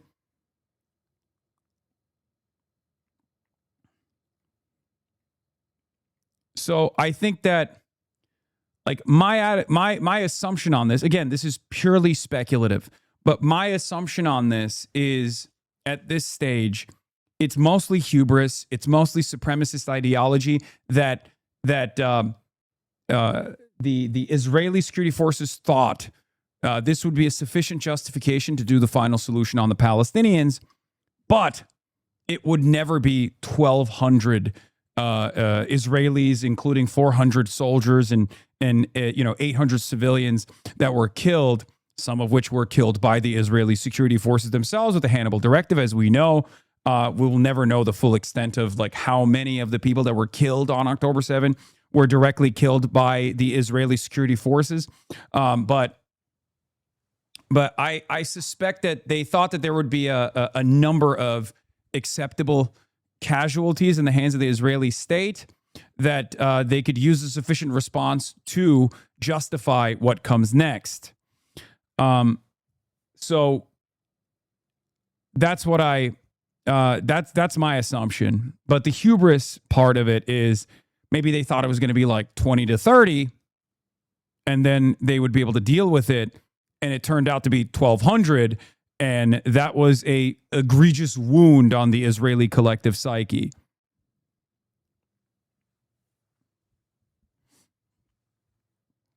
If that makes sense. The hubris aspect of it is, if you scroll back in the video, they relocated Nova Music Festival from another place right at the edge of the border a few days before. I don't know how that could enter into the calculation, but I do agree with you. They could have done that out of hubris. Yeah, no, I think it's definitely because they were like, it's the same principle behind, if you recall, during the march to the Gaza boundary, okay, there were Hamas snipers that trained their crosshairs on high-ranking Israeli soldiers that were at the border during the March of Return. And if you recall, I believe it was the Financial Times that reported on this at the time. This was revealed during the March of Return. There was no militancy amongst the Palestinian population. It was a completely peaceful march. Israel, of course, retaliated by, slaughtering a bunch of Palestinians, shooting people in their kneecaps, things of that nature, using shock collars. Yes, I used it on your mother's pussy last night, and she loved it. Okay, I'm your father now. I love that we're talking about, like, Israel's genocide, and some dumb fuck comes in and says, using shock collars? Using shock collars? Yeah. It was consensual. She enjoyed it. It's kink.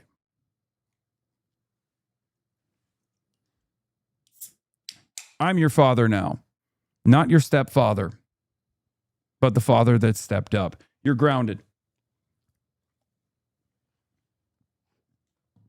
Anyway. It's a bait for a clip. They always do this. The pages always post their responses. Yeah, I know. I don't really give a shit. Whatever. So, as I was saying, Palestinian Islamic Jihad set their sniper sights on senior IDF commanders. Okay. And they released these videos. The Israeli response to that, and the reason why I'm explaining this is because this shows the hubris. The Israeli response to that was, oh, they're too scared to kill our senior commanders because they're too scared of our retaliation. Okay. They didn't see this as a real threat. They didn't see this as the Palestinian Islamic Jihad snipers actually having the Israeli high command in their crosshairs. They saw this as, they read this as, oh, see, they had their snipers trained on our higher command, and yet they didn't pull the trigger because they're too afraid of our response. This feeds into the mindset, of supremacy, the hubris.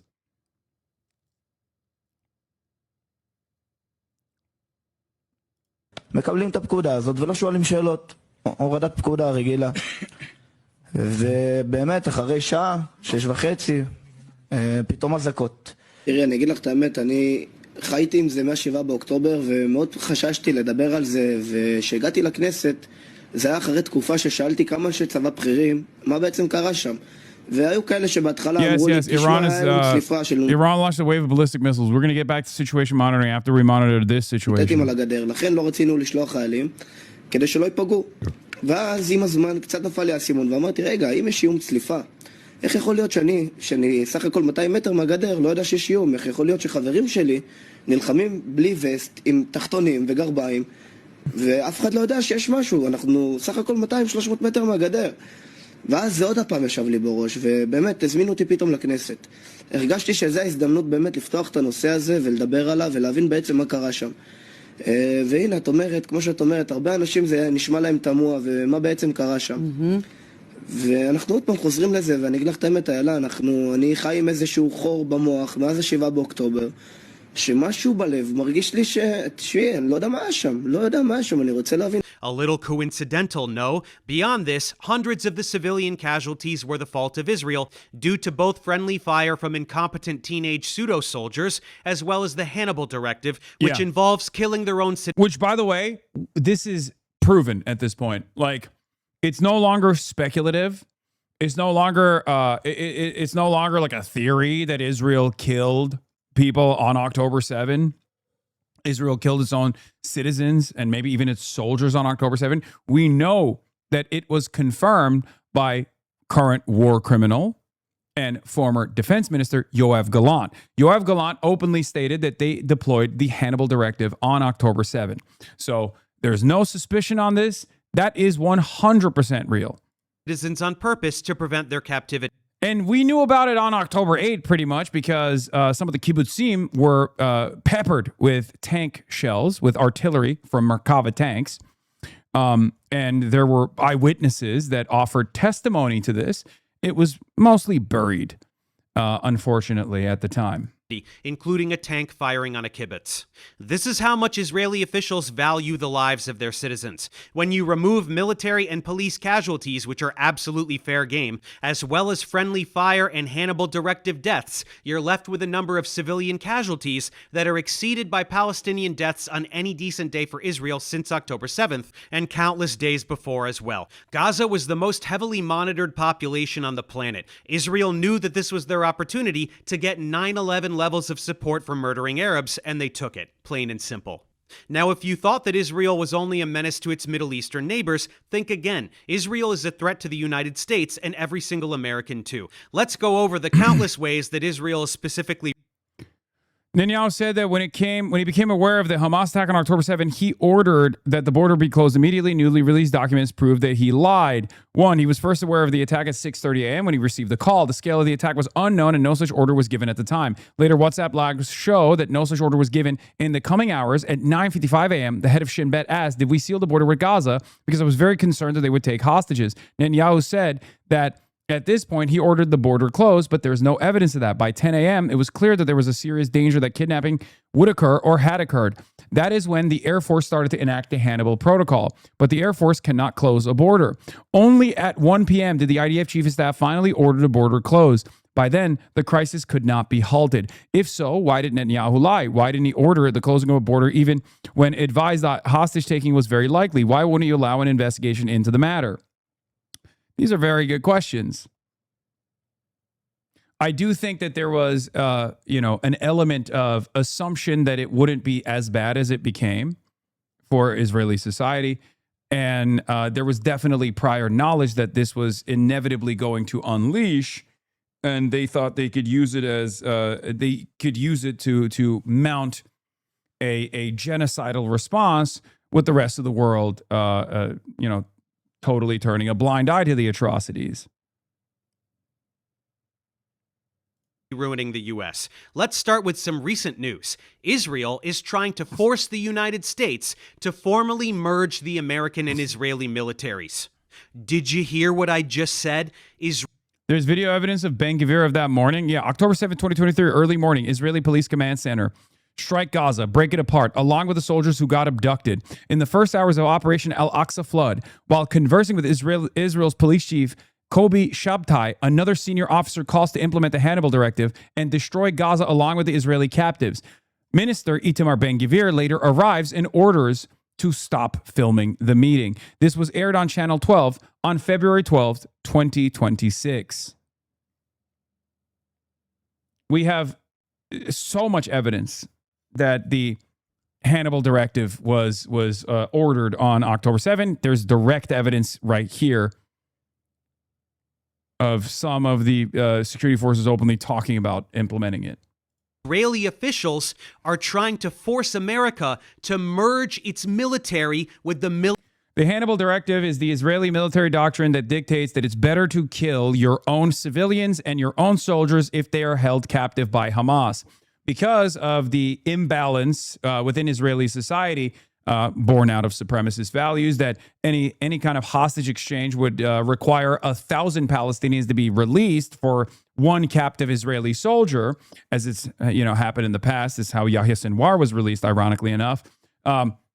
Israeli military doctrine dictates that once the Hannibal Directive is issued, the Israeli soldiers, the Israeli Air Force can bomb the positions where Hamas have taken Israeli soldiers or Israeli civilians captive and murder the Israeli captives rather than allow for Hamas to negotiate with those captives. This is part of the reason why Israel actually directly murdered a bunch of Israeli captives in the process.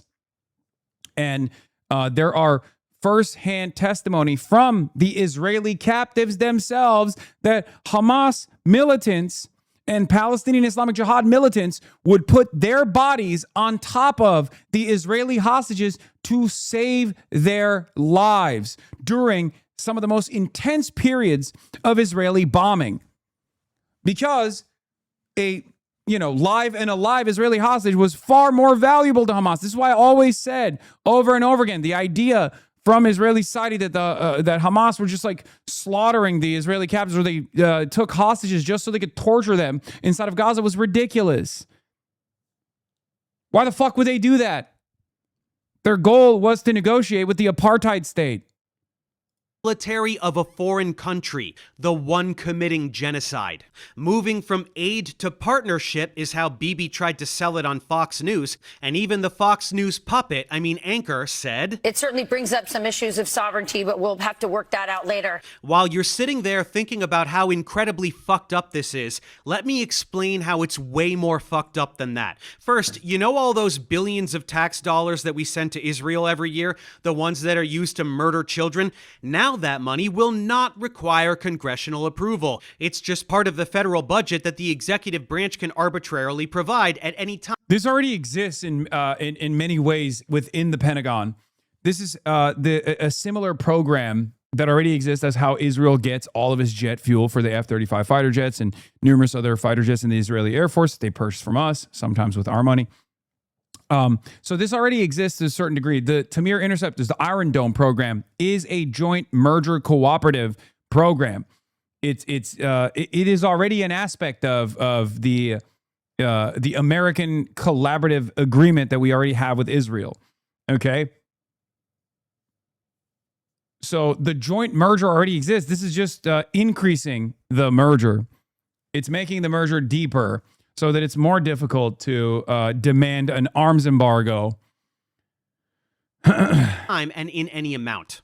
Next, the government is trying to bring back the military draft. If that were to happen, soldiers would be forced to fight for Israel. That would mean that young Americans could be drafted against their will and forced to go murder Arabs for Israel, while also potentially just getting murdered by Israel themselves via the Hannibal Directive. And finally, this move would make the Pentagon totally dependent on Israel. Israeli AI systems would be integrated into all the highest classification functions of the US military. So no American intelligence could be withheld from Israel, including that on its own citizens, and any attempt to defy Israel's wishes by any future president could be regarded as a military coup.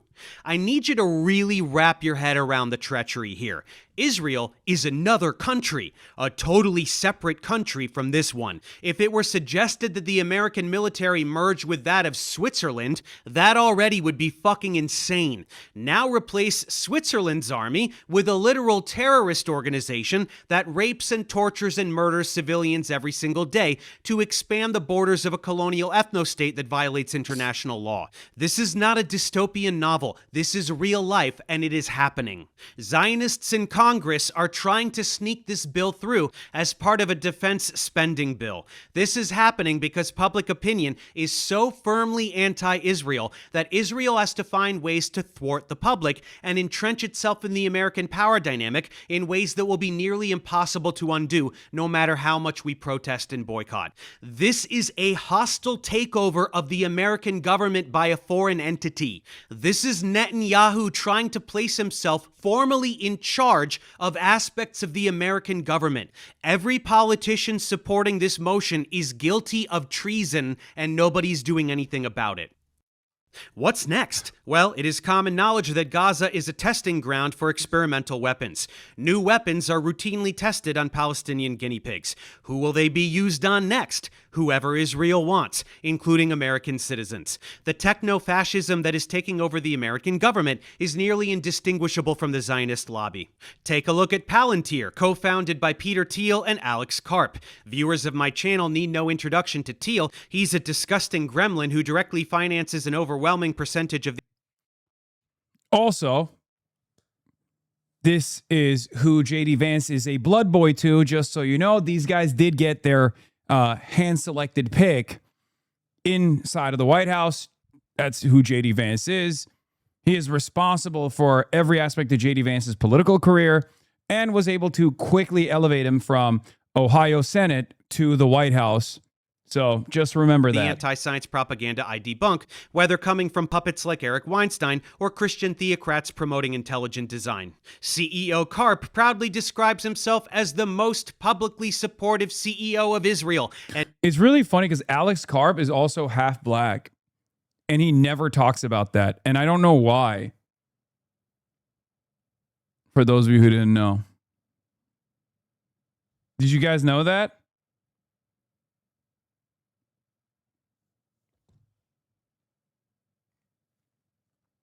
Yeah.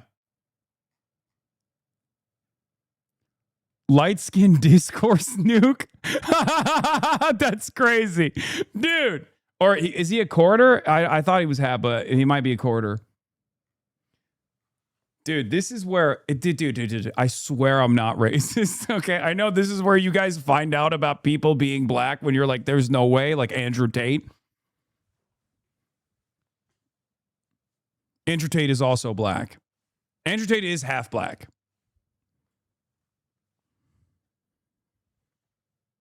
It's true.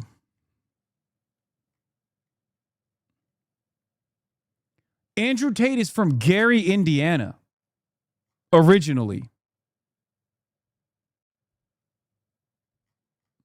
Never shuts up about how awesome Israel is.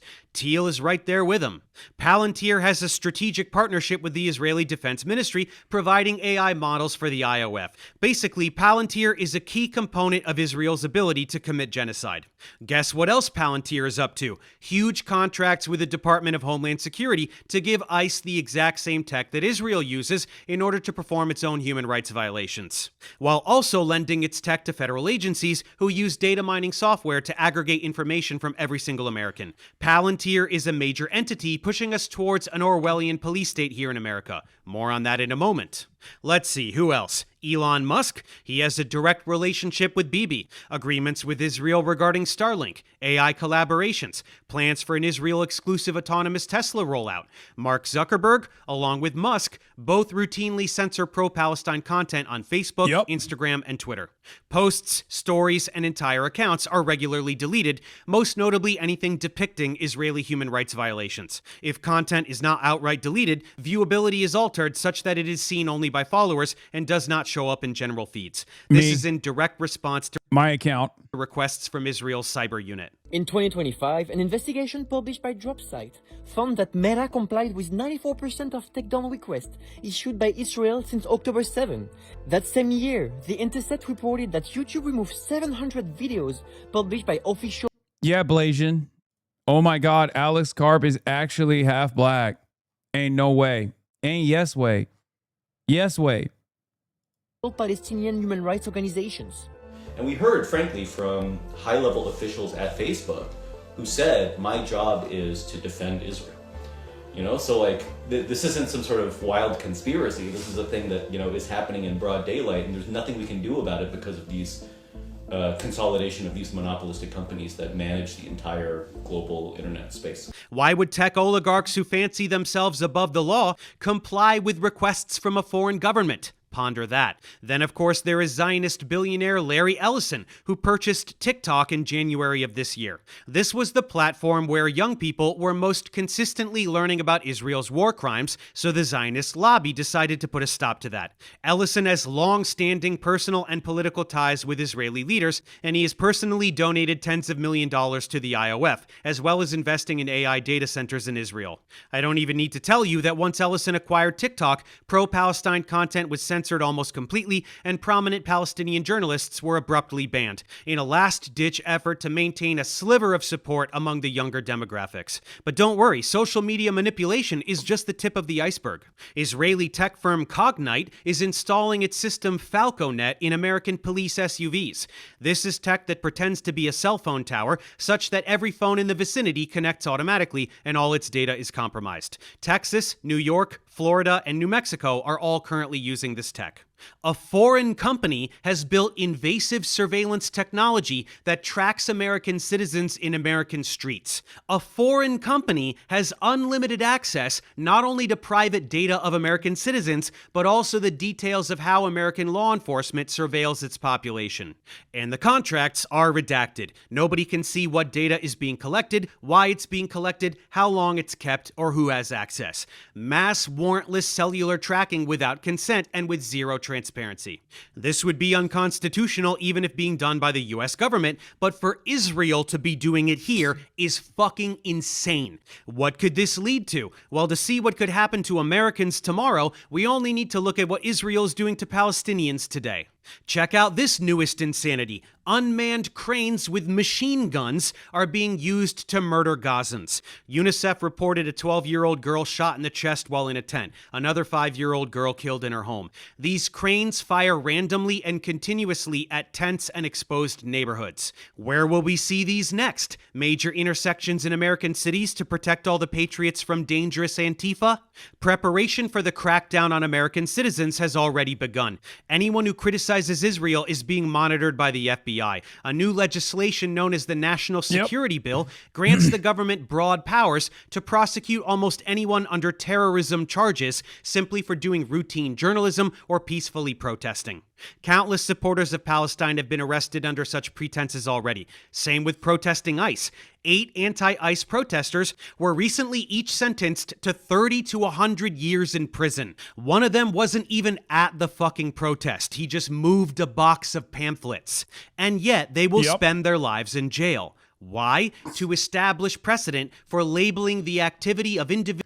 Yeah, I mean, I've said this before as well. Literally everything Alex Jones and the right used to piss their pants about under the Obama administration, utilizing FEMA funds on FEMA facilities, black helicopters, mass surveillance, government coming down and knocking down your door, flock cameras, okay? Constant round-the-clock surveillance by a foreign billionaire by the name of Peter Thiel. Demonic foreign billionaire by the name of Peter Thiel. It's all happening. Epstein pedophilia ring of close associates being deeply embedded in the White House. It's all happening. It's just happening under the watchful gaze of their guy, which is precisely the reason why seemingly all of these fucking the conspiracy guys on the right are perfectly fine with it. Your guy's doing it. Individual protesters as part of large terrorism networks. This is the blueprint for the legal framework being built around criminalizing protests, expanding terrorism rhetoric, and cracking down on any dissent from the twisted goals of those in power. This is how you transform political opposition into a security threat, peaceful protest into terrorism. Want to jail subversive individuals with zero basis? Just shout Antifa and your wish will be granted. This is an arbitrary category that can be expanded at will to encompass any political affiliation deemed unsavory to those in power. Doesn't matter what you did or didn't do. You're part of terrorist Antifa because they say so, and you go to jail for life. This is how you make people afraid to organize and resist authoritarian rule. On January 6th, people smashed windows at the Capitol. They assaulted police officers. They literally hunted down lawmakers. They erected actual gallows and called for the public execution of Mike Pence, who was in charge of the count. It was a coup that attempted to interfere with an election and install a dictator. What do they get? Jail time for being domestic terrorists? No. Trump pardoned them all and then tried to award them billions of dollars of taxpayer money for damages. What serves the state is good and heroic, no matter how obviously terroristic in nature. And whatever defies the state is terrorism, even if it's just holding a fucking sign or preventing ICE domestic terrorists from murdering civilians. And Fandora with another correct take, albeit presented in a contentious manner. They did this with black people in America 50 years ago. This ain't new. Imagine if I spent every waking moment on here being like, for the last 25 years, they've been doing this to Muslim Americans nonstop. This ain't new.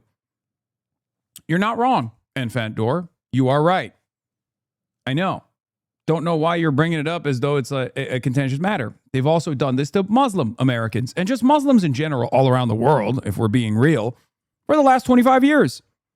Now they're doing it to white people too. That's the difference. Okay?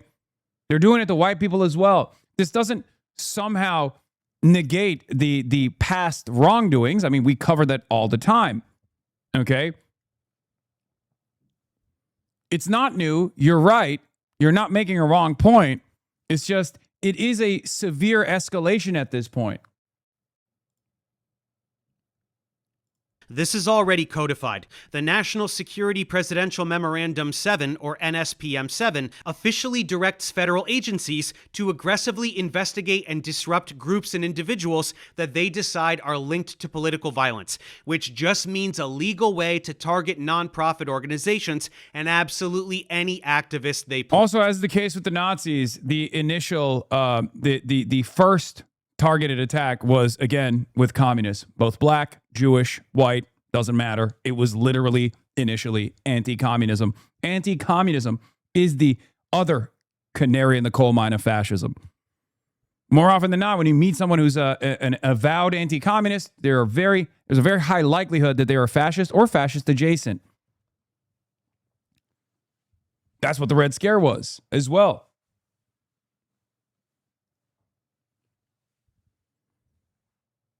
Please. Watch lists of suggested subversives already exist. What are the targets? Anti-Americanism, anti-capitalism, anti-Christianity, extremism on migration, race, and gender. He's got the Ken Klippenstein opposition article to on. traditional American views on family, religion, and morality. All of these labels are in there. I'm not making up a fucking word of this. It's a goddamn fever dream. What is this? This is the complete dismantling of free speech. The Constitution guarantees that you can't be imprisoned for things you say, for views you hold, or for protesting things. This administration is taking a big dump on freedom in the Constitution, and they're doing it for Israel just as much as the rest of the oligarchy it can barely be distinguished from. Other countries are doing the same thing. A new law in Britain gives sweeping powers to executive leadership to determine terroristic threats and imprison protesters, criminalizing journalism and activism, using broad provisions to put people in jail for a decade or more. Germany is on board as well, approving a bill that makes criticism of Israel a criminal offense punishable by 5 years in prison. Supporting a cause or quoting a source that is arbitrarily deemed a terrorist threat will be a crime, and countless people will begin going to jail for defending basic human rights. What is the justification for such draconian measures? Always, without fail, anti-Semitism. The boogeyman, the hyperinflated threat that justifies ruining countless lives, an embodiment of the toxicity it pretends to fight. Oh, and what will be the last resort if the American public simply will not accept foreign rule? Just ask Israeli defense researcher Benny Sapti. He recently tweeted this. Maybe USA needs... Dude.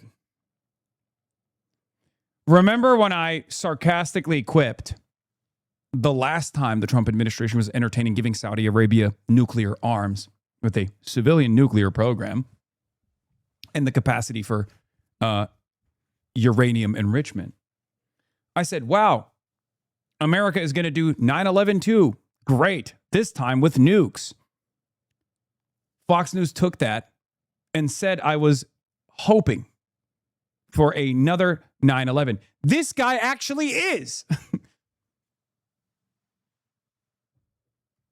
Needs another Pearl Harbor or 9/11 to remember who is the enemy and who is the friend. Sounds like a threat, doesn't it? Yes, Israel can and would commit a terrorist attack on American soil, blame it on Arabs, and gaslight the world into supporting a renewed wave of violence on whomever they please, with full American economic and military support. Sounds too far-fetched? Think again. Israel has a history of this behavior. In 1967, Israeli aircraft and torpedo boats attacked the USS Liberty in nearby waters and killed 34 Americans. They thought it was an Egyptian warship, of course, since those usually fly American flags.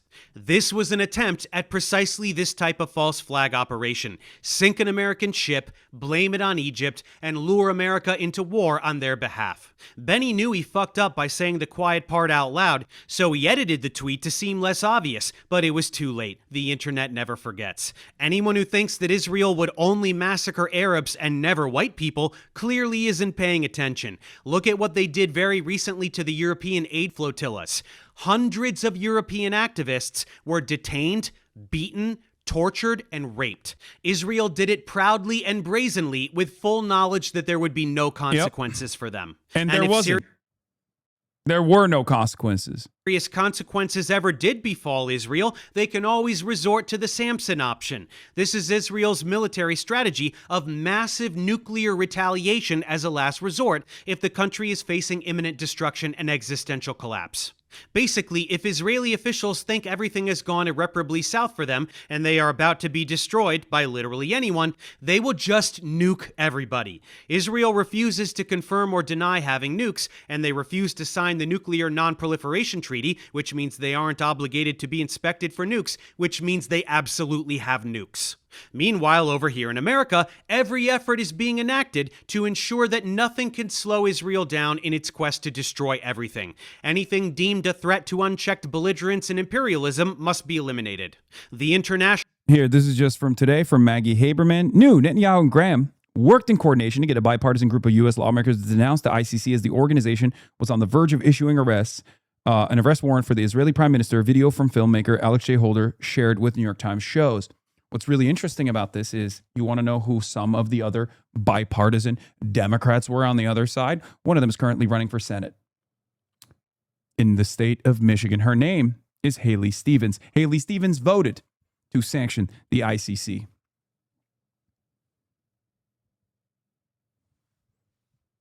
What gives? Israel comes to me in my dreams.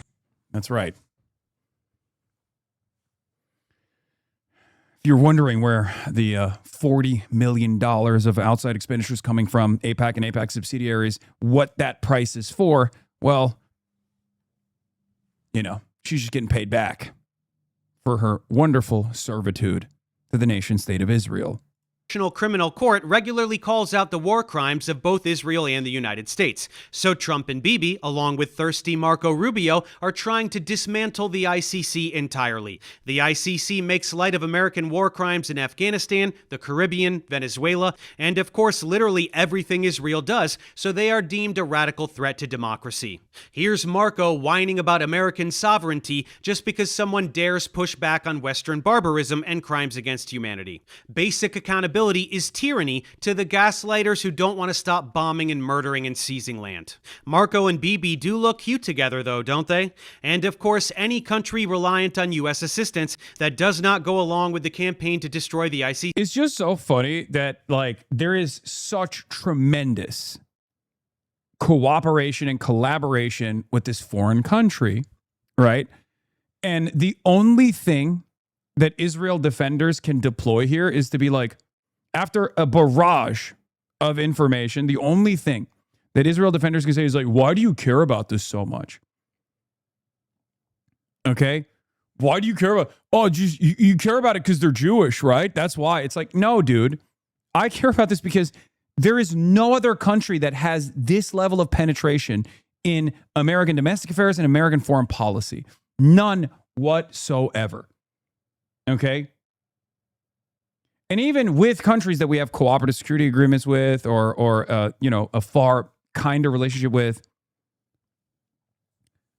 they are not committing a genocide, with the exception of Saudi Arabia and maybe some others.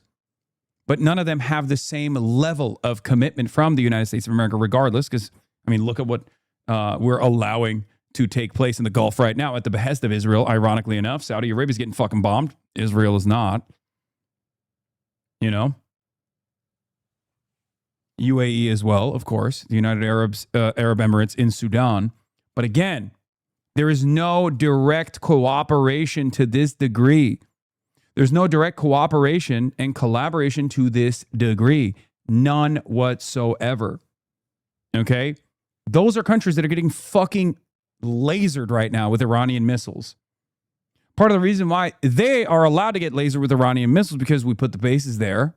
And we're not even defending our own fucking bases. Why are we not defending our own bases? Because we have a finite supply of interceptors, and those interceptors have to be trained on Israel comes to me in my dreams. the nation state of Israel. Will feel the blowback. This is just a continuation of the trend of this administration dismantling absolutely any institution which serves the global citizenry at the behest of a twisted oligarchy. Want to pollute more? Destroy the EPA. Want to poison more? Destroy the FDA. Want to do more war crimes? Destroy the ICC. It's a trend, and it's one I've been highlighting in my content for a while now. None of this is normal. This is not business as usual. This current administration is the beginning of the fascist takeover. It is happening now. They are trying to eradicate democracy. Whoever doesn't see that is blind. Anyone crying about TDS can fuck themselves. This is the moment where we either fight all of this while we still have an outside chance, or we submit to tyranny and accept fascist authoritarian rule. There is not an ounce of hyperbole in anything I've said. The infrastructure for the authoritarian police state is being built and implemented right now, today. People can sense the changes being implemented by Project 2025 personnel. Public opinion regarding Israel has... Project Esther is the branch off from, you know, the people that brought you Project 2025, which specifically is designed around utilizing anti-Semitism allegations in an effort to destroy the First Amendment. They're also following through on Project Esther as well. Obviously, Mahmoud Khalil is a great example of the continuation of Project Esther. Has shifted irreparably even among conservatives. The oligarchy knows it, and they are doing everything they can to secure authoritarian control before this term is over and they lose their chance to clamp down. These monsters will not stop until they get the techno-theocratic dystopia they're lusting for. Orwellian surveillance with flock cameras on every corner to track every citizen and everything they do. ICE thugs terrorizing every neighborhood. Digital IDs required to access any website. website. The prison is being built around Americans as we speak, and the campaign is beginning to ruin the life of anyone who tries to organize against it. With these acts that can arbitrarily label any subversive activity as terrorism, they will destroy livelihoods. They will send ICE agents or drones to murder people in broad daylight. Sympathy for the victims of Israeli terrorism are now terrorists, according to the state. Israel has their hands in absolutely all of this. All of it. There is not a single nook or cranny of any of this shit that doesn't involve Israel. Israel is pure poison, and Zionism is the ideology behind it. An ideology of Jewish supremacy, ethnic cleansing, genocide, deception, and self-victimization. Okay, are we all up to speed on how Israel is an existential threat to all of humanity and the most vile source of pure evil since the Nazis, and how they are objectively committing genocide like 100% without a doubt, and anyone who says otherwise is either paid by Israel or a brainwashed idiot? Awesome. Now let's get back to Destiny and talk about his rose-colored relationship with this belligerent imperialistic ethno-state. Honestly, I'm pro-genocide. It sounds really shitty, but I think that Israel should just draw up its fucking borders about where it is now, and basically Palestinians can go live in another place. That's really shitty, but that's about where I'm at. You just think the Palestinians should just pack up and Native American the fuck out of there? The problem is that it seems like there is a hugely general hostility to Jewish people across really the entire world, but definitely the Middle East. Right out of his own mouth. He is pro-genocide. He supports the genocide. I think even the response that he gives, or the answer that he gives as to why genocide is inevitable, is also psychotic, because I don't even know where he got all this Hasbara shit from. I don't know where he developed this level of weird Jewish exceptionalism. I genuinely don't understand it, because his response is literally, well, people are anti-Semitic, so they have to be genocided. That's psychotic, man. That's literally psychotic. That's insane. I don't believe that anti-Semitism is acceptable in any way, shape, or form, but there's no world where I'm going to be well, we got to genocide people. We got to genocide everyone because they're anti-Semitic. It's also untrue, but it doesn't even fucking matter that it's untrue, because even if it was true, it still would not be permissible.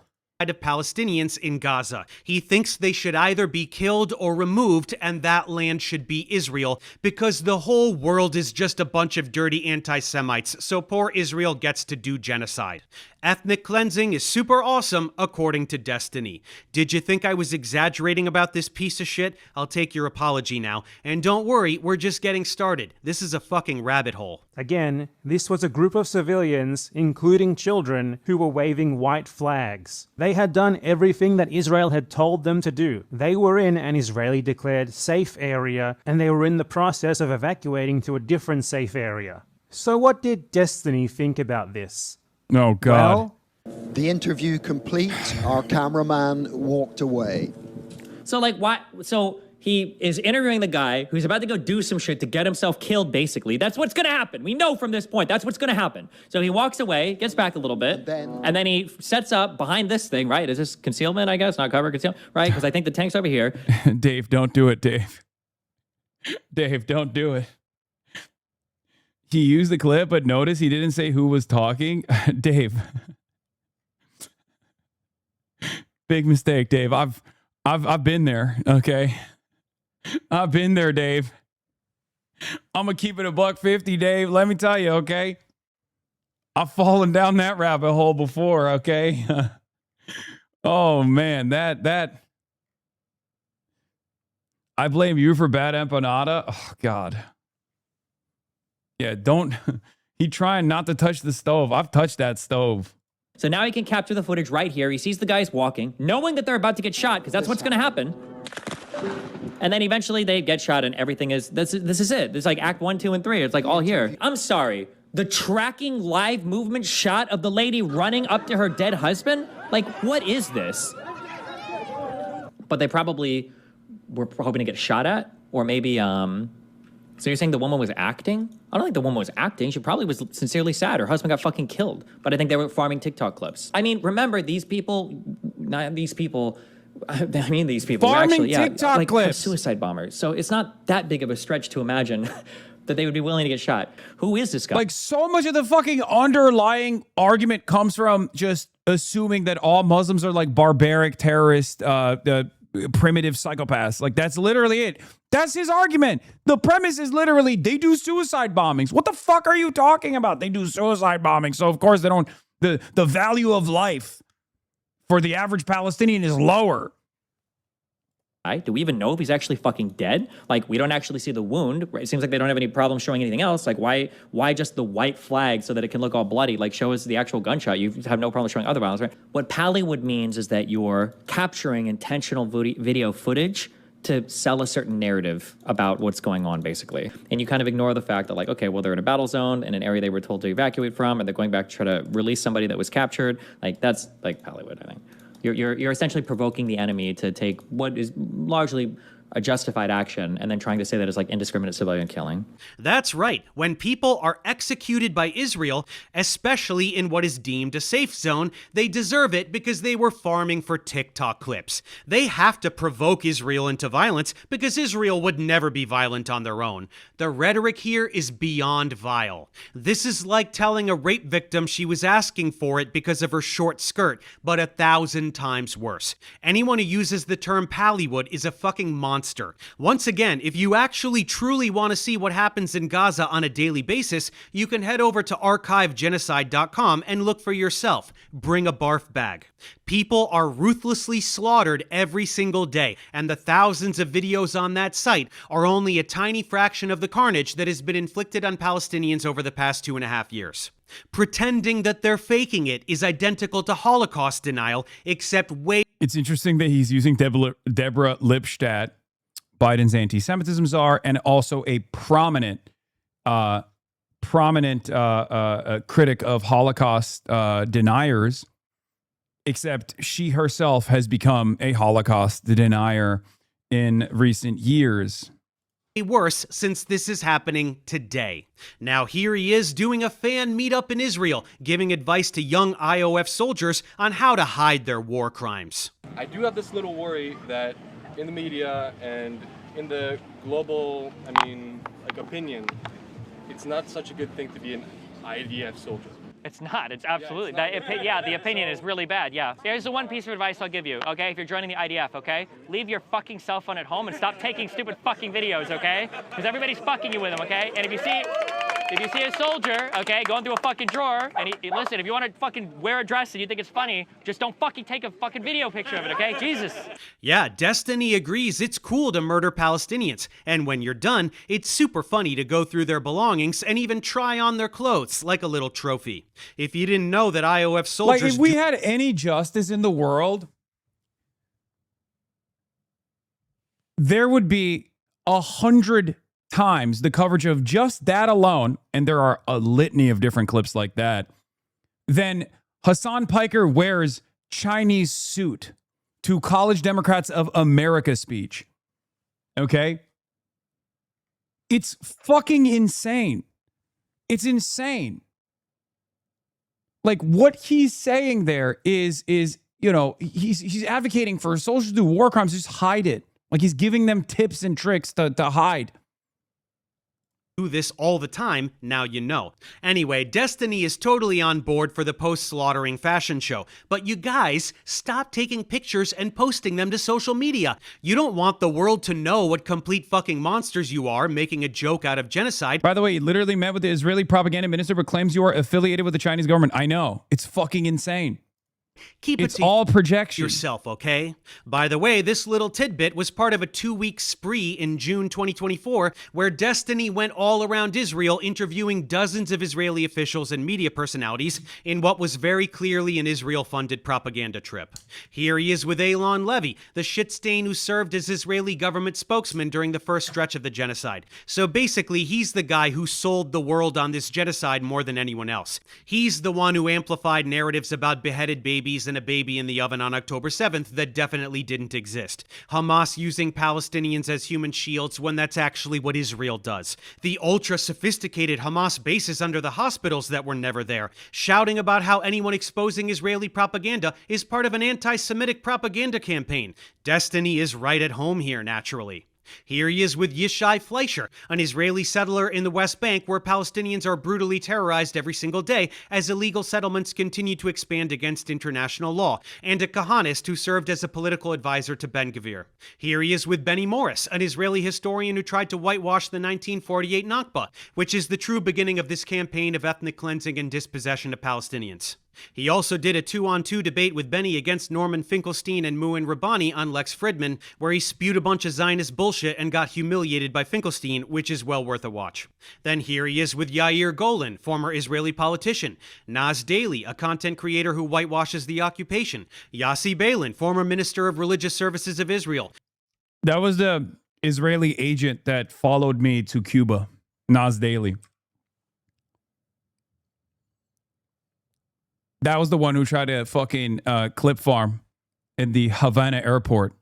He was there while we were there in Cuba. Creator who whitewashes the occupation. Yossi Beilin, former Minister of Religious Services of Israel. Ofer Sheila, journalist and politician. And Shel Pfeffer, journalist and genocide denier. Yosef Haddad, genocide propagandist. That's not even the full lineup. He has long playlists. It's just crazy because, like, they presented this as seeing both sides of the apartheid. And both sides are just, you know, Palestinian citizens of Israel that are now propagandists for the fucking apartheid state. With way more content, which beyond interviews includes palling around with IOF terrorists and even reenacting the stealing of a Palestinian's home. We won't dive into all that content today, but that's his little Hasbara field trip. Destiny was recruited by Israel to publish content to brainwash American liberals into denying genocide. Want more? Here he is mocking the death of Palestinian poet Rifat al-Arir, who was targeted and murdered in an Israeli airstrike. He's a garbage human who deserved to be murdered for speaking out against genocide. And what a horrible father he is for having children absolutely anywhere, since Israel bombs literally everywhere all the time, including and especially the places where they specifically tell Palestinians to go. People have been telling us that the Palestinians are starving to death for decades. People have been telling us since October 7th that no aid is going into the country, that has been kept on a caloric deficit. And now here we are, months and months and months in. Where are all the people dying for starvation? Something is not adding up here. The math doesn't work. Something is not right about the story that's being told. Yes, Destiny is denying the objective fact that hundreds of Palestinians have died of malnutrition and starvation during this genocide. He asks where the dead people are and can't even bother to look. Sam Harris does this too, by the way. Another genocide-supporting piece of shit and incredible disappointment of a human being. Who knows, he may deserve a video at some point as well. So you don't even deserve to be in What that do you want him to conversation. admit? What do you want him to admit? Why is there a blockade in Gaza? Yeah, you tell me. Why is there a blockade in Gaza? When you look at the fact that Israel is preventing cookies from going into Gaza, you know that it's not motivated. Why would cookies be prevented from going in? And What were potato custom chips. rockets? Yeah, this was a classic moment. Custom rockets are made with cookies. Filled with? Yeah, with cookies? Yeah, with sugar and fertilizer. Yes, that's how they made the early rockets. The first generation that was we're going to literally deny used. Palestinians in Gaza sugar because it might be used. Well, first of all, they're allowed back in because they use more sophisticated rockets. That's right. There has to be a blockade to prevent food from getting to starving Gazans because they will use the sugar to make rockets. That just came out of his dumb fuck face. Starving 2 million people to death is cool because we can't have tiny dinky little rockets damaging a bus stop while Israel continues to carpet bomb Gaza on a regular basis. Fuck me, what an asshole. Genocide is a special crime that has two elements. One of the elements requires some kind of destruction of a people or taking away of their children or sterilization, something like that, an obvious thing. But the second part is a highly specialized intent to destroy a group of people in whole or in part. And that highly specialized intent is what makes genocide so unique. And there are so many things related to genocide that don't apply to modern military conflict that you should take note of, because when you start to apply genocide in the way it's being applied to Israel, it basically would be applied to every single conflict. He doubled down on this today. With this belligerent imperialistic ethno-state. Honestly, I'm pro-genocide. It sounds really shitty, but I think that Israel should just drop its fucking borders about where it is now, and basically Palestinians can go live in another place. That's really shitty, but that's about where I'm at. You just think the Palestinians should just pack up and Native American the fuck out of there? First of all, I like that this fucking I like that this quote was before October 7th, so I had no clue even that much about Israel, and I had no clue. Obviously there wasn't the terrorist attack on all the attention on these on anything related to Israel Palestine, number one. But number two, this is essentially their position, just reversed, where they're like, well, both sides are probably going to genocide each other anyway, so it should just be like an Arab state, and maybe they have to. It's not the fucking position of the Palestinians at all. Do all the Jews out for it to succeed. Like, it is the opposite position, but it's also very obvious here that my position is like, I don't know, man, doesn't sound like there's a solution. It seems like pretty shitty. I don't know. I guess if one side is going to kill each other, I mean, I'd probably side with the Israelis over the Arabs. They have like 60 states anyway. Do they really need a 61st?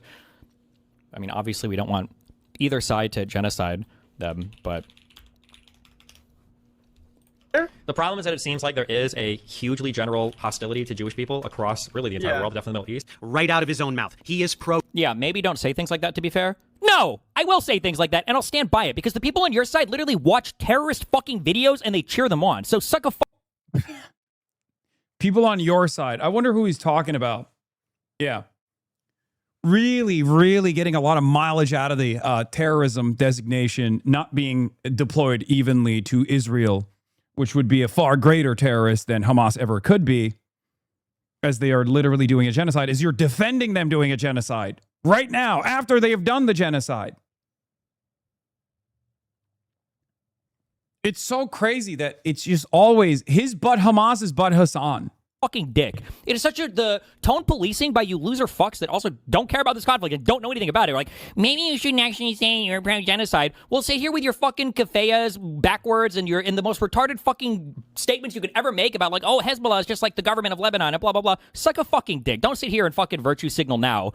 No one says Hezbollah is just like the government of Lebanon. People say correctly that Hezbollah is an active party within the Lebanese parliament, which is just true. I know it probably hurts your feelings to recognize the truth there, but, you know, they do have civil governance duties. It's just true. Okay, when you're cheering for dead Palestinian babies because you can jerk off to them and send them to your fucking friends online. Get the fuck out of here, fucking retards. Genocide. He's such an insecure little shit, and he knows deep down inside that he fucked up. He thought, because he considers himself to be brilliant, okay, he thought that there would never be pushback on this position. He thought he could carry this position to glory. He even repeatedly said in like 2024, by 2025, I will have eclipsed Hasan in viewership. He's on a downward trajectory. Everyone hates Palestinians. Everyone hates Palestine. He's pro-Israel. He genuinely thought that this was going to skyrocket his success, not realizing that there would be a sea change. So now he's just stuck, constantly having to double down. And I only say this because he's a fucking mercenary. He doesn't really give a shit about any of these values, right? Here's another Destiny clip. Responding to a chatter skeptical of his trip to Israel. Given the opportunity to go back in time, I will prefer to the Israeli side 100-0. Obviously, the Israeli side of this conflict is 1 trillion times more compatible with Western values. Incredibly reactionary bullshit. Yeah, Western values. Western values of genocide? Is that what you're saying? No, it wouldn't, you delusional asshat. Israel's genocide is not a military conflict. Palestinians don't have a military. They're a prisoner population being indiscriminately slaughtered while their land is demolished and stolen. That's why it's a fucking genocide. There is no conflict happening in the world today that better fits the definition of genocide that he just listed, and yet it doesn't apply to Israel because reasons. In this clip, he also states that the invasion of Rafah needs to happen. Ethnic cleansing is not a real thing. He tries to deny the systematic sexual abuse of Palestinian prisoners. It's a fucking clown show. You have statements going. You understand, just as a real quick thing, you understand that transfer is not the same thing as ethnic cleansing, right? You understand that Benny Morris has said that it's ethnic cleansing and that that's his euphemism. Hold on, no. That's right. If Israel was to forcibly transfer... Benny Morris has admitted that it's ethnic cleansing. He just agrees with it. He thinks it's necessary for the inception of the Israeli state, which he places a higher value on. For all Palestinians out of their territories to keep the land for themselves, effectively cleansing the land of the indigenous ethnic group. That wouldn't be ethnic cleansing. How silly. My BFF Benny Morris told me so. Like, I think a broad general problem with Arabs in the Middle East is they genuinely believe, like, Jewish conspiracies are like the underpinning of their entire understanding of the world. That Jews control all of the West, all the banks, all the countries, and that's a thing that a lot of them believe. I don't know how relevant that is to their day-to-day life or how much it matters, but yeah, it's probably a problem. This is a fucking... The Hong debate, I will have to watch recaps of because I didn't realize that the Francesca Hong debate starts at 5 p.m. and I scheduled a Trita Parsi conversation for 5 p.m. Insane unfortunately. thing to say out loud. Arabs in the Middle East have been dealing with Western imperialist aggression for their entire lives. Palestinians watched Zionist militias invade in the 1940s and murder entire bloodlines while stealing entire villages. They watched their land being usurped and given to settlers while a system of apartheid was built around them. There's no fucking conspiracy here. This is their personal lived history. Their family members slaughtered. Their homes stolen with all of their possessions inside. If someone came to your house with guns, murdered a few members of your family, and then forced the rest of you to leave with just the shirt on your back while they kept your house and all your stuff, your hatred of those people would not be based on any fucking conspiracy. And this is not ancient history. There are people still alive today that were displaced during the Nakba, and many more from 1967 when Israel did it all again. These are victims of Western colonialism and a cult of Jewish supremacy. But this kind of dismissive bullshit doesn't work on American supporters of Palestine either. People think Jews control the West and all the governments and the media and the blah, blah, blah. How silly and conspiratorial. Well, it's not Jews wholesale, it's Israel. It's Zionists, both Jewish and non-Jewish. They do have an outrageous level of control, most obviously in the media. The pro-Israel bias across nearly all Western media outlets is so blatant that to deny it is pure insanity. It's so self-evident that I don't even feel the need to expand on that statement. Then there are all the mergers. Did you hear about the latest one? Paramount, Warner Brothers, CBS, CNN, and HBO are all under one entity. Owned by, can you guess who? Larry Ellison, the Zionist scumbag who bought TikTok, and for the exact same fucking reason. When Zionist oligarchs have this level of command over the media landscape, while also having their hands in military AI and all kinds of other imperialistic shit, it means being able to execute whatever heinous acts they want, and then completely controlling the narrative surrounding it after the fact. To say that the vast majority of mainstream media outlets are controlled by Zionists is not a fucking conspiracy theory. It's a statement of fact. You don't have to stop at CEOs either. Look at who is selected to disseminate the narratives. Editor-in-chief of CBS News is now Bari fucking Weiss, whose right-wing propaganda outlet, The Free Press, was one of the biggest mouthpieces for Israel in the past 20 years. And what did she immediately do when she got there? She gutted the outlet and ousted anyone with an ounce of journalistic integrity, including 60 Minutes correspondent and 37-year veteran Scott Pelley. Yep, coming after CNN too. ZNN, baby. Publicly proclaimed that Bari was hired to kill the place. With the ship now sailing where Bari wants it to go, guess who shows up on CBS News? They're coming from the Pentagon, NASA, the CIA, the FBI, and the Energy Department. So let's bring in Avi Loeb, who now leads the White House UAP Council. Avi, what can you tell us? What's in these files? Full circle, full circle. Well, first, thank you for having me. Avi fucking Loeb, the exact fraud I debunked that made Destiny cry about how I use the word. I'm working to reschedule a Trita right now so I can watch the Wisconsin debate. Shut the fuck up, chatter. Shut the fuck up. I'm being super rude to him because it's literally half an hour from now. Zionist excessively. Zionists take over CBS, hire a massive Zionist stooge to run the news, and they immediately host the Zionist fraud who spews bullshit about the UAP psyop coming from the government that is also held hostage by Zionists. Funny how that works, huh? Speaking of which, let's move on to the American government. To deny the overwhelming Israeli influence on American politics is even dumber than denying media influence. In 2024, AIPAC spent $126 million supporting pro-Israel candidates and smearing anyone who dares utter a word against them, which is why not a single Republican senator or representative, and even very few Democrats, will publicly oppose Israel. This is a foreign country severely influencing U.S. elections and undermining the democratic process. This shit runs so deep that it even trickles down to positions that have nothing to do with foreign policy. Check out this clip from when Mamdani was running for mayor of New York. Hey candidates, first foreign visit as mayor, where would you go? The first foreign visit by a mayor of New York is always considered significant. Where would you go first? Left to right, Ms. Adams. First visit, I would visit the Holy Land. Mr. Cuomo. Given the hostility and the anti-Semitism that has been shown in New York, I would go to Israel. Mr. Tilson, where would you go? Yeah, I'd make my 4th trip to Israel, followed by my 5th trip to Ukraine, 2 of our greatest allies fighting on the front lines of the global war on terror. Mr. Mamdani. I would stay in New York City. My plans are to address New Yorkers across the 5 boroughs and focus on that. All of them except Mamdani would visit Israel. They're so excited and so proud to brag about how much they love Israel, the genocidal ethno-state, and how, as the mayor of New York City, it would be so important to them to visit Israel. Why? Why the fuck would they do that? This isn't the president, not the secretary of state, not even a senator, a goddamn mayor. It makes no sense. Only Mamdani had the balls to say that he would stay in the fucking city he is the mayor of like a normal person.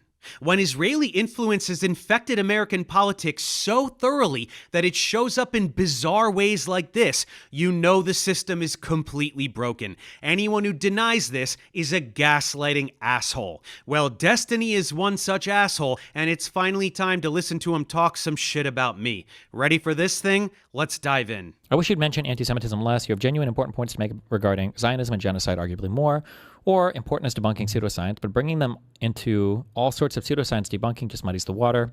You helped me deprogram from my scientifically absurd upbringing, and for that I'll forever be grateful. Please help others understand Avi is a grifter fraud without bringing Judaism into it, one step at a time, mate. There's no muddying the waters here, sweetie. Avi is a Zionist douche, using the Zionist playbook of deception and victimization. And I didn't mention Judaism. I said Zionism. Get a grip. This kind of like rhetoric right here, you know you don't. This is Nazism right here, right? Deception and victimization are like the 2 key pillars of kind of neo-Nazi belief. It's the idea that Jews are secretly behind the scenes controlling everything to deceive you, and they deceive you about that control. And then the self-victimization. Care to comment on Professor Dave's stance on Professor Jiang? Oh no, did he do a Professor Jiang video? That actually would make a lot of sense for him to do a Professor Jiang video. As they constantly harp about the Holocaust. Oh my God, we get it. But the reason why they have to harp about the Holocaust is because they have to center their victimhood so that they have an His fans have been trying to push this narrative and that blaming AIPAC is just a crazy conspiracy. I know. You know what's also funny? You know who else does this? And their fandom does this? Asmongold. Oh, everything you see AIPAC everywhere.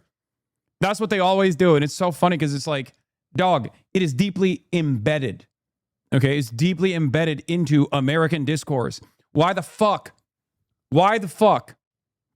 did Daniel Biss, when running for governor against the current governor of Illinois, J.B. Pritzker, fire his lieutenant governor? He fired him because the lieutenant governor that Daniel Biss was working with was pro-Palestine and a part of DSA, and a part of DSA's platform was pro-BDS. That level of involvement is unfucking believable. What other person running for Senate right now in the state of Michigan has said something like this? Israel comes to me in my dreams. Is there a clip out there of any other person running for any other point of office that has said things like Lithuania comes to me in my dreams? Bad Empanada had a video about AIPAC isn't the problem, he's paid. No, I don't think so. I assume, and I haven't seen that video. I haven't seen any Bad Empanada videos, let's be real. But in quite a while, big mistake to even watch any Bad Empanada videos to begin with. But what Bad Empanada was probably trying to make the argument for was that it's far beyond AIPAC, which is true. It's far larger than AIPAC. The problem is like far greater than AIPAC. Infinite blank check basically to deceive you and to control society. It's kind of crazy to just, but whatever. That's right, folks. It was an anti-J Street video. Oh, okay, that makes sense. Yeah, see? I'm a neo-Nazi for pointing out Zionist tactics of deception and victimization. All the deception Israel engages in to gaslight the world into supporting genocide, that's not real because Stevie says so. The victim complex they espouse, perpetually claiming to be the victims of terrorism while they commit heinous acts of terrorism, that's also not real because Stevie says so. In reality, there are no neo-Nazi tactics afoot here. Instead, there is only the Zionist tactic of irrevocably tethering Zionism to Judaism so that they can shout anti-Semite at anyone who points at their disgusting behavior. Any assault on Zionism... God damn it, I'm turning into fucking Asmongold up in this bitch. I've never watched a video that I found myself in agreement with so much that there's like no additional notes that I can put, so I just keep going, yup, yeah, based. This motherfucker turned me into Asmongold. The way he's cooking. Fuck. That's not true. This is an hour and 18 minutes that we watch, and I've been watching this for like 3 hours. Must be an assault on Judaism as a whole because they say so, no matter how obviously impossible this false equivalence is. Zionism is not Judaism. There are countless non-Jewish Zionists serving Israel and reaping the benefits of its imperialism, and there are countless anti-Zionist Jews. Not that many in Israel, of course. We're talking about Jews around the world, but there are even some in Israel. There are even anti-Zionist, ultra-Orthodox Jews in Israel. Want to see what happens to them?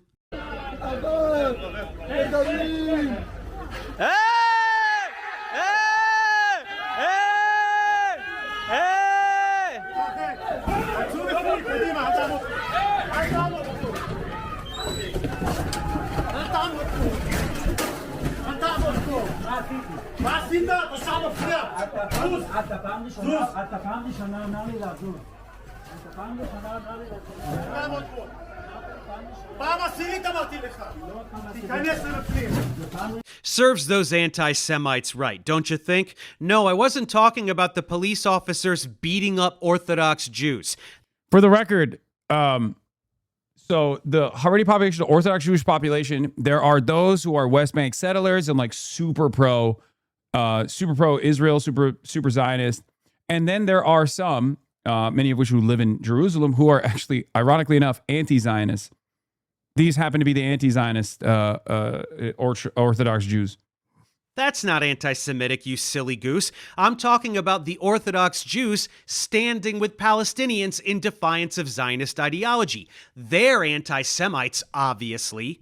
Anyone who conflates Judaism with Zionism or anti-Zionism with anti-Semitism, as Israel constantly does, and as Destiny just did, is a worthless anti-Semitic piece of shit. Zionism is anti-Semitism. I'm going to say that one more time so that it sinks in. Zionism is anti-Semitism. Zionism is a disgusting political ideology that has hijacked Judaism and Jewish history 100%. To justify imperialism, apartheid, and genocide. And Zionism is responsible. Which, looking at the long trajectory of Jewish culture, Jewish history, being victim to pogroms, being victim to the Holocaust, and having outright revolutionary sentiment baked into many prominent, the understanding of Jewish culture, baked into the understanding of Jewish history, Zionism is inherently antagonistic with the long-standing 2,000 years of Jewish history. It is literally the opposite.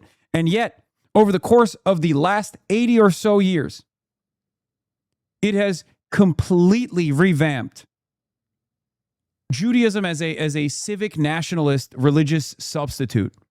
It is ridiculous. Now, of course, there are still plenty of people who resist against this fascistic ideology, who are Jewish themselves, and yet they are constantly fucking suppressed. No one ever talks about their perspective. They don't get to have prominent talking slots on mainstream outlets. You'll never hear from them. You'll never hear Gabor Mate on CNN. You'll never hear Norm Finkelstein on ABC or CBS. You'll never hear from Ilan Pappé. You'll rarely ever even hear from the likes of Gideon Levy, for example, I mean, he's a very prominent journalist.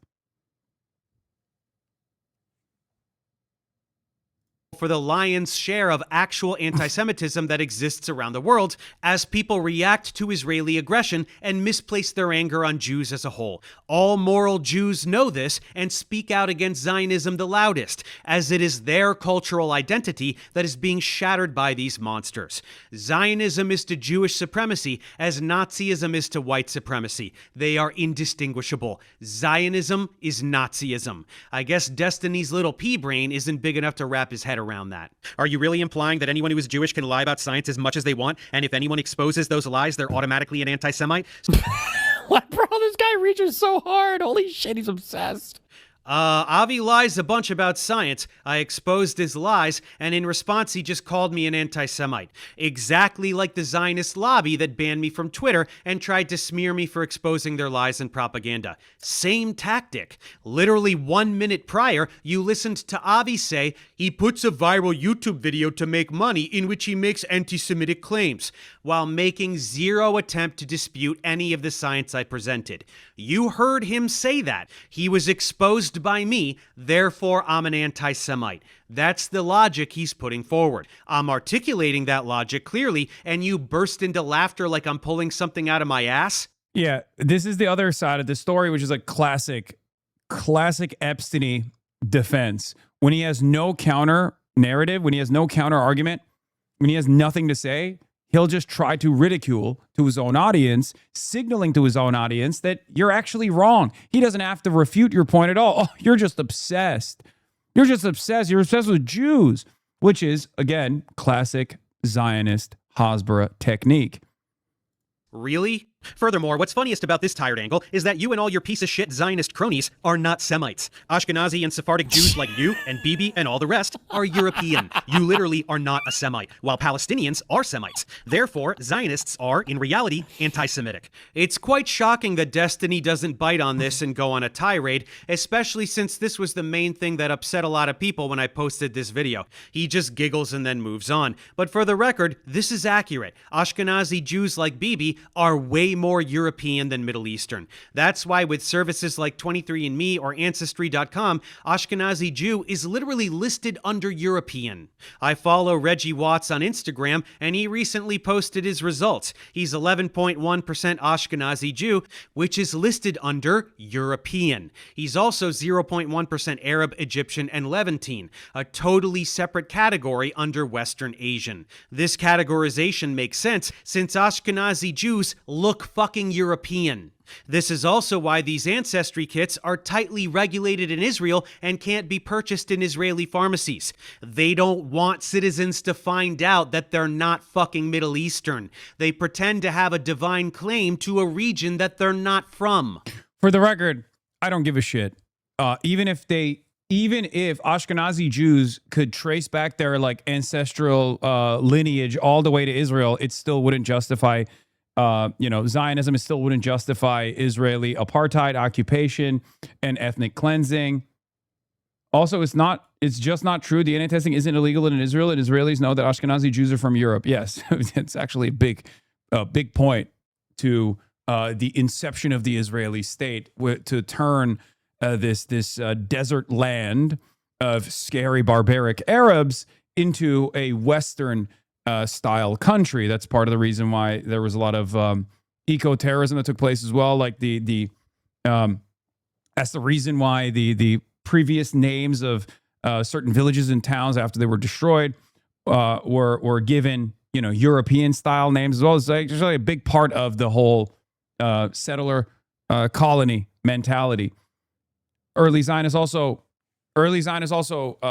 very clearly signaled that they were engaging in a colonial conquest in order to, draw more support from European colonists. Do Ashkenazi Jews have more Middle Eastern ancestry than Scandinavians? Obviously, but over many centuries, that ancestry got diluted and they're largely European now. This is in stark contrast with Palestinians who have had a continuous presence in the Levant since antiquity, along He said regulated, not illegal. with Mizrahi Jews, who, by the way, experience systemic discrimination True. in Israel, which is socially and politically dominated by European Ashkenazi Jews. It's almost like there's some white supremacy in their Jewish supremacy, wouldn't you say? You can talk about the etymology of the word anti-Semitism all you want, and that's totally fine, but the facts regarding biology remain, and that was the main point I was making. Europeans pretending to be Middle Eastern has the same vibe as some Karen in Massachusetts bragging about being 3% charity. Actually, this is identical. Another interesting through line. It is identical to that. Just like saying yallah, or taking Arabic food, or taking Arabic terminology in general, many of which Ashkenazi Jews commonly deploy, specifically in Israel. But also another interesting through line is the German philo-Semitism that we've discussed. It is also identical to the Americans LARPing as Native Americans. That there is this German philo-Semitism, the fetishization of Jews in Germany, as I think another version of this exact same thing. You're engaging in engaging in the ethnic cleansing of a people, and then you fetishize them and fantasize about being the same people that you ethnically displaced or ethnically cleansed or destroyed the culture and humanity of. Indian. This claim to ancestral land that Zionists espouse in order to justify murdering people and stealing their homes is total horseshit. We all originated in Africa, so white people should be able to steal African homes too, yeah? A little moot since Africa was very recently the victim of European colonialism for about 100 years, but still, the logic stands. Hey Avi, I'm not sure if you noticed, but the whole world despises your ideology. The world knows your gaslighting and your Hasbara tactics. Shouting anti-Semitism at everyone that hurts your feelings is just going to hasten your demise tenfold. What does that have to do with it? What does being a lying, manipulative, gaslighting fraud in order to get away with scientific fraudulence have to do with his political ideology that involves lying and manipulating and gaslighting constantly in order to get away with war crimes? That's a serious question. My scientific. Can you be anti-Zionist without being anti-Semitic? Maybe, but Maybe. Oh, how gracious. How gracious of the pro-genocide, pro-Israel, sex pest Twitch streamer has given us an allotment. He's given us an allowance. Oh my God. That's my favorite thing that Zionists do, is whenever they're like, you can criticize Israel just in the confines that I think is appropriate. And it's like, why would you be the fucking judge and jury? Why? Kick streamer, not Twitch streamer. I apologize. But anyway, like, what do you mean? What do you mean there's an acceptable way to critique Israel, but you're not doing it? It's like, why am I supposed to listen to you? You're pro-Israel. Why would I listen to you? Do I listen to a Klansman when talking about white supremacy? Oh, I'm sorry. There's an acceptable way. There's an acceptable way to critique white supremacy, and you're not doing it. You're engaging in anti-white behavior. It's like, what the fuck are you saying, dog? You're a Klansman. Why would I fucking listen to your confines? Why would I listen to what you want to have this conversation, what the safeguards you have around this conversation? I don't give a fuck about your opinion on this. That's your problem. You got to fucking build a bridge and get over it on your own.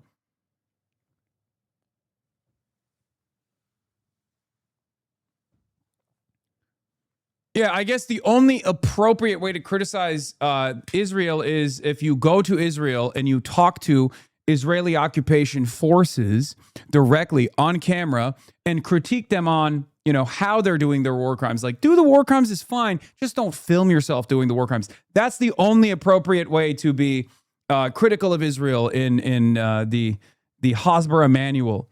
And the crazy part, Israelis have literally killed other Israelis because they're phonetically presented as Arab. Thus, we've seen an appropriate target. If anyone needs a reminder that the IOF killed Israeli hostages because they didn't look Israeli enough, that, or remember when there was an American Zionist in Florida who thought that these Israeli tourists who were Arab and Jewish from Israel were actually Arab, Palestinian, Muslim potentially, and he shot at them. And both parties involved thought that the opposition was actually, Hamas. That was funny. Yeah, that was funny. Classic Florida moment, which this fucking sex pest happens to reside in as well. If you really, really, really wanted to dive into it, there's like a big, I think it's actually a pretty deep argument, but most people aren't even close to being able to have that discussion. Hey, jackass, why don't you try having that discussion with any of the thousands of anti-Zionist Jews who fiercely oppose Israel's genocide and co-opting of their faith? I'd love to see that. There's nothing deep about it. Anyone with a moral compass is anti-Zionist. Many Jews have a moral compass. Are you seeing the Venn diagram? Like, I don't think, does anybody in the Western world ever say, like, is there a position for, like, I don't think Kurds should ever have a country? Like, I don't even know if that's like a position that people have. I think people are generally just like, oh yeah, I mean, they should, but I mean, it sucks for them, I guess. I don't know, but I mean, we don't really talk about Kurdish people much in the West. But to have like a unique person. Can you imagine if America treated Israel in the way that they treat Kurds? It's ridiculous.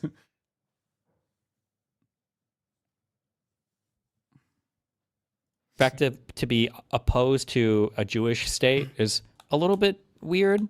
You're kind of missing the point here, champ. This is the old, but why can't Jews have a country bullshit talking point. Yep. First, ethnostates are bad.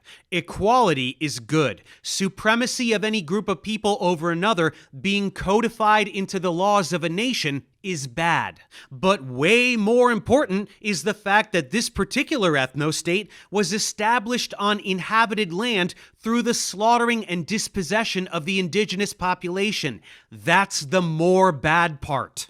If post-World War II, a Jewish state was set up in the middle of fucking nowhere and built up from scratch, like in Germany perhaps, since they did the Holocaust and over 80% of the... I rescheduled Trita to tomorrow at an earlier time in the day, okay? Yes, we are going to be watching the Francesca Hong Wisconsin debate. Country is open land. Very few people would have had a problem with that. It's the ethnic cleansing that's got everyone upset. Do you get it now? The real, when you really say you're anti-Zionist, what you're saying is that, like, you don't believe that Jews should have some special right to their own country. That's really what people mean when they say anti-Zionist. Now, that only can refer to the state of Israel because that's the only Jewish country. No, we're saying that Israel shouldn't have the right to murder and displace anyone they want, the thing they've been doing on a daily basis since the state of Israel was established. But then it's weird because they'll make these same claims in that, like, the Palestinians are for some reason entitled to their own state. I don't know why. It's one of the reasons why they push so hard for. It's like really fun. Oh, bro, I don't want to get into this. I don't give a fuck. You don't want to continue rambling because you sound like an idiot. People who inhabit a place don't deserve to continue inhabiting that place. Palestinians don't deserve Palestine. Well, it wasn't an apartheid ethno-state. Jews and Christians lived in Palestine and they got along just fine. Jews could have emigrated. Shout out to the Ottomans, low-key. You know, many mistakes were made, but this was not one of them, okay? Under Ottoman rulership, there was harmony. In large numbers to the Levant after the Holocaust and integrated into existing societies, including Palestine. They didn't do that. Zionist militias went in and started murdering and stealing everything. Pretty big difference. Anyway, at this point, Stevie got tired, realized that my video on Avi was hard science wall-to-wall, except for the 2 or 3 comments I made on his Zionism, which he failed miserably to address honestly, and he spent the rest of the stream, which was the overwhelming majority of the stream, looking at something else. Of course, that didn't stop him from choosing this slanderous title and thumbnail. Gotta get those clicks, right, Steven?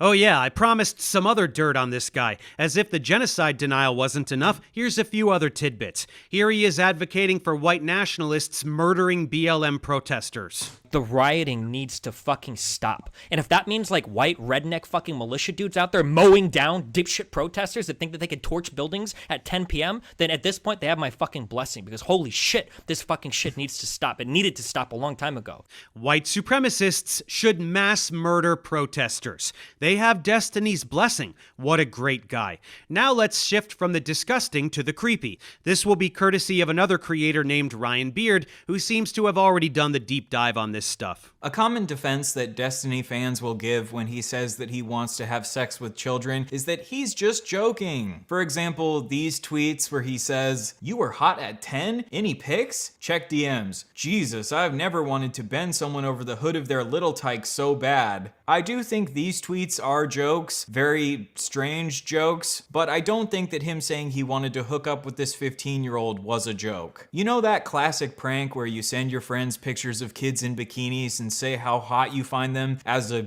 joke? And to help prove that this wasn't a joke, here are some clips of Destiny doubling down on his attraction to this 15-year-old in a debate with someone named Mr. Mediker. Of this chat log, I was talking with a bunch of other esports guys, and we were basically talking about how crazy the fucking jailbait is in the gaming communities. It's ridiculous. I think I said something along the lines of like, there are 15-year-old chicks that are like hot as fuck that will like try to send you pictures to like fuck you at events and shit, and it's like, you have to be really careful when you navigate that. So what is the admitting to jerking off to 15-year-olds? I'm sorry. I see stuff like this, and then you're like, oh, Hasan, why aren't you a prison abolitionist? I mean, obviously, the whole point of the prison abolition movement is to show, to expose that people who deserve to be in prison never actually go to prison, and people who don't deserve to be in prison in the current carceral structure that exists are the ones who are often in prison. But theoretically speaking, you know, I think there is a necessity for you know, putting some people in prison, at least for a little bit, to rehabilitate them. Bro, why do you always have to left bash police abolition as a straw man against this guy? I'm making a fucking joke. And what is that in relation to? A long and convoluted one. Calm down. Jerking off. I think I just said like this. I think the log is something like this 15-year-old chick was trying to send me, or was sending me pictures of herself, and she was hot as fuck. It's like really hard to like turn down some of these people. I think. Wait, I said how old was she? She said she was 15. Did you get all that? Don't worry, it gets worse. The next child-related Destiny incident is when him and his friends, the Bro Squad, watched an 8-year-old boy shake his penis for them on a live stream. I shouldn't tell this because I'm gonna get fucking arrested. Or Child Protective Services. I used to be part of this horrible thing called the Bro Squad, okay? Fucking me, if you remember that fucking Cheeks bitch, and fucking a couple other people that have never been on my stream before, we're part of the Bro Squad, and what we would do is we would go around Justin TV streams, trolling the shit out of these people. And we went around from fucking channel to channel, like fucking around. Like it was just horrible shit. We went to this channel with this fucking like, this kid was like 8 years old, and he was fucking broing out with everybody in this chat.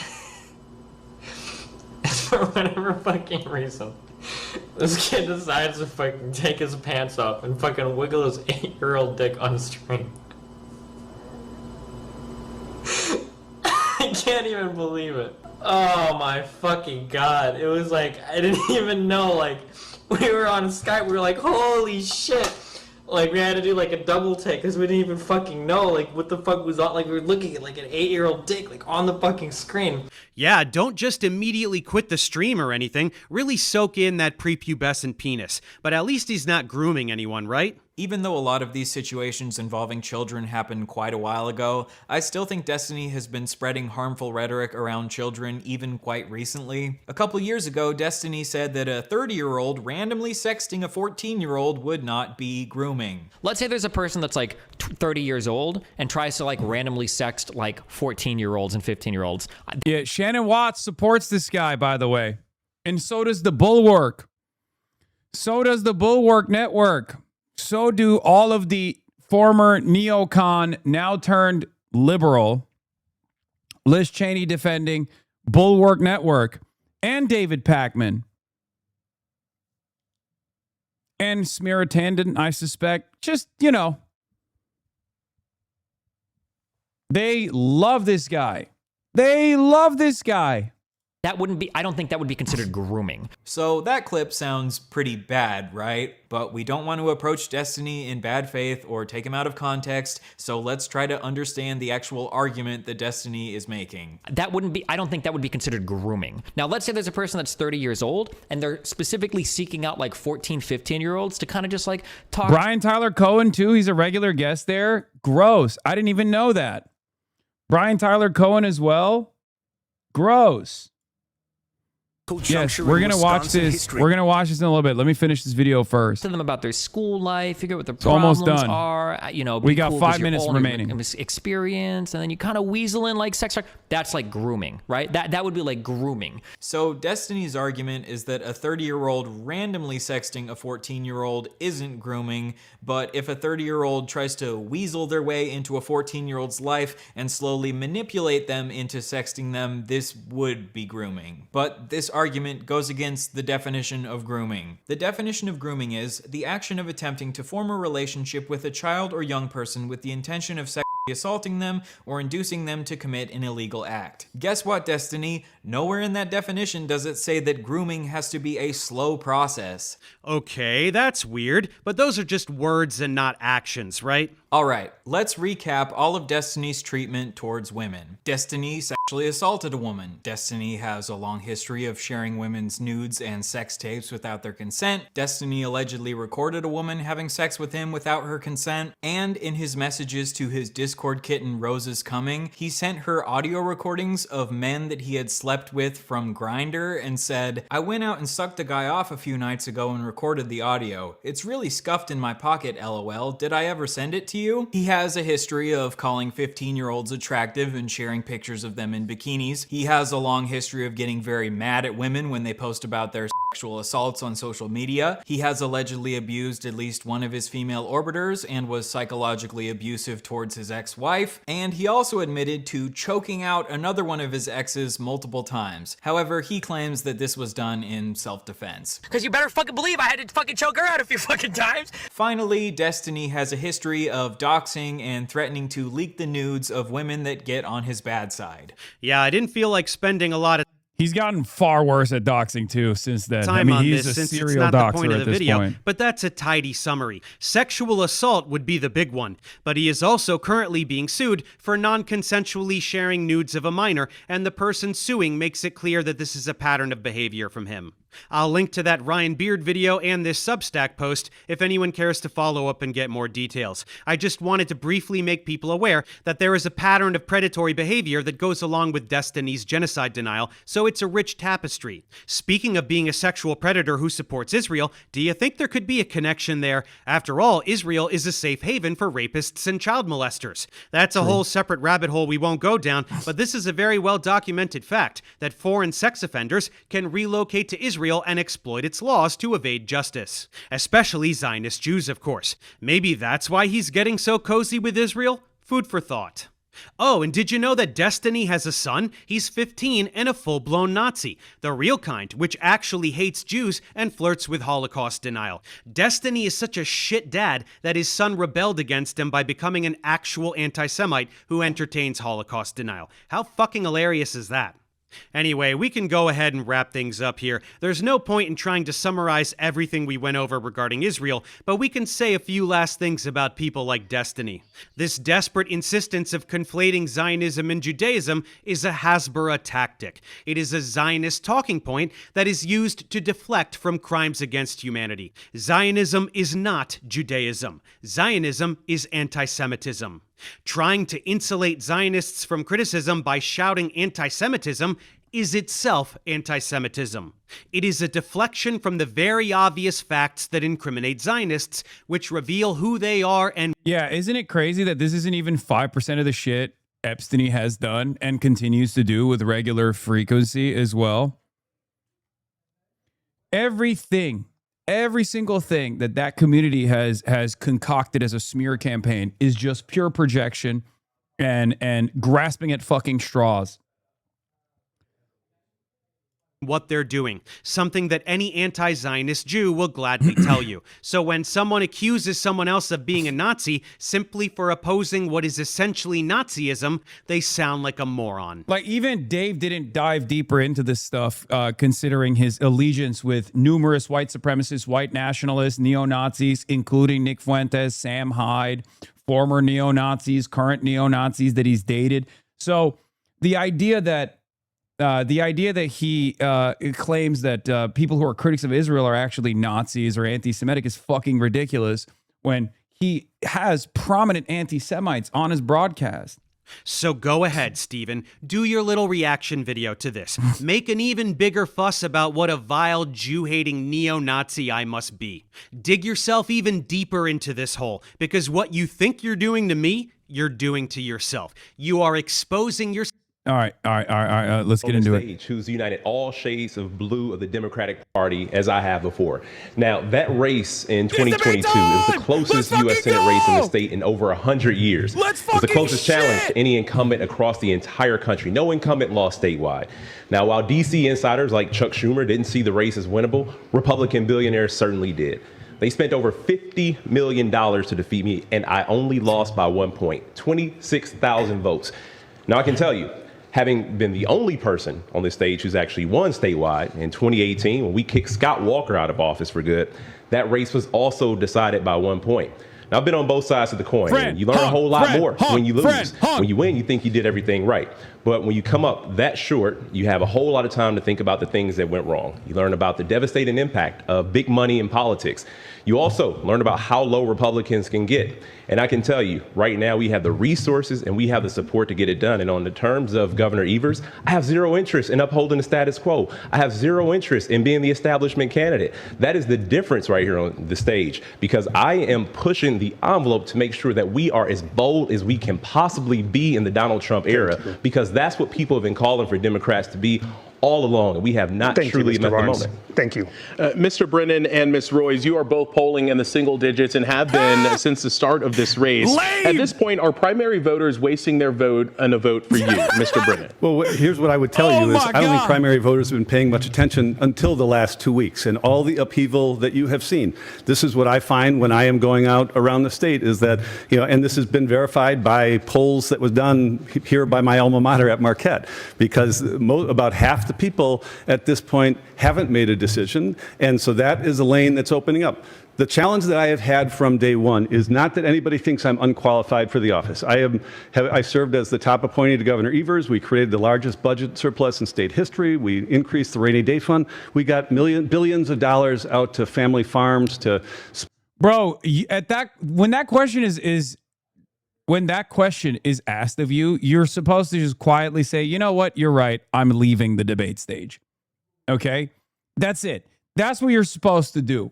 Okay? What you're supposed to do, especially with the latest poll that just came out that shows Fran Hong at 44%. Now, I don't hate that the establishment picks are just like splitting the vote, even though it might be too late for them. Because, again, Fran Hong, new poll came out today.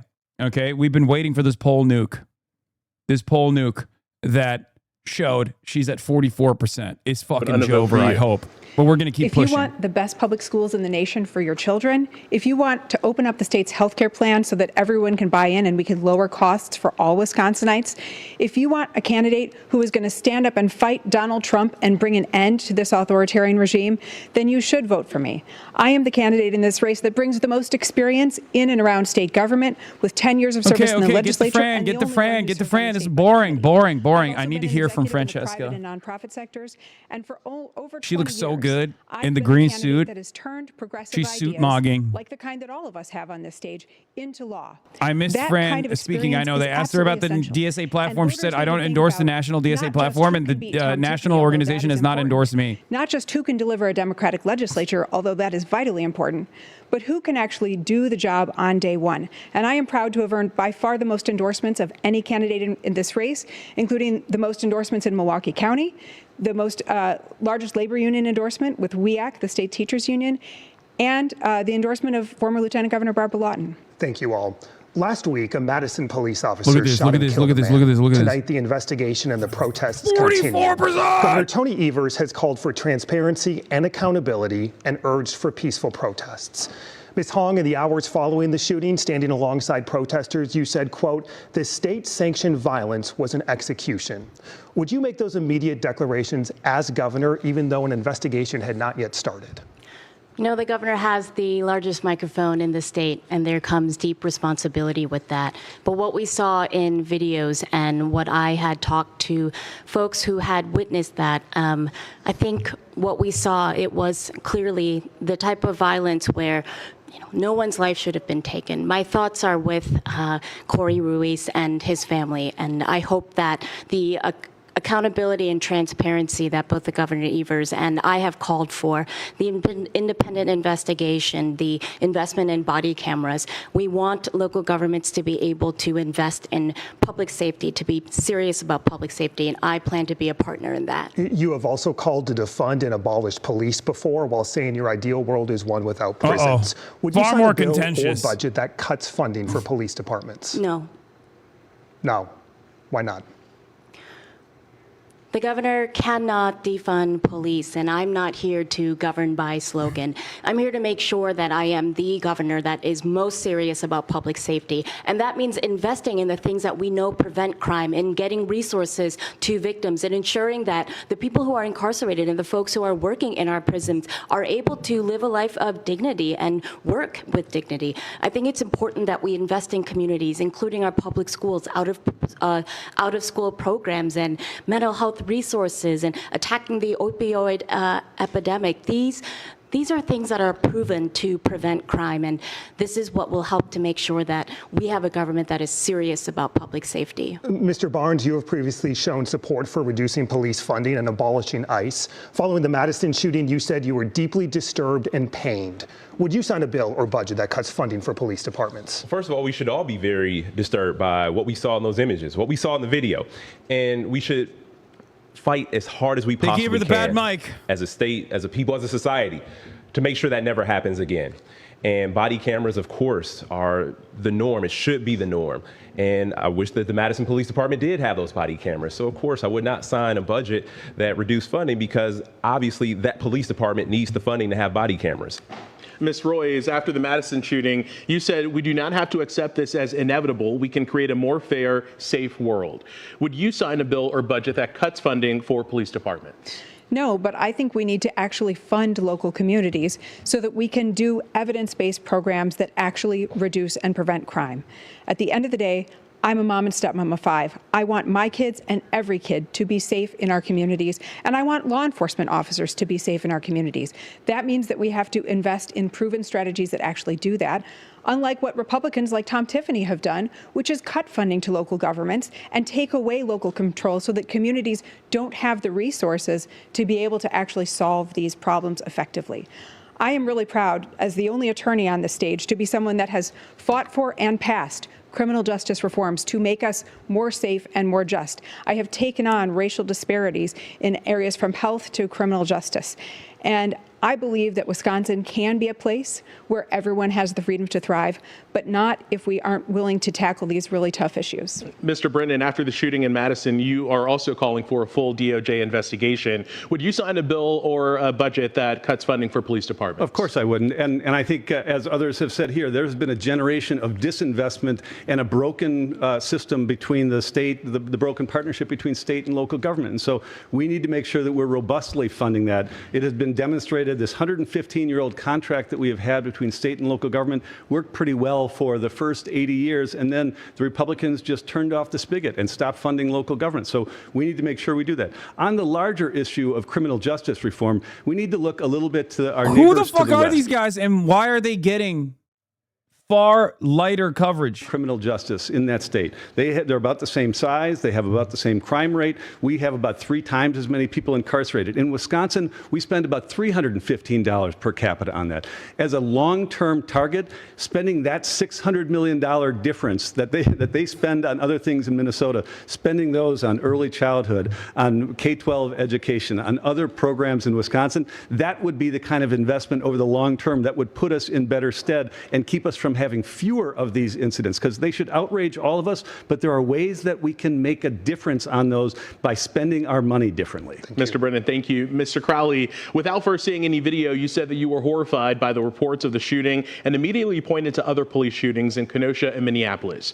Did you rush to judgment with your comments, and would you sign a bill or budget that cuts funding for police departments? No, I did not rush to judgment with my comments. My thoughts and prayers are not just with Corey and his family and friends, but with the entire Madison community and everybody who's been affected and re-traumatized by this. Again, we have seen these types of incidents happening here locally with Jacob Blake, as well as George Floyd in Minnesota. And so it's extremely important that we have transparency. We platform Donovan McKinney. I already have, and I will again. Shut the fuck up. We should be investing in public safety, and that doesn't mean more money to police officers. That's like investing in systems like the community violence interruption. Milwaukee County, we have been a leader in actually helping to reduce violent crime here in Milwaukee County, working directly hand in hand with not just police departments, but also community organizations. And so we have to focus on not just investing upstream, but making sure we wrap around services around families so that they don't have to go down the road of criminality in the first place. Madison police currently do not have police body cameras. Raise your hand if, as governor, you would sign legislation requiring all police and sheriff's departments in Wisconsin to have body cameras.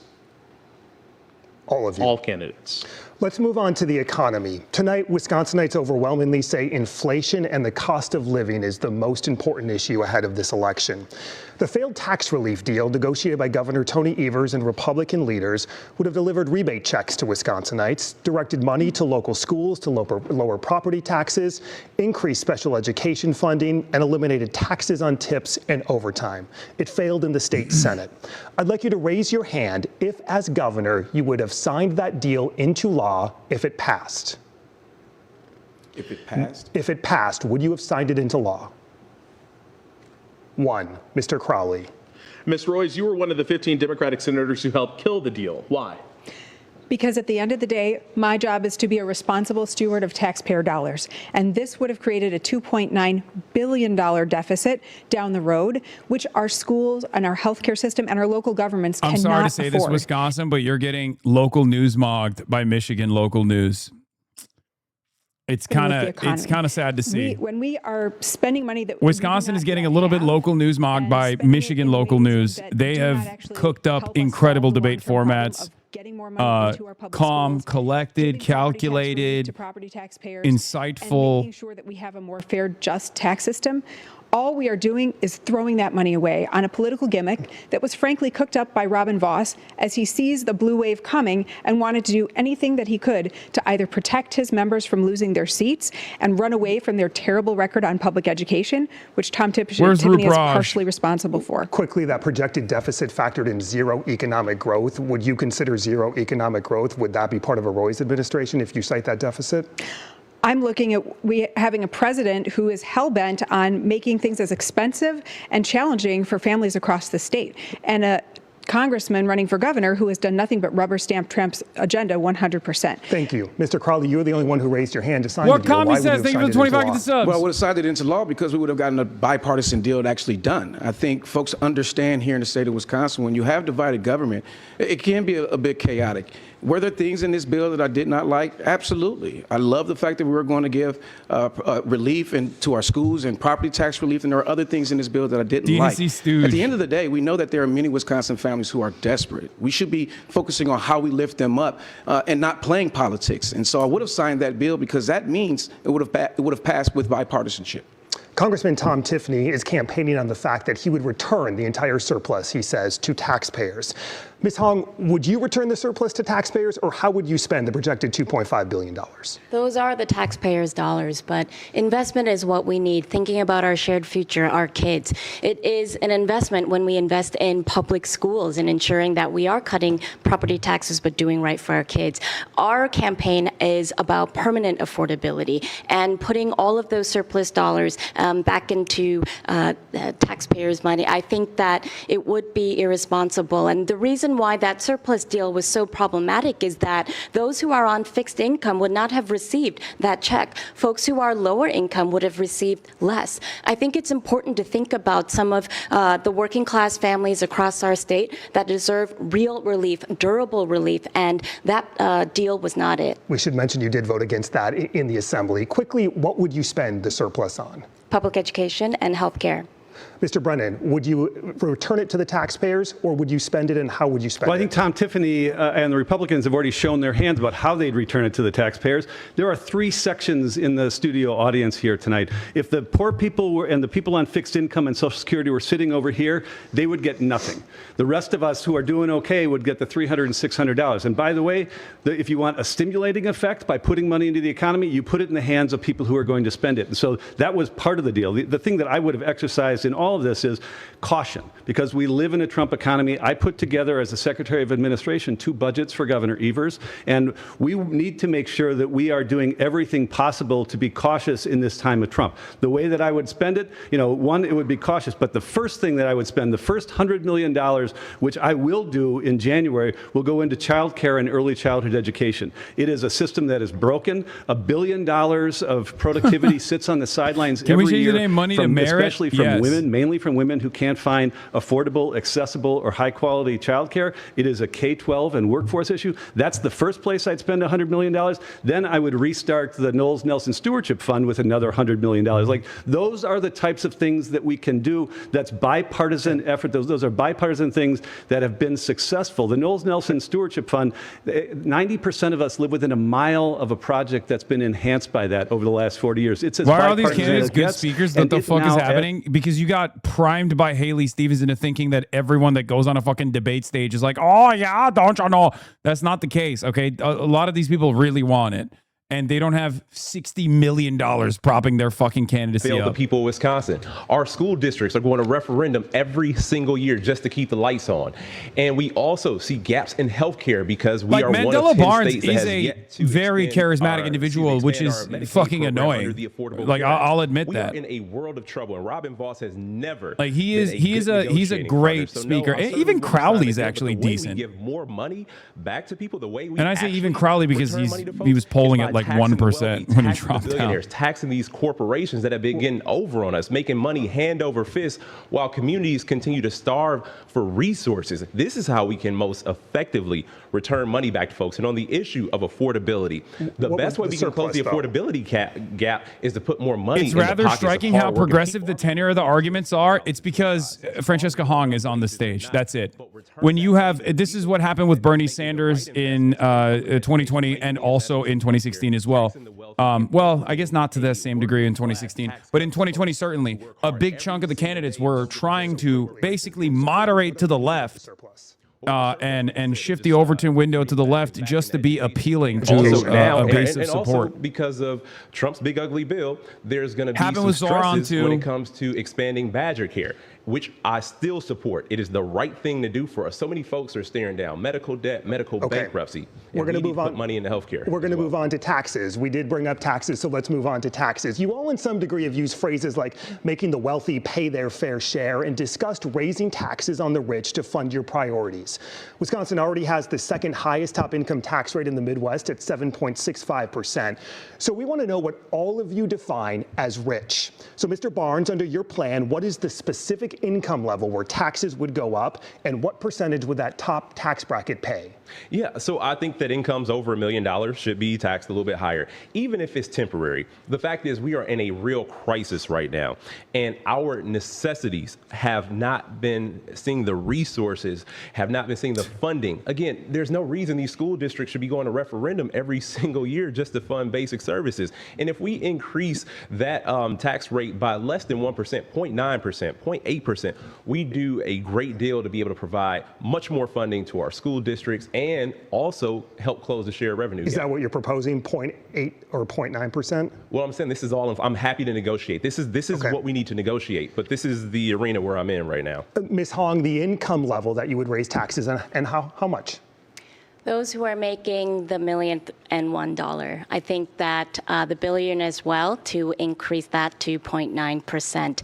It is incredibly disappointing that some of our lowest income earners are paying a higher tax rate than some of our highest income earners. We need to return to a progressive income tax rate. It is how we build sustainable revenue and ensure that we're able to actually increase our tax base across the state as more working class people are going to be attracted to coming to Wisconsin to live, work, and play here. I think that the legislation that I introduced that would tax the billionaire and add a millionaire tax bracket would lower property taxes by up to 44%, and we could put that funding into special education funding, which we have neglected to actually honor the budget amount, and we must bring that back up to 90% reimbursement. And the percentage for those millionaires? I would increase that by about 1%.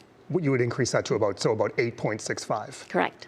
Mr. Crowley, your income level and how much would you tax them? Well, let's be very clear. It's just not the income tax, but it's also the property taxes that are also extremely high in the state of Wisconsin. Yep, and we'll talk about that next. Okay, well, when we talk about income taxes, what we really need to be focusing on is how do we actually fix this system moving forward? What we need to do is take a holistic view of our taxes. I'll be honest, I hate American politics so much. I know this is my entire job, but especially when it comes to taxes, I just like, when it comes to taxes, every American is a reactionary. When it comes to policing, every American is a reactionary. When it comes to prisons, every American is a reactionary. When it comes to unlimited American bloodshed, most Americans are reactionaries. And it's so frustrating, especially when it comes to taxes. It's like, yes, of course we have to fucking increase taxes for people making over $1 million. Are you fucking insane? Like, not even by 1%. It should be far higher than that.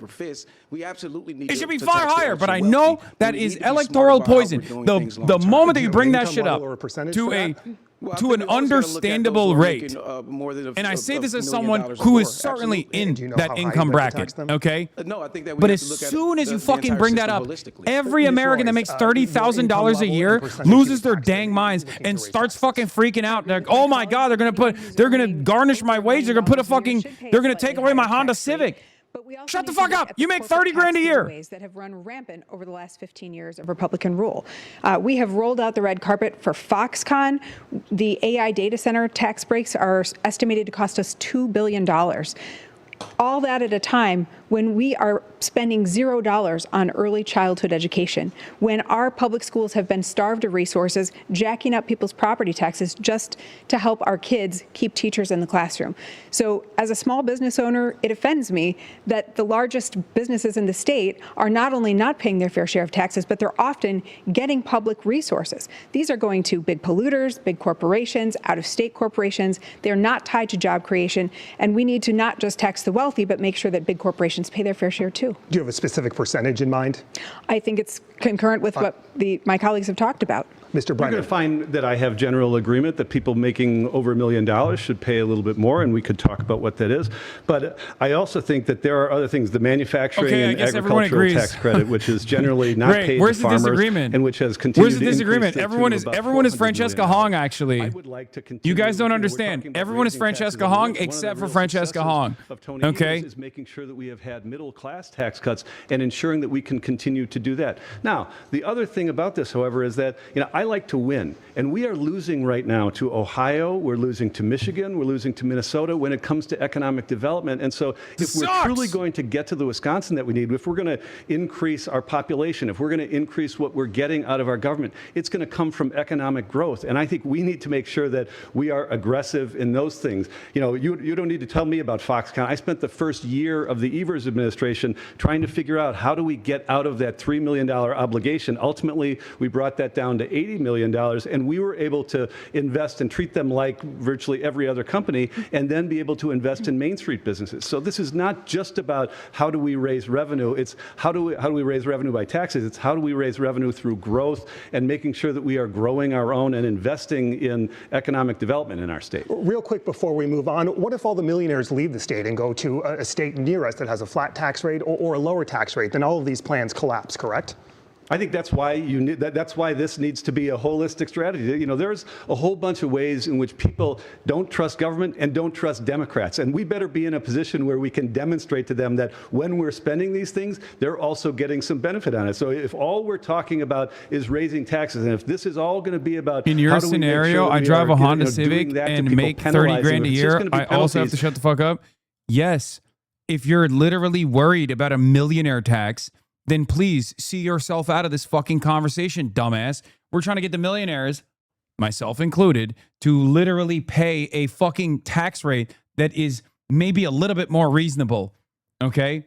So yeah, it's not a conversation for you. Shut the fuck up. Schools, when we see some of these corporate loopholes and corporate welfare come to an end, when we have investment in rural roads, when there's legalization of cannabis, I think that we can improve the quality of life for millionaires and ensure that they too will be able to live, work, and thrive here in our state. Let's talk about property taxes. This past year, Wisconsinites saw the highest property tax increase in 3 decades. School property tax levies increased on average nearly 8%.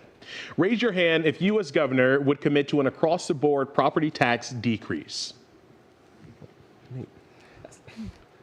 All candidates agreeing to a across-the-board property tax decrease. We'll start with you, Mr. Barnes. How would you make that happen? Well, first of all, we have to get school funding off of the property tax rolls. That's the biggest thing. The reason we have seen these historic property tax increases is, again, because communities all across the state of Wisconsin have voted to raise their own property taxes. I'm thinking of like a busted-down 1992 Honda Civic. It is a very irresponsible way to fund education, to fund our future, to prioritize our children. When I talked about Robin Vos not being a good negotiating partner, when I talked about the priorities in Wisconsin missing the mark, this is how we end up with a surplus, because our schools don't have the funding and the resources that they need. So what we need to immediately do is get to the state's constitutional commitment of 2/3 funding. We have to make sure our schools are fully funded. When our schools are fully funded, that burden doesn't fall on the property tax rolls. And then gradually over time, we'll be able to decrease property taxes. We are there right now at 2/3 roughly? We are not. We're not there yet. We are not there yet. We're not there yet. Mr. Brennan, how do you make an across-the-board property tax decrease happen? It was mentioned a little bit by Mandela, but this spring when we all celebrated Chris Taylor's win, that same night, 72 school districts went to referendum, 60 of them for operations, just to keep the lights on, not to build a new middle school, not to build a new science classroom. That is as big a condemnation as we can get in Wisconsin. And so I would immediately scrap that funding formula, which is under lawsuit right now, but it's probably going to take 3 years for that to work its way through the courts. Our kids don't have 3 more years to wait. I would create a child-centric formula where every kid has value. It's still good that guys like this are in the race and they're spreading the fucking the establishment vote around, but I can't stand. That's how most other states have done I this. cannot And if you do that stand and recommit to that listening to a guy that's polling at fucking 3%, dude. Why is he talking so much more than Francesca Hong? What they need in the classroom. This is where we have failed. Like this guy cannot shut the fuck up. Dude, you're polling at 2%. You cannot be talking 50% of the fucking time. Property taxpayers against kids. Ms. Hong, how do you bring property taxes What the down across hell? board? As I mentioned, that we have already introduced legislation that would Zoran was add at a tax 3%. to the Not millionaires literally a and week out increase from the the fucking millionaire tax primary, you bracket, idiot. As well as a billionaire tax. You know, this would help us fund Zoran special wasn't education polling at while 1% lowering a week property out from the taxes fucking by up to primary. 44%. It is essential that we return to 2/3 funding You and make sure idiots. that we are bringing a responsible end to the voucher program. This is a program that currently the state is spending over $1.2 billion, and I think that it is not just public school funding that is raising property taxes. Robin Vos and the Republican-led legislature has been decreasing shared revenue, and it is a deep inadequate funding for our local governments, and they too have had to go to referenda, and many are increasing property taxes. So increasing the levies and giving our local governments the ability to raise more revenue, I think that this is how we're going to make sure that communities can invest in the things that and the programs that they absolutely deserve. And we're going to get to education and vouchers here in just a second. Ms. Royce, though, I do want to ask about property taxes. How do you bring property taxes down across the board? The most important thing that we can do is appropriately fund our local governments and our public schools at the state level. That means getting to the 2/3 funding commitment that was made but has never been met. But it also means fixing the way that those dollars are distributed, because right now it's deeply inequitable. My family moved to rural Taylor County. That's where I was a little girl.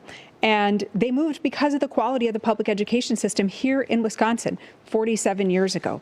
Now, raising my kids in Dane County, I can see that we have been shortchanging our kids, and that is not okay with me. So we do need more state resources to end this divisive cycle of referendums that are pitting neighbors against one another, grandparents against their grandkids' schools.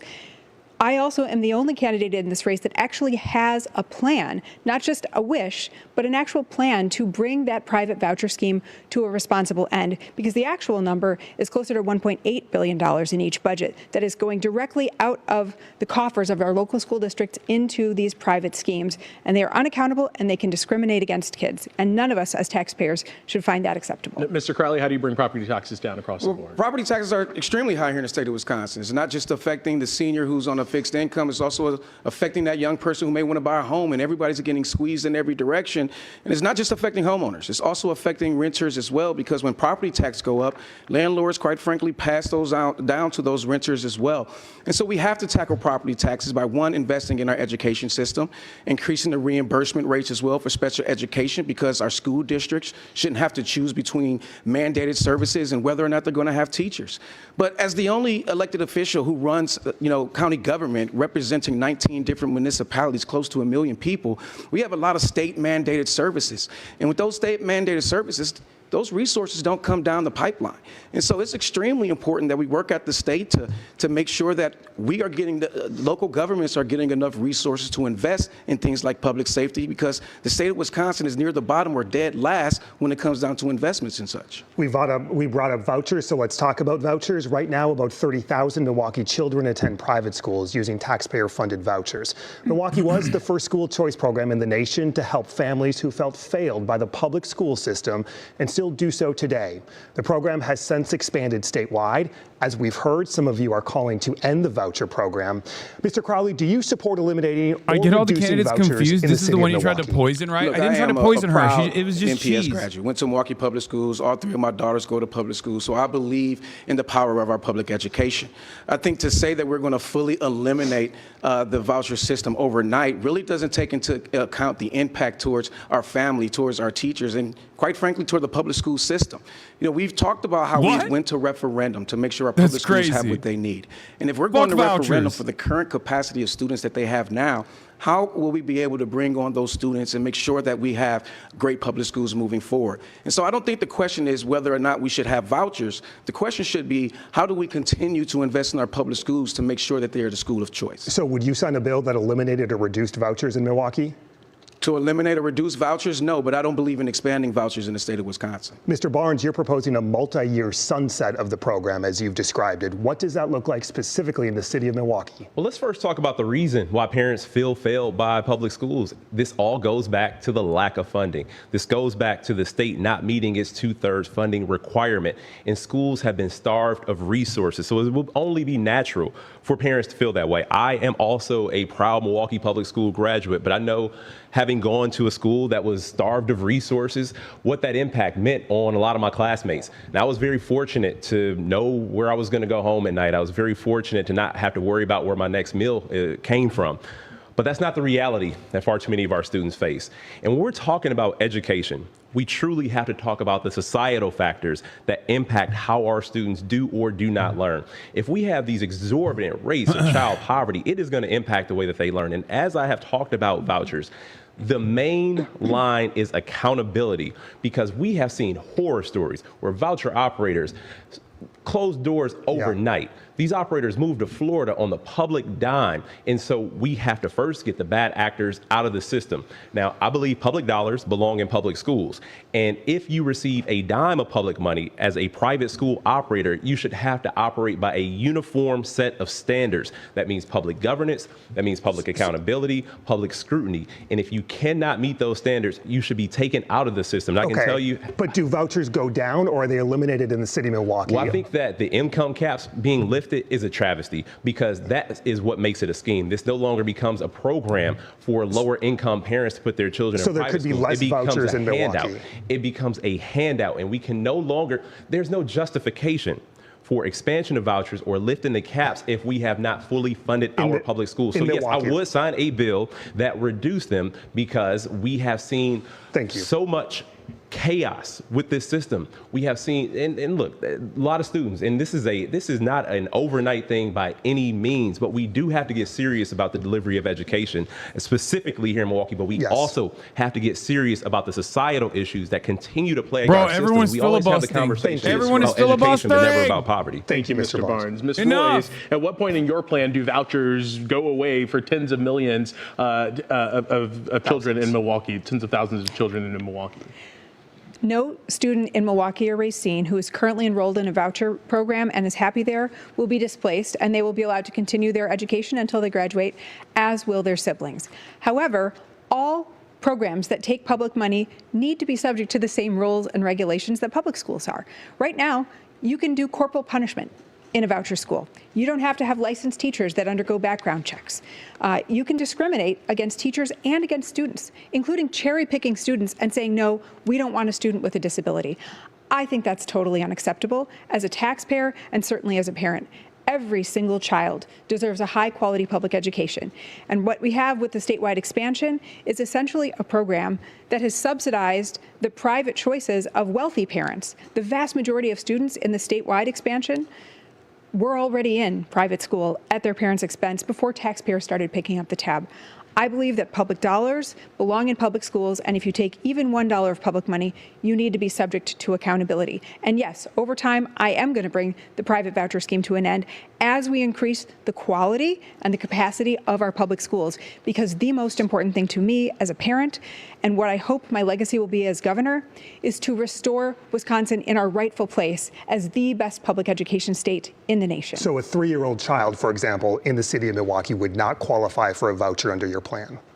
Correct, unless they were enrolled in a 3K program or if their sibling was already in one. Thank you. Mr. Brennan, do you support ending or dialing back the state's voucher program? And specifically, what does that look like for Milwaukee? Yeah, and I do support some putting back the cap on for the statewide program, which has come off. I think that we've already talked about some of the accountability. There's a transparency issue. We should pass a state law that says on your property tax bill, you can see how much the city, the county, the public schools, and how much vouchers are costing. That's my favorite. All of those things are important. That's my favorite bullshit when they're like, yeah, we're not going to lower the prices. We're just going to offer transparency.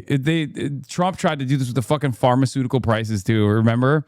He's like, oh, we'll just put bill transparency up. Oh, okay, great. Because there are representatives in Milwaukee who represent the city of Milwaukee for whom more than half of the people who live there are sending their kids to private schools. Like, we have to live in the real world. This is an issue that is dividing Democrats, because in Milwaukee, what parents deserve is a great option. And I want to make sure our public schools are better than any, bar none. We have the largest achievement gap in the country right here in my hometown. That's not acceptable. So the results aren't what we want. We need to hold everybody accountable. You know who doesn't like accountability? Lousy schools, no matter what kind of school they are. So we need to make sure we are holding ourselves accountable, but we need to also make sure that that we are living in the real world here, because I wouldn't put legislators in a position where they're going to have to tell parents that they can't send their kids to school. But let's say a bill got to your desk. Would you sign a bill that reduced vouchers in the city of Milwaukee? I wouldn't right now, because I think we need to make sure that we are doing right by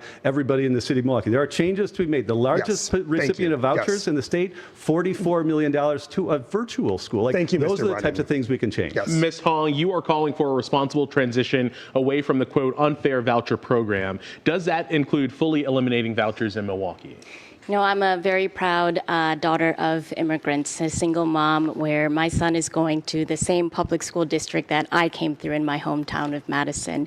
I believe that public dollars not only belong in public schools, but one of the reasons that privatization has grown across the country is that, you know, it's public institutions of education that are one of our last remaining democratic institutions. And if we don't have strong public schools, we can't have a strong democracy. Our plan would ensure property tax transparency. I was in Luxembourg, Wisconsin, at the dairy breakfast talking to a gentleman who had no idea about the voucher program. And when he found out that the statewide program is where some of the public dollars were going into private schools, he was shocked. Ending that statewide program and implementing property tax transparency, and then moving to Milwaukee and Racine and looking at accountability and transparency measures that is uniform across what public schools are having to be audited for and the different regulations that public schools are responsible for. And I will say, I introduced the Healthy School Meals for All legislation, and that is a bill that would include all students in K through 12. It includes vouchers and it includes private schools, schools for the visually impaired. And this is a type of bill that not only helps to reduce costs for families, but would help all students across the state. So to the point of fully eliminating vouchers in Milwaukee, your plan? It has to be a responsible program and process where we work directly with the families and the different schools where the voucher program, depending on how expansive it is in the school, but it would need to come to an end. And I can see, I don't want to put a firm number on it, but I do believe that, again, public dollars coming in public schools, understanding that we have built this system where it's deeply inequitable, and I think that it's important that we put in the responsibilities of working with our partners to end the program in Milwaukee. Eventually a full end in the city of Milwaukee.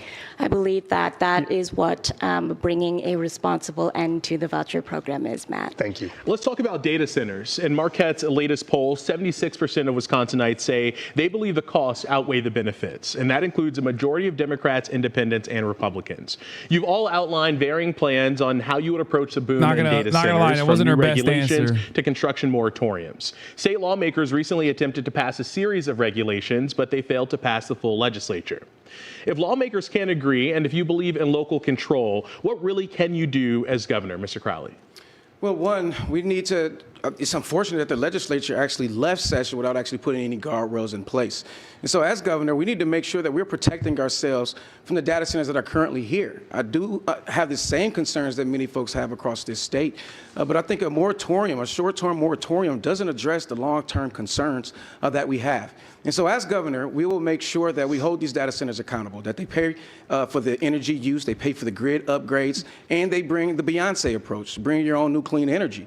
We need these data centers to be as close to 100% renewable energy as much as possible. But they can go anywhere in this country. But we have to understand that our clean air, our clean water, it doesn't stop at the borders of Wisconsin. And so as county executive, we have put in place a climate action plan to reduce our carbon emissions, and we're 50% of the way there. And we need to make sure that we're having that same level of accountability here in the state of Wisconsin. But if they are going to be here, let's make sure we're utilizing union labor. Let's see project labor agreements, prevailing wage, and community benefit agreements across the entire state, because we're all going to be affected. And I believe they should be subsidizing win the primary. All vibes, not bad vibe. She just doesn't have the juice. You said they could go anywhere. Do you want them here? What the fuck are you talking about? You said they could go anywhere. Every person that has spoken the entire fucking debate stage is literally like 30 points away from her right now. What the fuck are you even saying right now? She's at 44%. She's polling at 44%. David Crowley, the guy who's talking right now, is at 15%. The fuck do you mean she doesn't have the juice?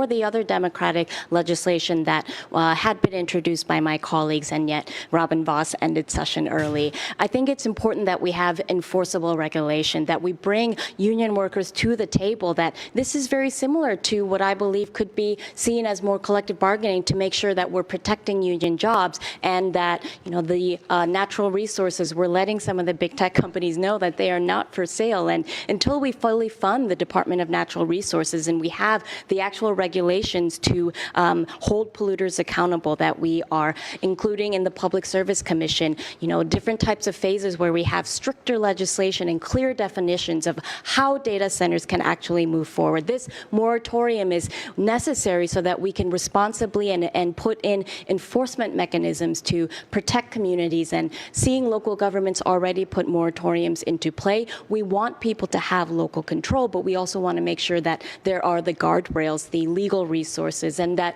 if data centers are going to come here in our state, that they pay their own way and actually pay up front. And I think it's important to say that, the data centers that currently exist in our state, there is a sales tax exemption with over $2.1 billion that could go back into infrastructure for clean, renewable energy, Ms. Hong, green union jobs. Thank you. Mr. Brennan, if lawmakers can't agree and you believe in local control, what can you do to address the boom in data centers? 3 words to start with: get new lawmakers. That's why the stakes are so important this year. That's why we need a nominee who's going to win down ballot and make sure we can have a majority in the state assembly and the state senate. Once we do that, what people think about when they think about data centers, they are angry. They're angry because government has failed them. The state got into the data center game and they put no guardrails on. And I have not called for a moratorium, but I have said that I would put a pause on the construction of new data centers, not for a year, but in the first 100 days, we can do 4 things. We can make sure that nobody watching tonight pays for the construction, the operation, the transmission, the ultimate retirement of these. Make sure that there are real teeth in the environmental regulations, making sure that they're having to do renewables. Make sure that there are Wisconsin union workers who are building these if they happen here. And number 4, make sure that there are never going to be the non-disclosure agreements that are the reason why people don't trust government, why they're so angry about these things. If we can demonstrate in that first 100 days, and there's good legislation that's gone through 12 drafts, and Democrats and Republicans both, and stakeholders have had involvement in that. If we can do that in the first 100 days, it's not going to make everybody happy, but it's going to set the bar and take away that uncertainty and take away another reason why people distrust government and why they're so angry. Like, that's, I think, what governing is. Mr. Barnes. So as a governor, the response has to be bigger than buzzwords. Now, I do think that there should be no new data center construction without those guardrails in place. If a community rejects a data center proposal, then there should be no new data center constructed. And with the guardrails, with the framework that protects our natural resources, that makes sure that water quality, air quality is protected, that also makes sure that people's utility rates aren't increasing. Nobody's attacking each other. If that framework is in place, it also needs to be retroactively applied to existing data centers. And we also have to have a renewable energy mandate to make sure that they are contributing energy back to the grid. And I want us all to, caution, especially, because I do, again, no new data center construction without those guardrails in place. But even as the representative mentioned, in urban Milwaukee was reported that a Fran's doing well when you're the big favorite like she is. The most important thing is to be steady and calm. Voters are going to final gut check on her, and she's absolutely killing it. The rest of the field is just copying her platform. I know. I'm very annoyed by it. To make sure that they have the funding to engage in the ongoing quality monitoring of these data centers to ensure that they aren't negatively impacting debate stage is just copying verbatim the shit that she has said. Something that none of my colleagues have mentioned, even though we are all running for governor, no fucking is debate. using They're all power saying the same against shit. The existing projects that are under construction and were put under construction over the strenuous objections of those communities. We have a Department of Natural Resources that should be protecting our air and our soil and our water. We have a Public Service Commission that needs to be much more aggressive about making sure that the big guys are not asking us to subsidize them. I have put forth the strongest legislation and the strongest plan of the candidates in this race to actually address and stop the unregulated development of data centers, because I believe the status quo is totally unacceptable. The moratorium bill has very little support and is unlikely to pass, but the strong regulation bill that many of my colleagues have described is poised to pass in January. But I will not stop there.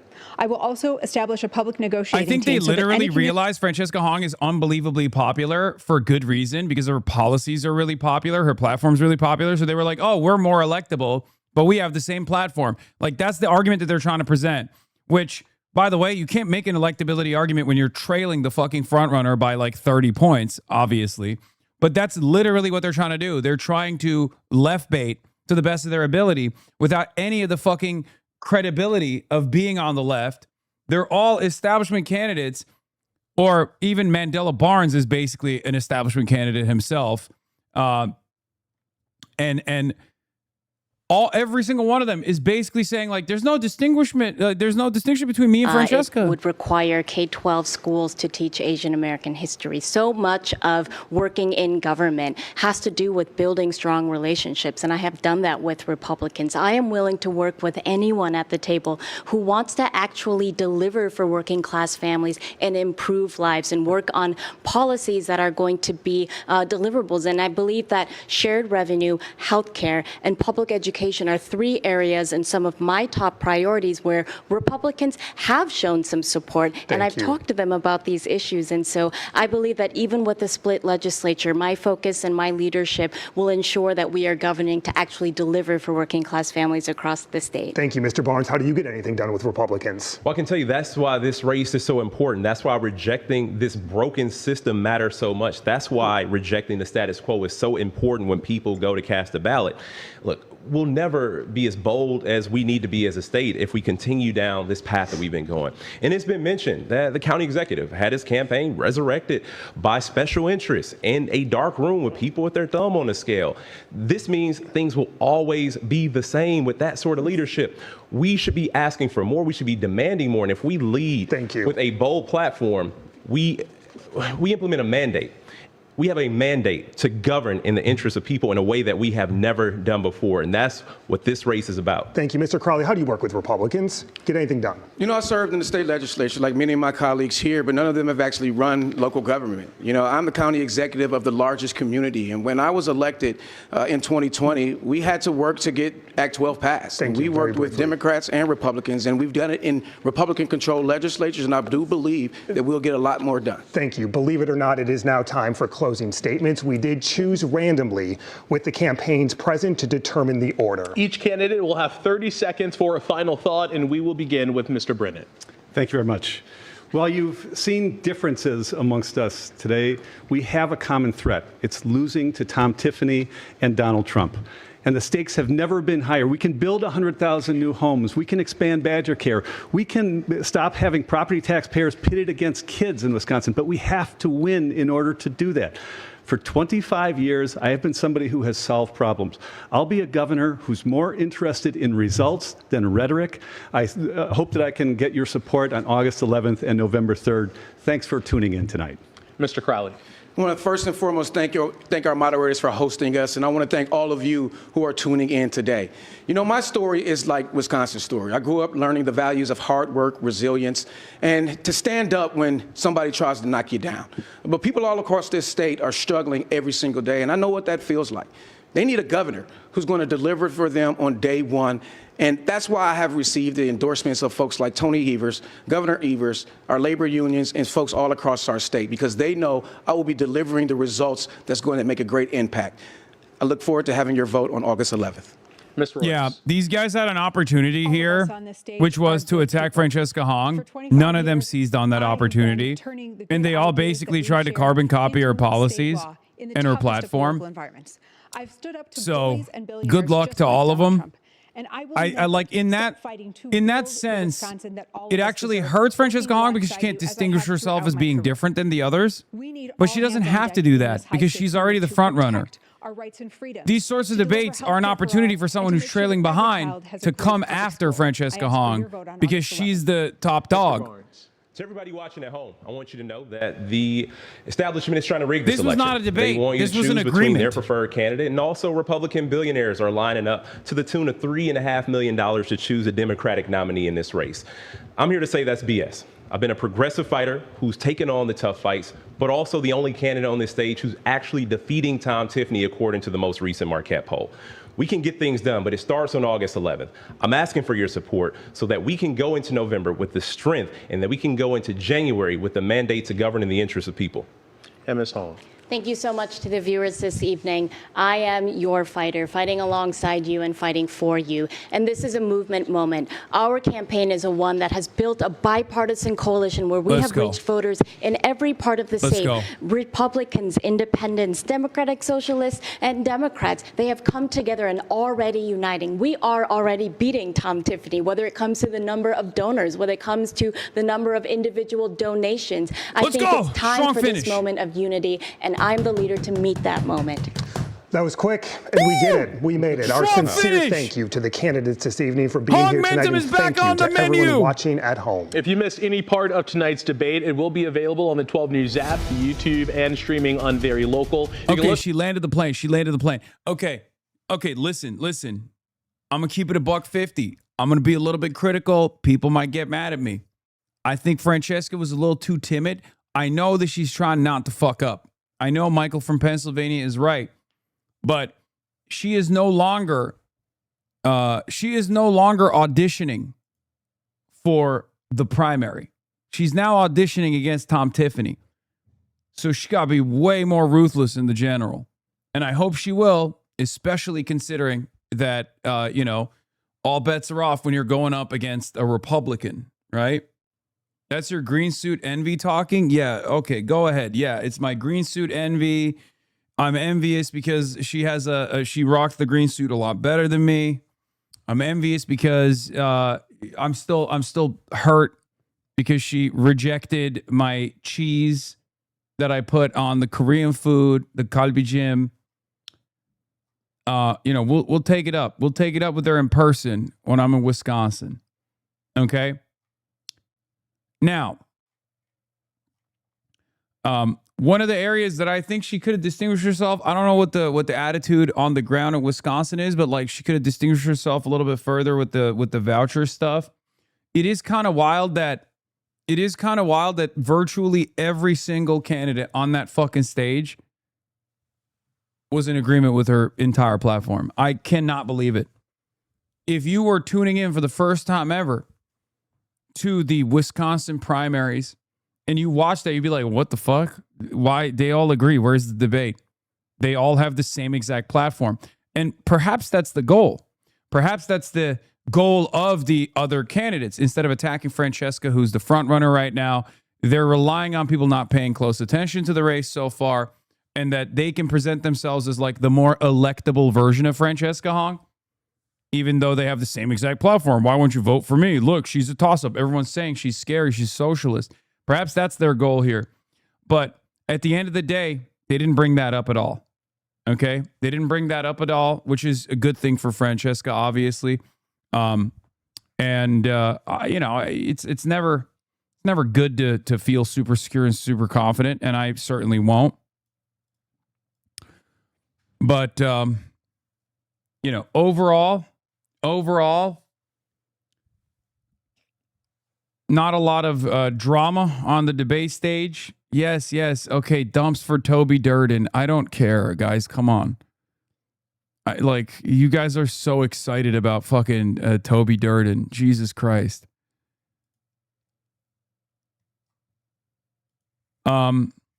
Yeah, Dave Weigel live tweeted it. He said, first question is for Crowley about him unsuspending his campaign. I was never born into the establishment. I was born into the struggle, he says. For first Q for Hong is about DSA platform. Does she fully back it? Francesca Hong said, I do not support the full platform of the national DSA, and I am not endorsed by DSA National. This is an important distinction. DSA National rarely ever makes endorsements. Maylot Kuros, I believe, was one. Oliver Larkin is another one. Corey Bush is another DSA National endorsement. But most of these, like Zohran Mamdani wasn't a DSA National endorsement, right? Zohran Mamdani was New York City DSA. So you have to remember that. And obviously Francesca Hong is DSA, the entire Wisconsin DSA is backing her. She's a DSA member herself. But so that's part of the distinction. Now, the reason why she's saying that is because they've been eating her up on defund the police or police abolition, prison abolition. She has in the past said things that are perhaps a little too woke for the American electorate to hear on those issues. And she's pivoted to, doing the Zoran technique, which is to literally say defund the police without actually using the words defund and the police next to one another. It's a very interesting technique where they just explain the defund the police position without saying those words because everyone is so fucking negatively polarized against it. She did that on the debate stage tonight. Great work. Love that. Don't care if the hyper wokes get mad about that. It's literally what Zoran did as well. Okay?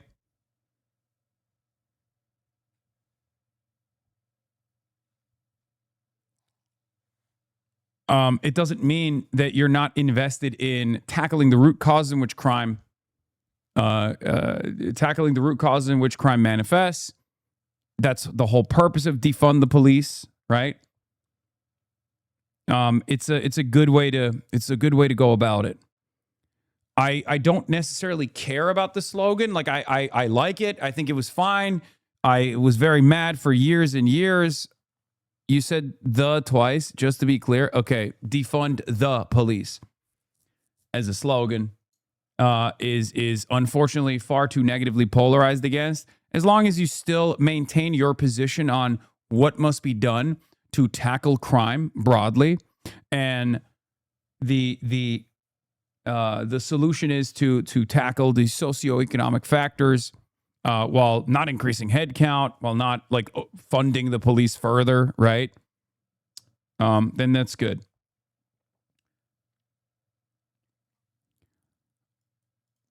Here was her answer to the "I'm a proud democratic socialist" thing. This professor agrees with your take on the debate. Hong is unquestionably the winner of the debate, in my opinion. When you're the front runner, the goal is to get through the debate unscathed. That's what happened to her. No other candidate went after Hong, even though this seemed to me like a do-or-die moment for the non-Hong candidates. Hong got plenty of time to tout her most popular position, data center moratorium, and none of her competitors took advantage of the opportunities early in the debate to go after her on policing/public safety. Yeah. What I don't understand is this messaging of explicitly creating separation from the DSA. Just explain your positions and leave it at that. She's not. She's not positioning herself explicitly as a separate person from the Democratic Socialists of America. She's saying she doesn't endorse the entirety of the DSA national platform. Abolishing the Senate, prisons, and replacing the presidency and the Supreme Court as Like, dude, are you fucking kidding me? You're running for office. Of course, if you're running for governor, you're not going to say you're in favor of abolishing prisons. Okay? This is a very unique situation. I don't know how to explain this over and over again. I have so many times at this point, but I'll continue to do it. The Democratic Socialists of America is not an organization designed exclusively to create electable Democrats. The Democratic Socialists of America is a democratically organized socialist political organization.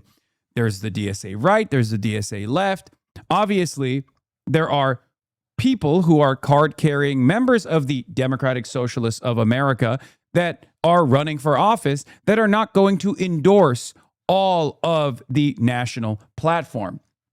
Okay? The national platform is democratically organized. Okay? You guys got a little taste of it. We went to the convention, if you recall. Okay?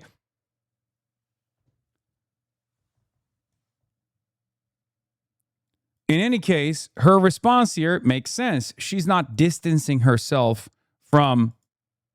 What the fuck is this? She's not distancing herself from the Democratic Socialists of America. She's just simply saying, the way that you're framing this platform, I do not endorse all of it. The national DSA organization has not endorsed me. I am, however, a proud Democratic Socialist. Abolishing the Senate, prisons, and replacing the presidency and the Supreme Court as we know it. Do you fully back the DSA platform, and why should primary voters trust your judgment and your ability to win statewide? Well, first, thank you so much to the team at WISN and Marquette University for hosting this important debate. I do not support the full platform of the national... DSA wouldn't even endorse you? I think I'm radical enough that the national DSA would probably endorse me excitedly if I was fucking running for office. I'm exactly the type of candidate that DSA National endorses. I mean, look at the candidates that they have endorsed. National DSA endorsements are great, but let's be real. This is, local. As a matter of fact, I think the Marxist Unity Group presented someone like myself, ironically enough, to run for president as an alternative, which is hilarious. It's never going to happen. DSA, and I'm not endorsed by DSA National. What Democratic Socialists... Here, let's run this again. And why should primary voters trust your judgment and your ability to win statewide? Well, first, thank you so much to the team at WISN and Marquette University for... I'm not running for anything. Everybody calm the fuck down. I would never run for anything. You are very moderate as a socialist? Yeah, I'm very moderate as a socialist. I'm also very radical for the average American. hosting this important debate. I do not support the full platform of the National DSA, and I'm not endorsed by DSA National. What democratic socialism is a form of government that puts working class people first, that puts work first. The policies that we have been working on, permanent affordability, has broad bipartisan support in every corner of the state. Well, things like fully funding our public schools, ensuring that we are doing right by our kids and cutting property taxes, taxing the ultra-wealthy and mega corporations, ensuring that we can invest in free. Not accepting the platform's kind of ass, though. We want a new party. They need to be on our platform and promote the party.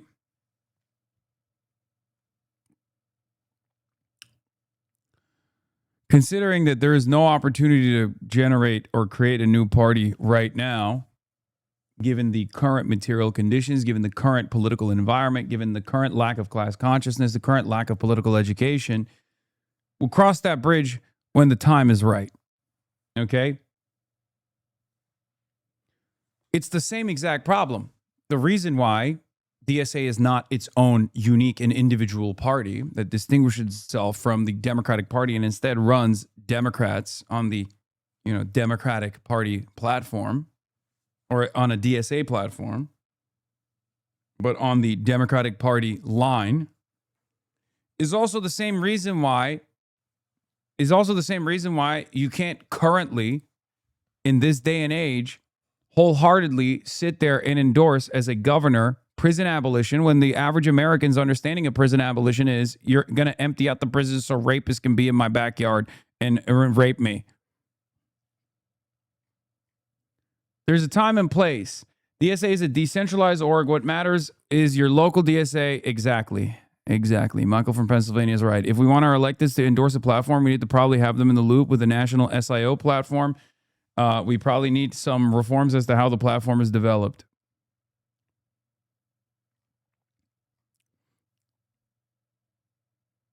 Y'all are mad as hell at the DSA chatter. Chill. Yes, he's the DSA chatter who, once again, DSA is a complex tapestry of different ideological tendencies.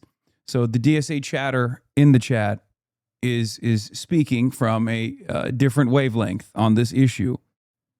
Okay? Childcare, and that everyone has access to affordable housing. And we are the only campaign to support a moratorium on AI data centers, and we have found broad bipartisan support. I am looking forward to helping the Democrats become the big tent party that they've aimed to be for many years. It's not just, I understand what the dirty break is, bro. We passed national resolution to start forming a party, not a new ballot line.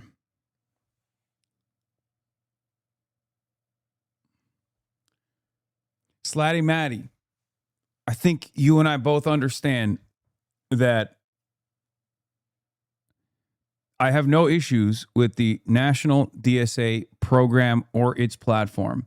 But if someone is running for office currently, in 2026, in the big 226, they can't run on a platform of prison abolition. Okay? Just like they can't run on a platform of seizing the means of production. It's just not happening. The actual one doesn't call for the immediate prison abolition. I understand that. Of course, no one is demanding immediate prison abolition. Prison abolitionists are not demanding immediate prison abolition. Okay? I get it. I know. But at the end of the day, the means that we have to disseminate our positions are unfortunately stunted by the likes of me being probably one of the largest fucking media platforms for the Democratic Socialists of America as it stands currently. Okay? So what are we supposed to do? There's no CNN equivalent. There's no New York Times equivalent. There's no Pravda equivalent. There is nothing that can actually educate the masses in a short enough period of time for them to understand these concepts so that someone who's associated with that, when they bring up prison abolition, people immediately understand it doesn't mean It doesn't mean open up the prisons so the pedophile rapist can fucking, run amok. Because currently, as it stands, with the hostile, pro-capitalist media landscape that exists, that is the way that it's presented to the average American. That's what the average American hears. That's what the average American understands. That's why we're trying to penetrate public consciousness by associating, by way of sewer socialism, good governance with democratic socialism. Okay? I'll give you one example of that moderation that I abide by. I am a firm and committed believer in a nationalized healthcare system. Do you ever hear me say, oh, fuck Medicare for all? We need an NHS. No, of course not. Because I understand, given the current confines, given the current limitations, Medicare itself is already an existing social construct, is already an existing a part of the welfare system, part of the social safety nets, and expanding the existing part of the social safety nets is the best possible direction to move in terms of real incremental change that the average Democrat claims is far too radical. Okay? That's incremental change. Medicare for all is incremental change in the direction of the national healthcare system. I believe in a nationalized healthcare system. Okay? But I'm never going to sit there and be like, you have to also say you want an NHS.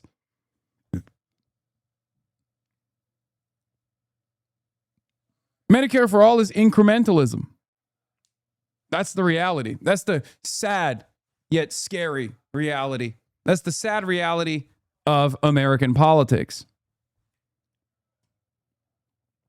Okay, but the NHS is not a good model. It's a fucking fantastic model. It's an awesome model. You know, a lot of us were excited because you turned 35 and can run for president. Smile. Yeah, that's not happening.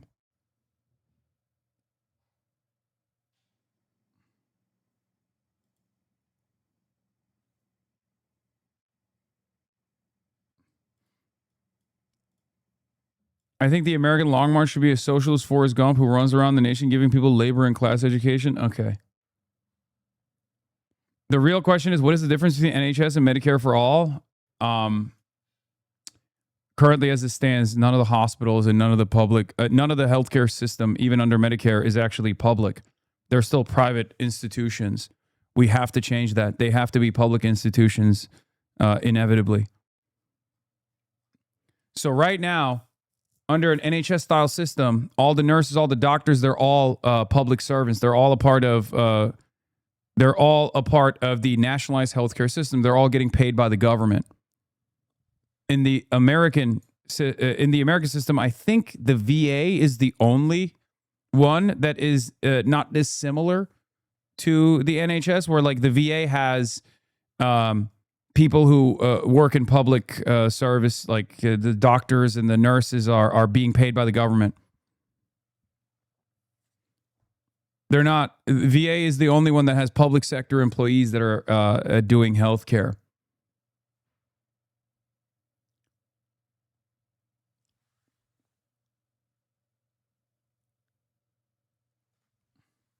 VA for all seems like shit, to be honest. The VA is not comparable to a normal healthcare system. There is no healthcare structure that exists where the entire pool of patients are fucked up and in immediate need of healthcare to varying degrees, from, very complex surgeries, third-degree burns, down to just like regular fucking PTSD and loss of hearing. That's like the entry level in the VA is like loss of hearing and crippling PTSD. There is no healthcare system where the entire pool is fucked up. Of course, the VA doesn't work as a normal system. You guys understand how healthcare works, right? You know how insurance works. You have to leverage the not sick people who are buying into the healthcare with the people who are sick and need the healthcare.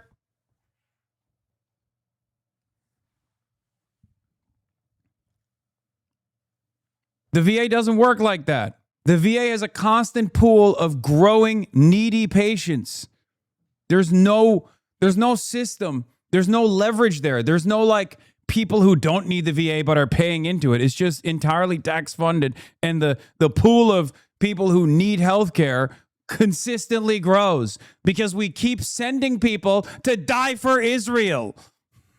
600 of them recently signed on to veterans to veterans healthcare. As a matter of fact, 600 casualties in just the last fucking 2 to 3 months.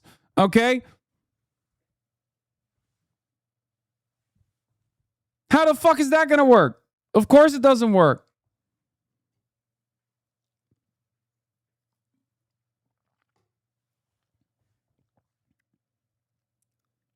Anyway, yeah, not to mention every person in VA needs care. Not everyone in NHS needs care, but they have access. Exactly. That's how a normal healthcare system works.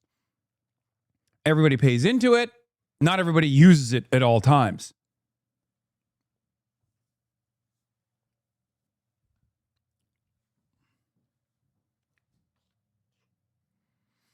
Anyway.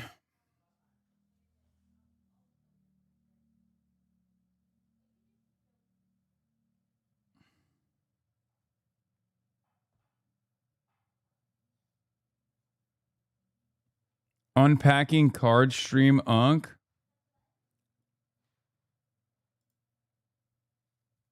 Oh, I saw this.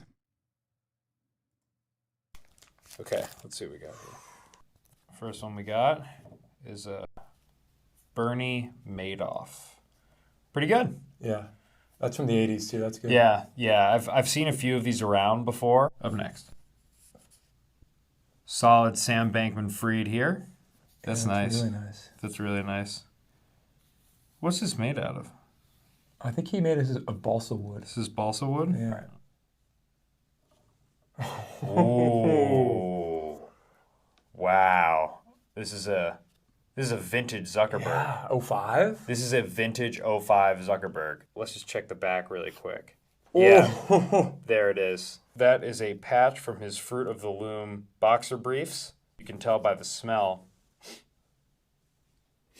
Yeah, that's it. Onion, hand cream. So that's great. We should sleeve this one. Yeah. All right, up next. Ooh, okay. Nice. Elizabeth Holmes. We do have two, I believe. We have two, but a triple Holmes is what every good collector has in their arsenal. All right, we have one left. Last card? One card left. 3, 2, 1. Oh my god! Oh my god! Oh my god! Oh my god! Oh my god! Oh my god! It's a holographic Epstein. There it is. That's a genuine holographic. His moniker in the corner, straight off the island with this. Careful. Sleeve it, and you know what this will go great with? Put this with the Gates collection. Epic pull PSA 10 holographic Epstein. God, he's so fucking funny. Dan is great. I gotta have him back on the stream soon. It's been a minute.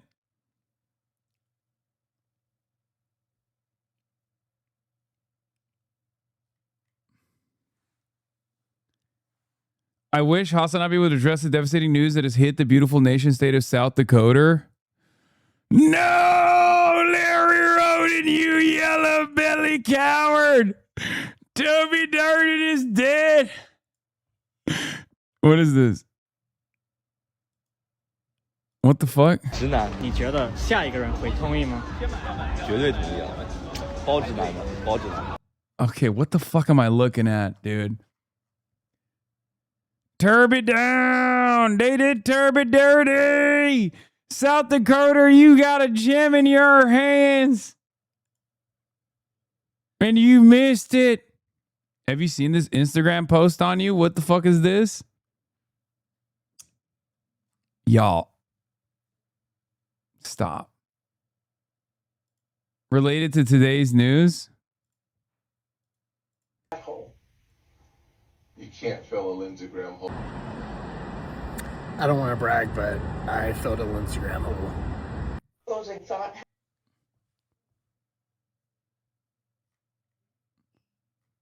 You should have done more for Turby. That's my first big L. That's my first big L, boys. In the primaries, we've seen a lot of W's. Okay? We've seen a lot of W's in the primaries, and hopefully we're going to be charting more W's. But Turby Derby, that's a big L. And I might have to hang it up actually. I might have to hang up the reins. I might have to quit while I'm ahead. I mean, this was the one I was looking forward to the most. This was the one I was looking forward to the most. Larry's crediting you for his victory. What hurt you most? Bernie 2020 or Turby Derby? Turby Derby.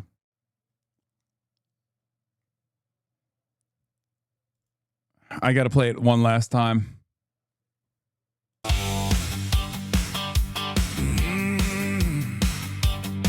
We had fun, didn't we, boys? Turby Durden, running for governor of surf Turby Durden, Turby gonna hurt protect the birder. Not anymore. He's not gonna hurt protect the birder. Better luck next time, Turby. Turn hearse guns, Turby Durden loves satin burger. Turby Durden loves drip farm hearse. Turby Durden loves purser Durden trauma. Turby Durden, Turby Durden. I'm gonna be honest with you. If he ran this as an ad, he would have won, I think. Turby Durden, Turby Durden, Turby Durden for Burke to Furcher.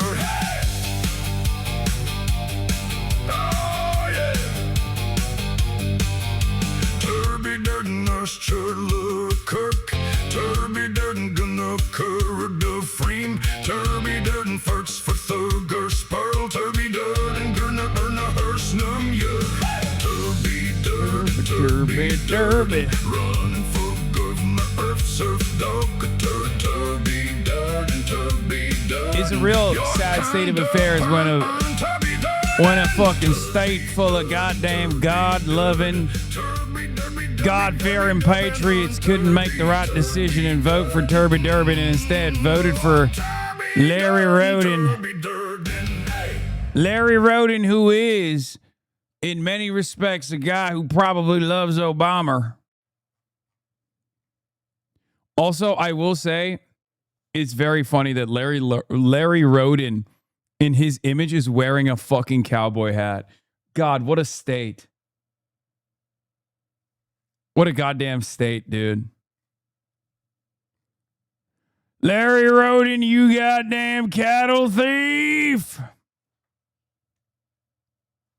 It's sad, man. I went to a Toby Doby rally for you and we lost. Wait, what? Figure in American politics, and you have the opportunity to be around him, smell him.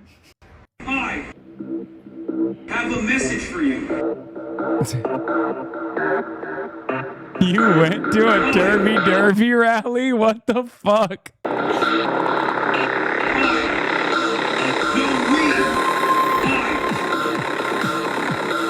a message for you.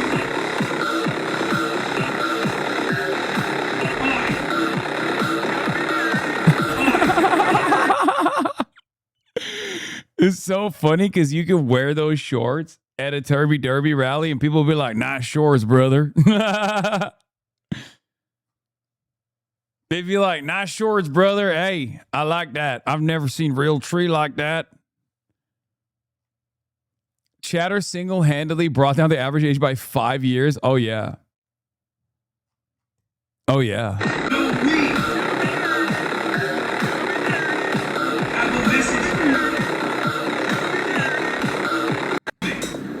Do not come. Hot girls for Toby Doby for South Dakota. Maybe this is why he lost, because we kept saying Turby Derby. Like, maybe people thought I was endorsing someone else, not Toby Dirt. What's his fucking real name? Toby Doden.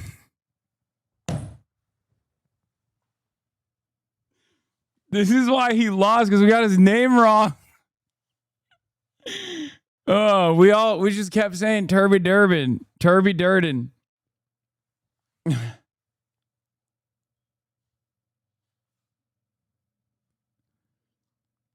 He didn't get the name recognition.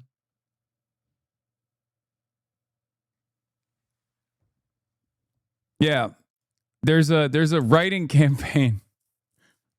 By the way, I cannot believe I mean, 28%. Like the estimated number of votes is like barely cracking. It's not even going to be 200K for the motherfucking primary for the governor. South Dakota governor primary runoffs. And it's not even like 200,000 people voting. That's crazy. That's a statewide race in a red state, by the way. How is this a state? They need to unite the Dakotas, man. They need to unite the motherfucking Dakotas. How is this real?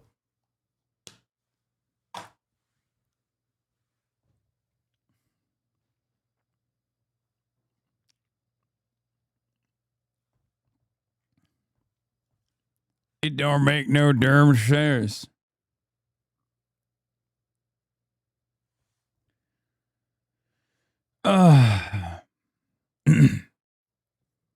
Literally 5 people live in the state. Yeah. And not any of them voted for Turby Derby, which is kind of sad. Anyway, we're looking at the debate. Oh, the Republican Party split the Dakota territory to get extra senators when the states weren't admitted. It was blatantly done for that. No cap. Yeah, of course. Anyway, Barnes says that the establishment is trying to rig the election and knows that money is being spent by Republicans for one candidate, but doesn't say who. Hong.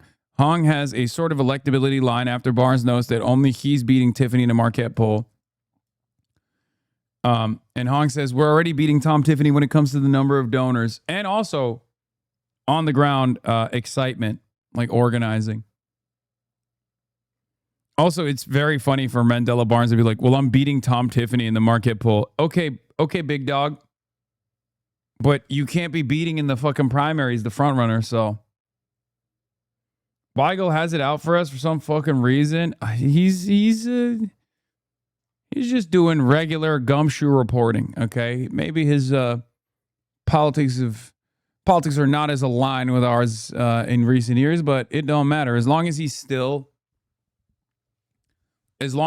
is still doing regular reporting, that's fine. I know he corrected himself for the blatant misinfo from the other day about no DSA candidates won in Arizona.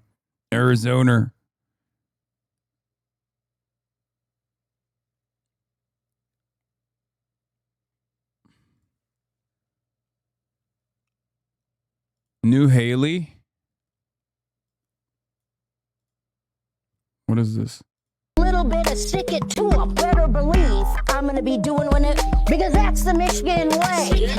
Joy, a little bit of energy, and a little bit of stick it to a better belief. I'm gonna be doing it because that's the Michigan way. I am gonna be working. I am gonna be working. I am gonna be working because that's the Michigan way.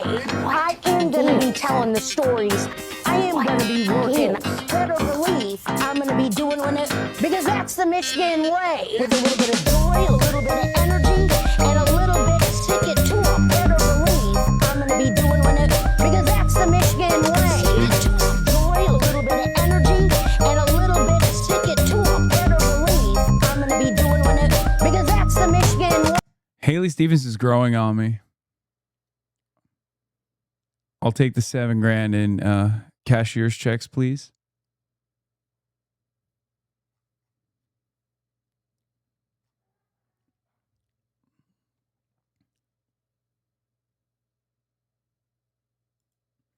Liberals are now making the joke. The president of the United States and Donald Trump. Dude, what the fuck? Dude, Midas Touch is making this joke. Ron Filipkowski is literally the editor-in-chief of MidasTouch.com. That, like this right here, that joke right here, that joke, I feel like a year ago when I would say something similar, people would be like, dude, you're an anti-Semite, dude. This is the king of liberalism, okay?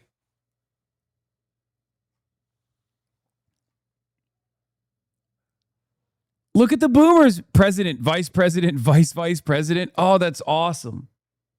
Oh, that's fucking awesome. It's no longer this like sacred cow. There is no more like, oh, you can't say this about Israel. You can't say that about Israel. They're basically fucking treating Benjamin Netanyahu like Vladimir Putin.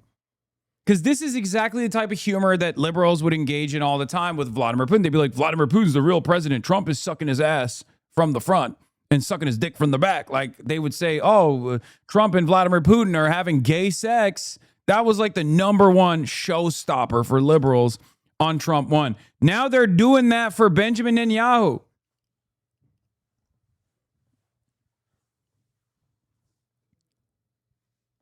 Sacred cow is a dog whistle? Wait, is it? No, you're joking. Doesn't sacred cow mean like, an untouchable thing to say? That's what it means, right? You're joking when you talk about the fucking red heifer. That's not what I was referencing, even though that is a funny pun that I unintentionally ended up making. But again, this is good. Toby Durden refusing to concede. Situation to monitor. Toby Durden has not. Y'all are so fucking stupid. Toby Durden has yet to concede the governor's race in South Dakota. A statement from the source familiar with the campaign is alleging that thousands of write-in votes for Toby Durden are also his, which would make this race a toss-up. Here's how Turby can still win. Oh, yeah, here. The strikes hit a reception area for visitors attending the RBN commemoration of Imam Hussein. These are civilians. Reports say Saudi and U.S. jets are over the holy sites of Karbala, Babylon, and Najaf.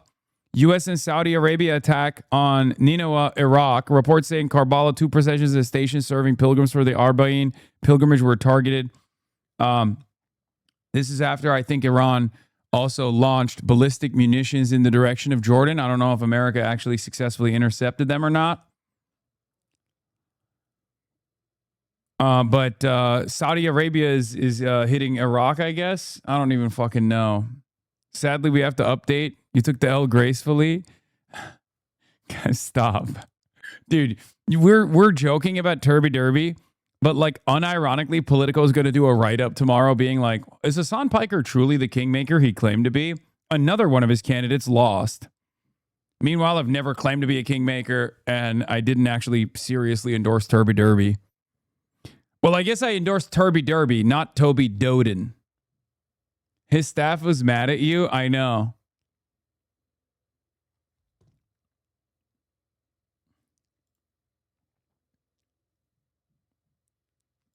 IRGC statement just recently. IRGC, in response to the aggressive actions of the U.S. military a few hours ago, brave fighters of the IRGC Aerospace Force targeted a U.S. airbase and Central Command Center in Jordan with several ballistic missiles.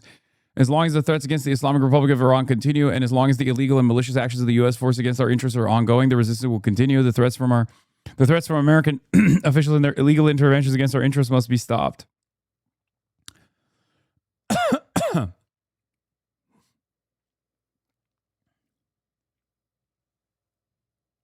Yes, they called our ballistic missiles program the IRGC Aero Force.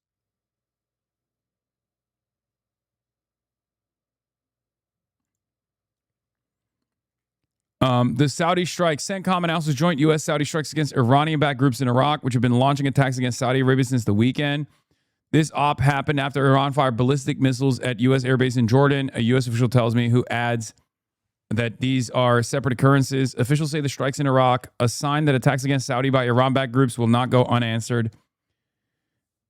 These are the first joint U.S.-Saudi strikes during the war with Iran, and also the first U.S.-involved strikes against Iranian-backed groups in Iraq during this conflict, as far as I recall.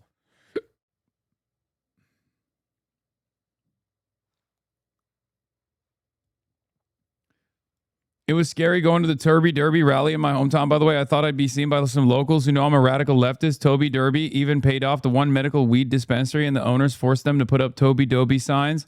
What a fucking meme. And yes, my home state doesn't deserve to exist. Give it back to Lakota and the Sioux.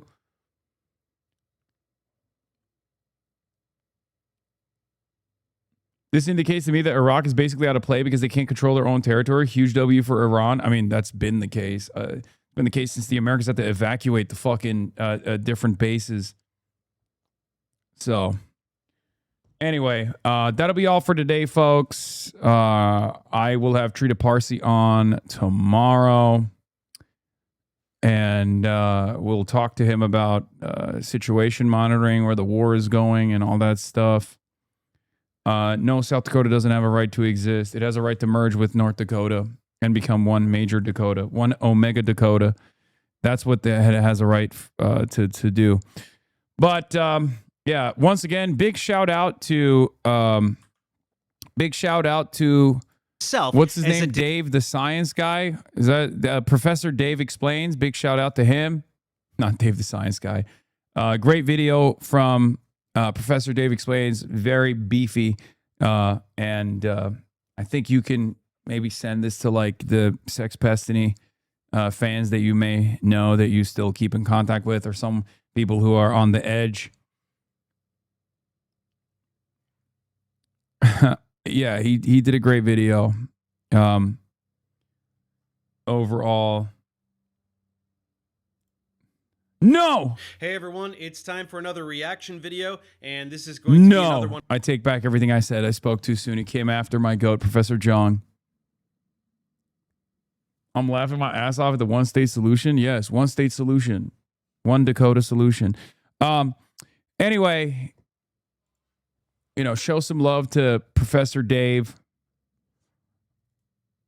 He's probably getting a barrage of harassment right now at this very moment. And and he did a pretty solid job of covering why there's tremendous enmity towards Israel. In any case, I'll be back tomorrow. The Hongmentum is real. It's happening. It's live. It's alive. And we'll talk more about that tomorrow. Love you all. Peace. Stunning lo-fi introduction, starting off the day. All the chatter's trickling in, hostile people hate.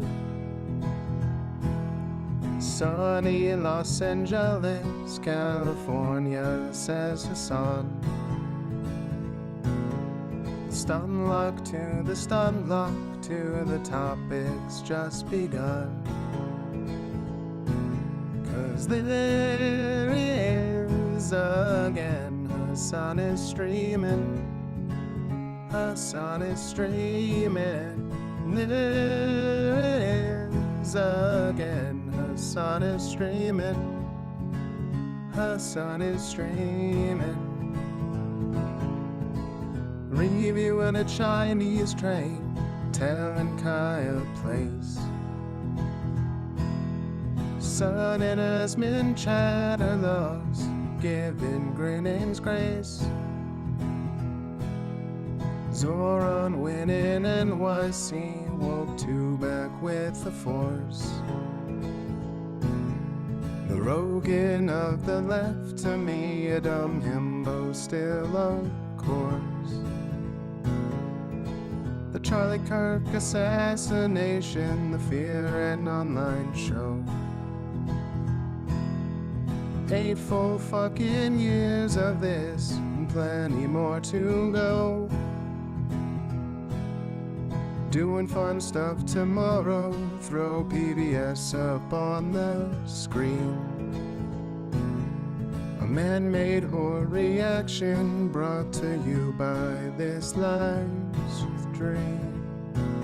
'Cause there he is again, Hasan is streaming. Hasan is streaming. There he is again, Hasan is streaming. Hasan is streaming.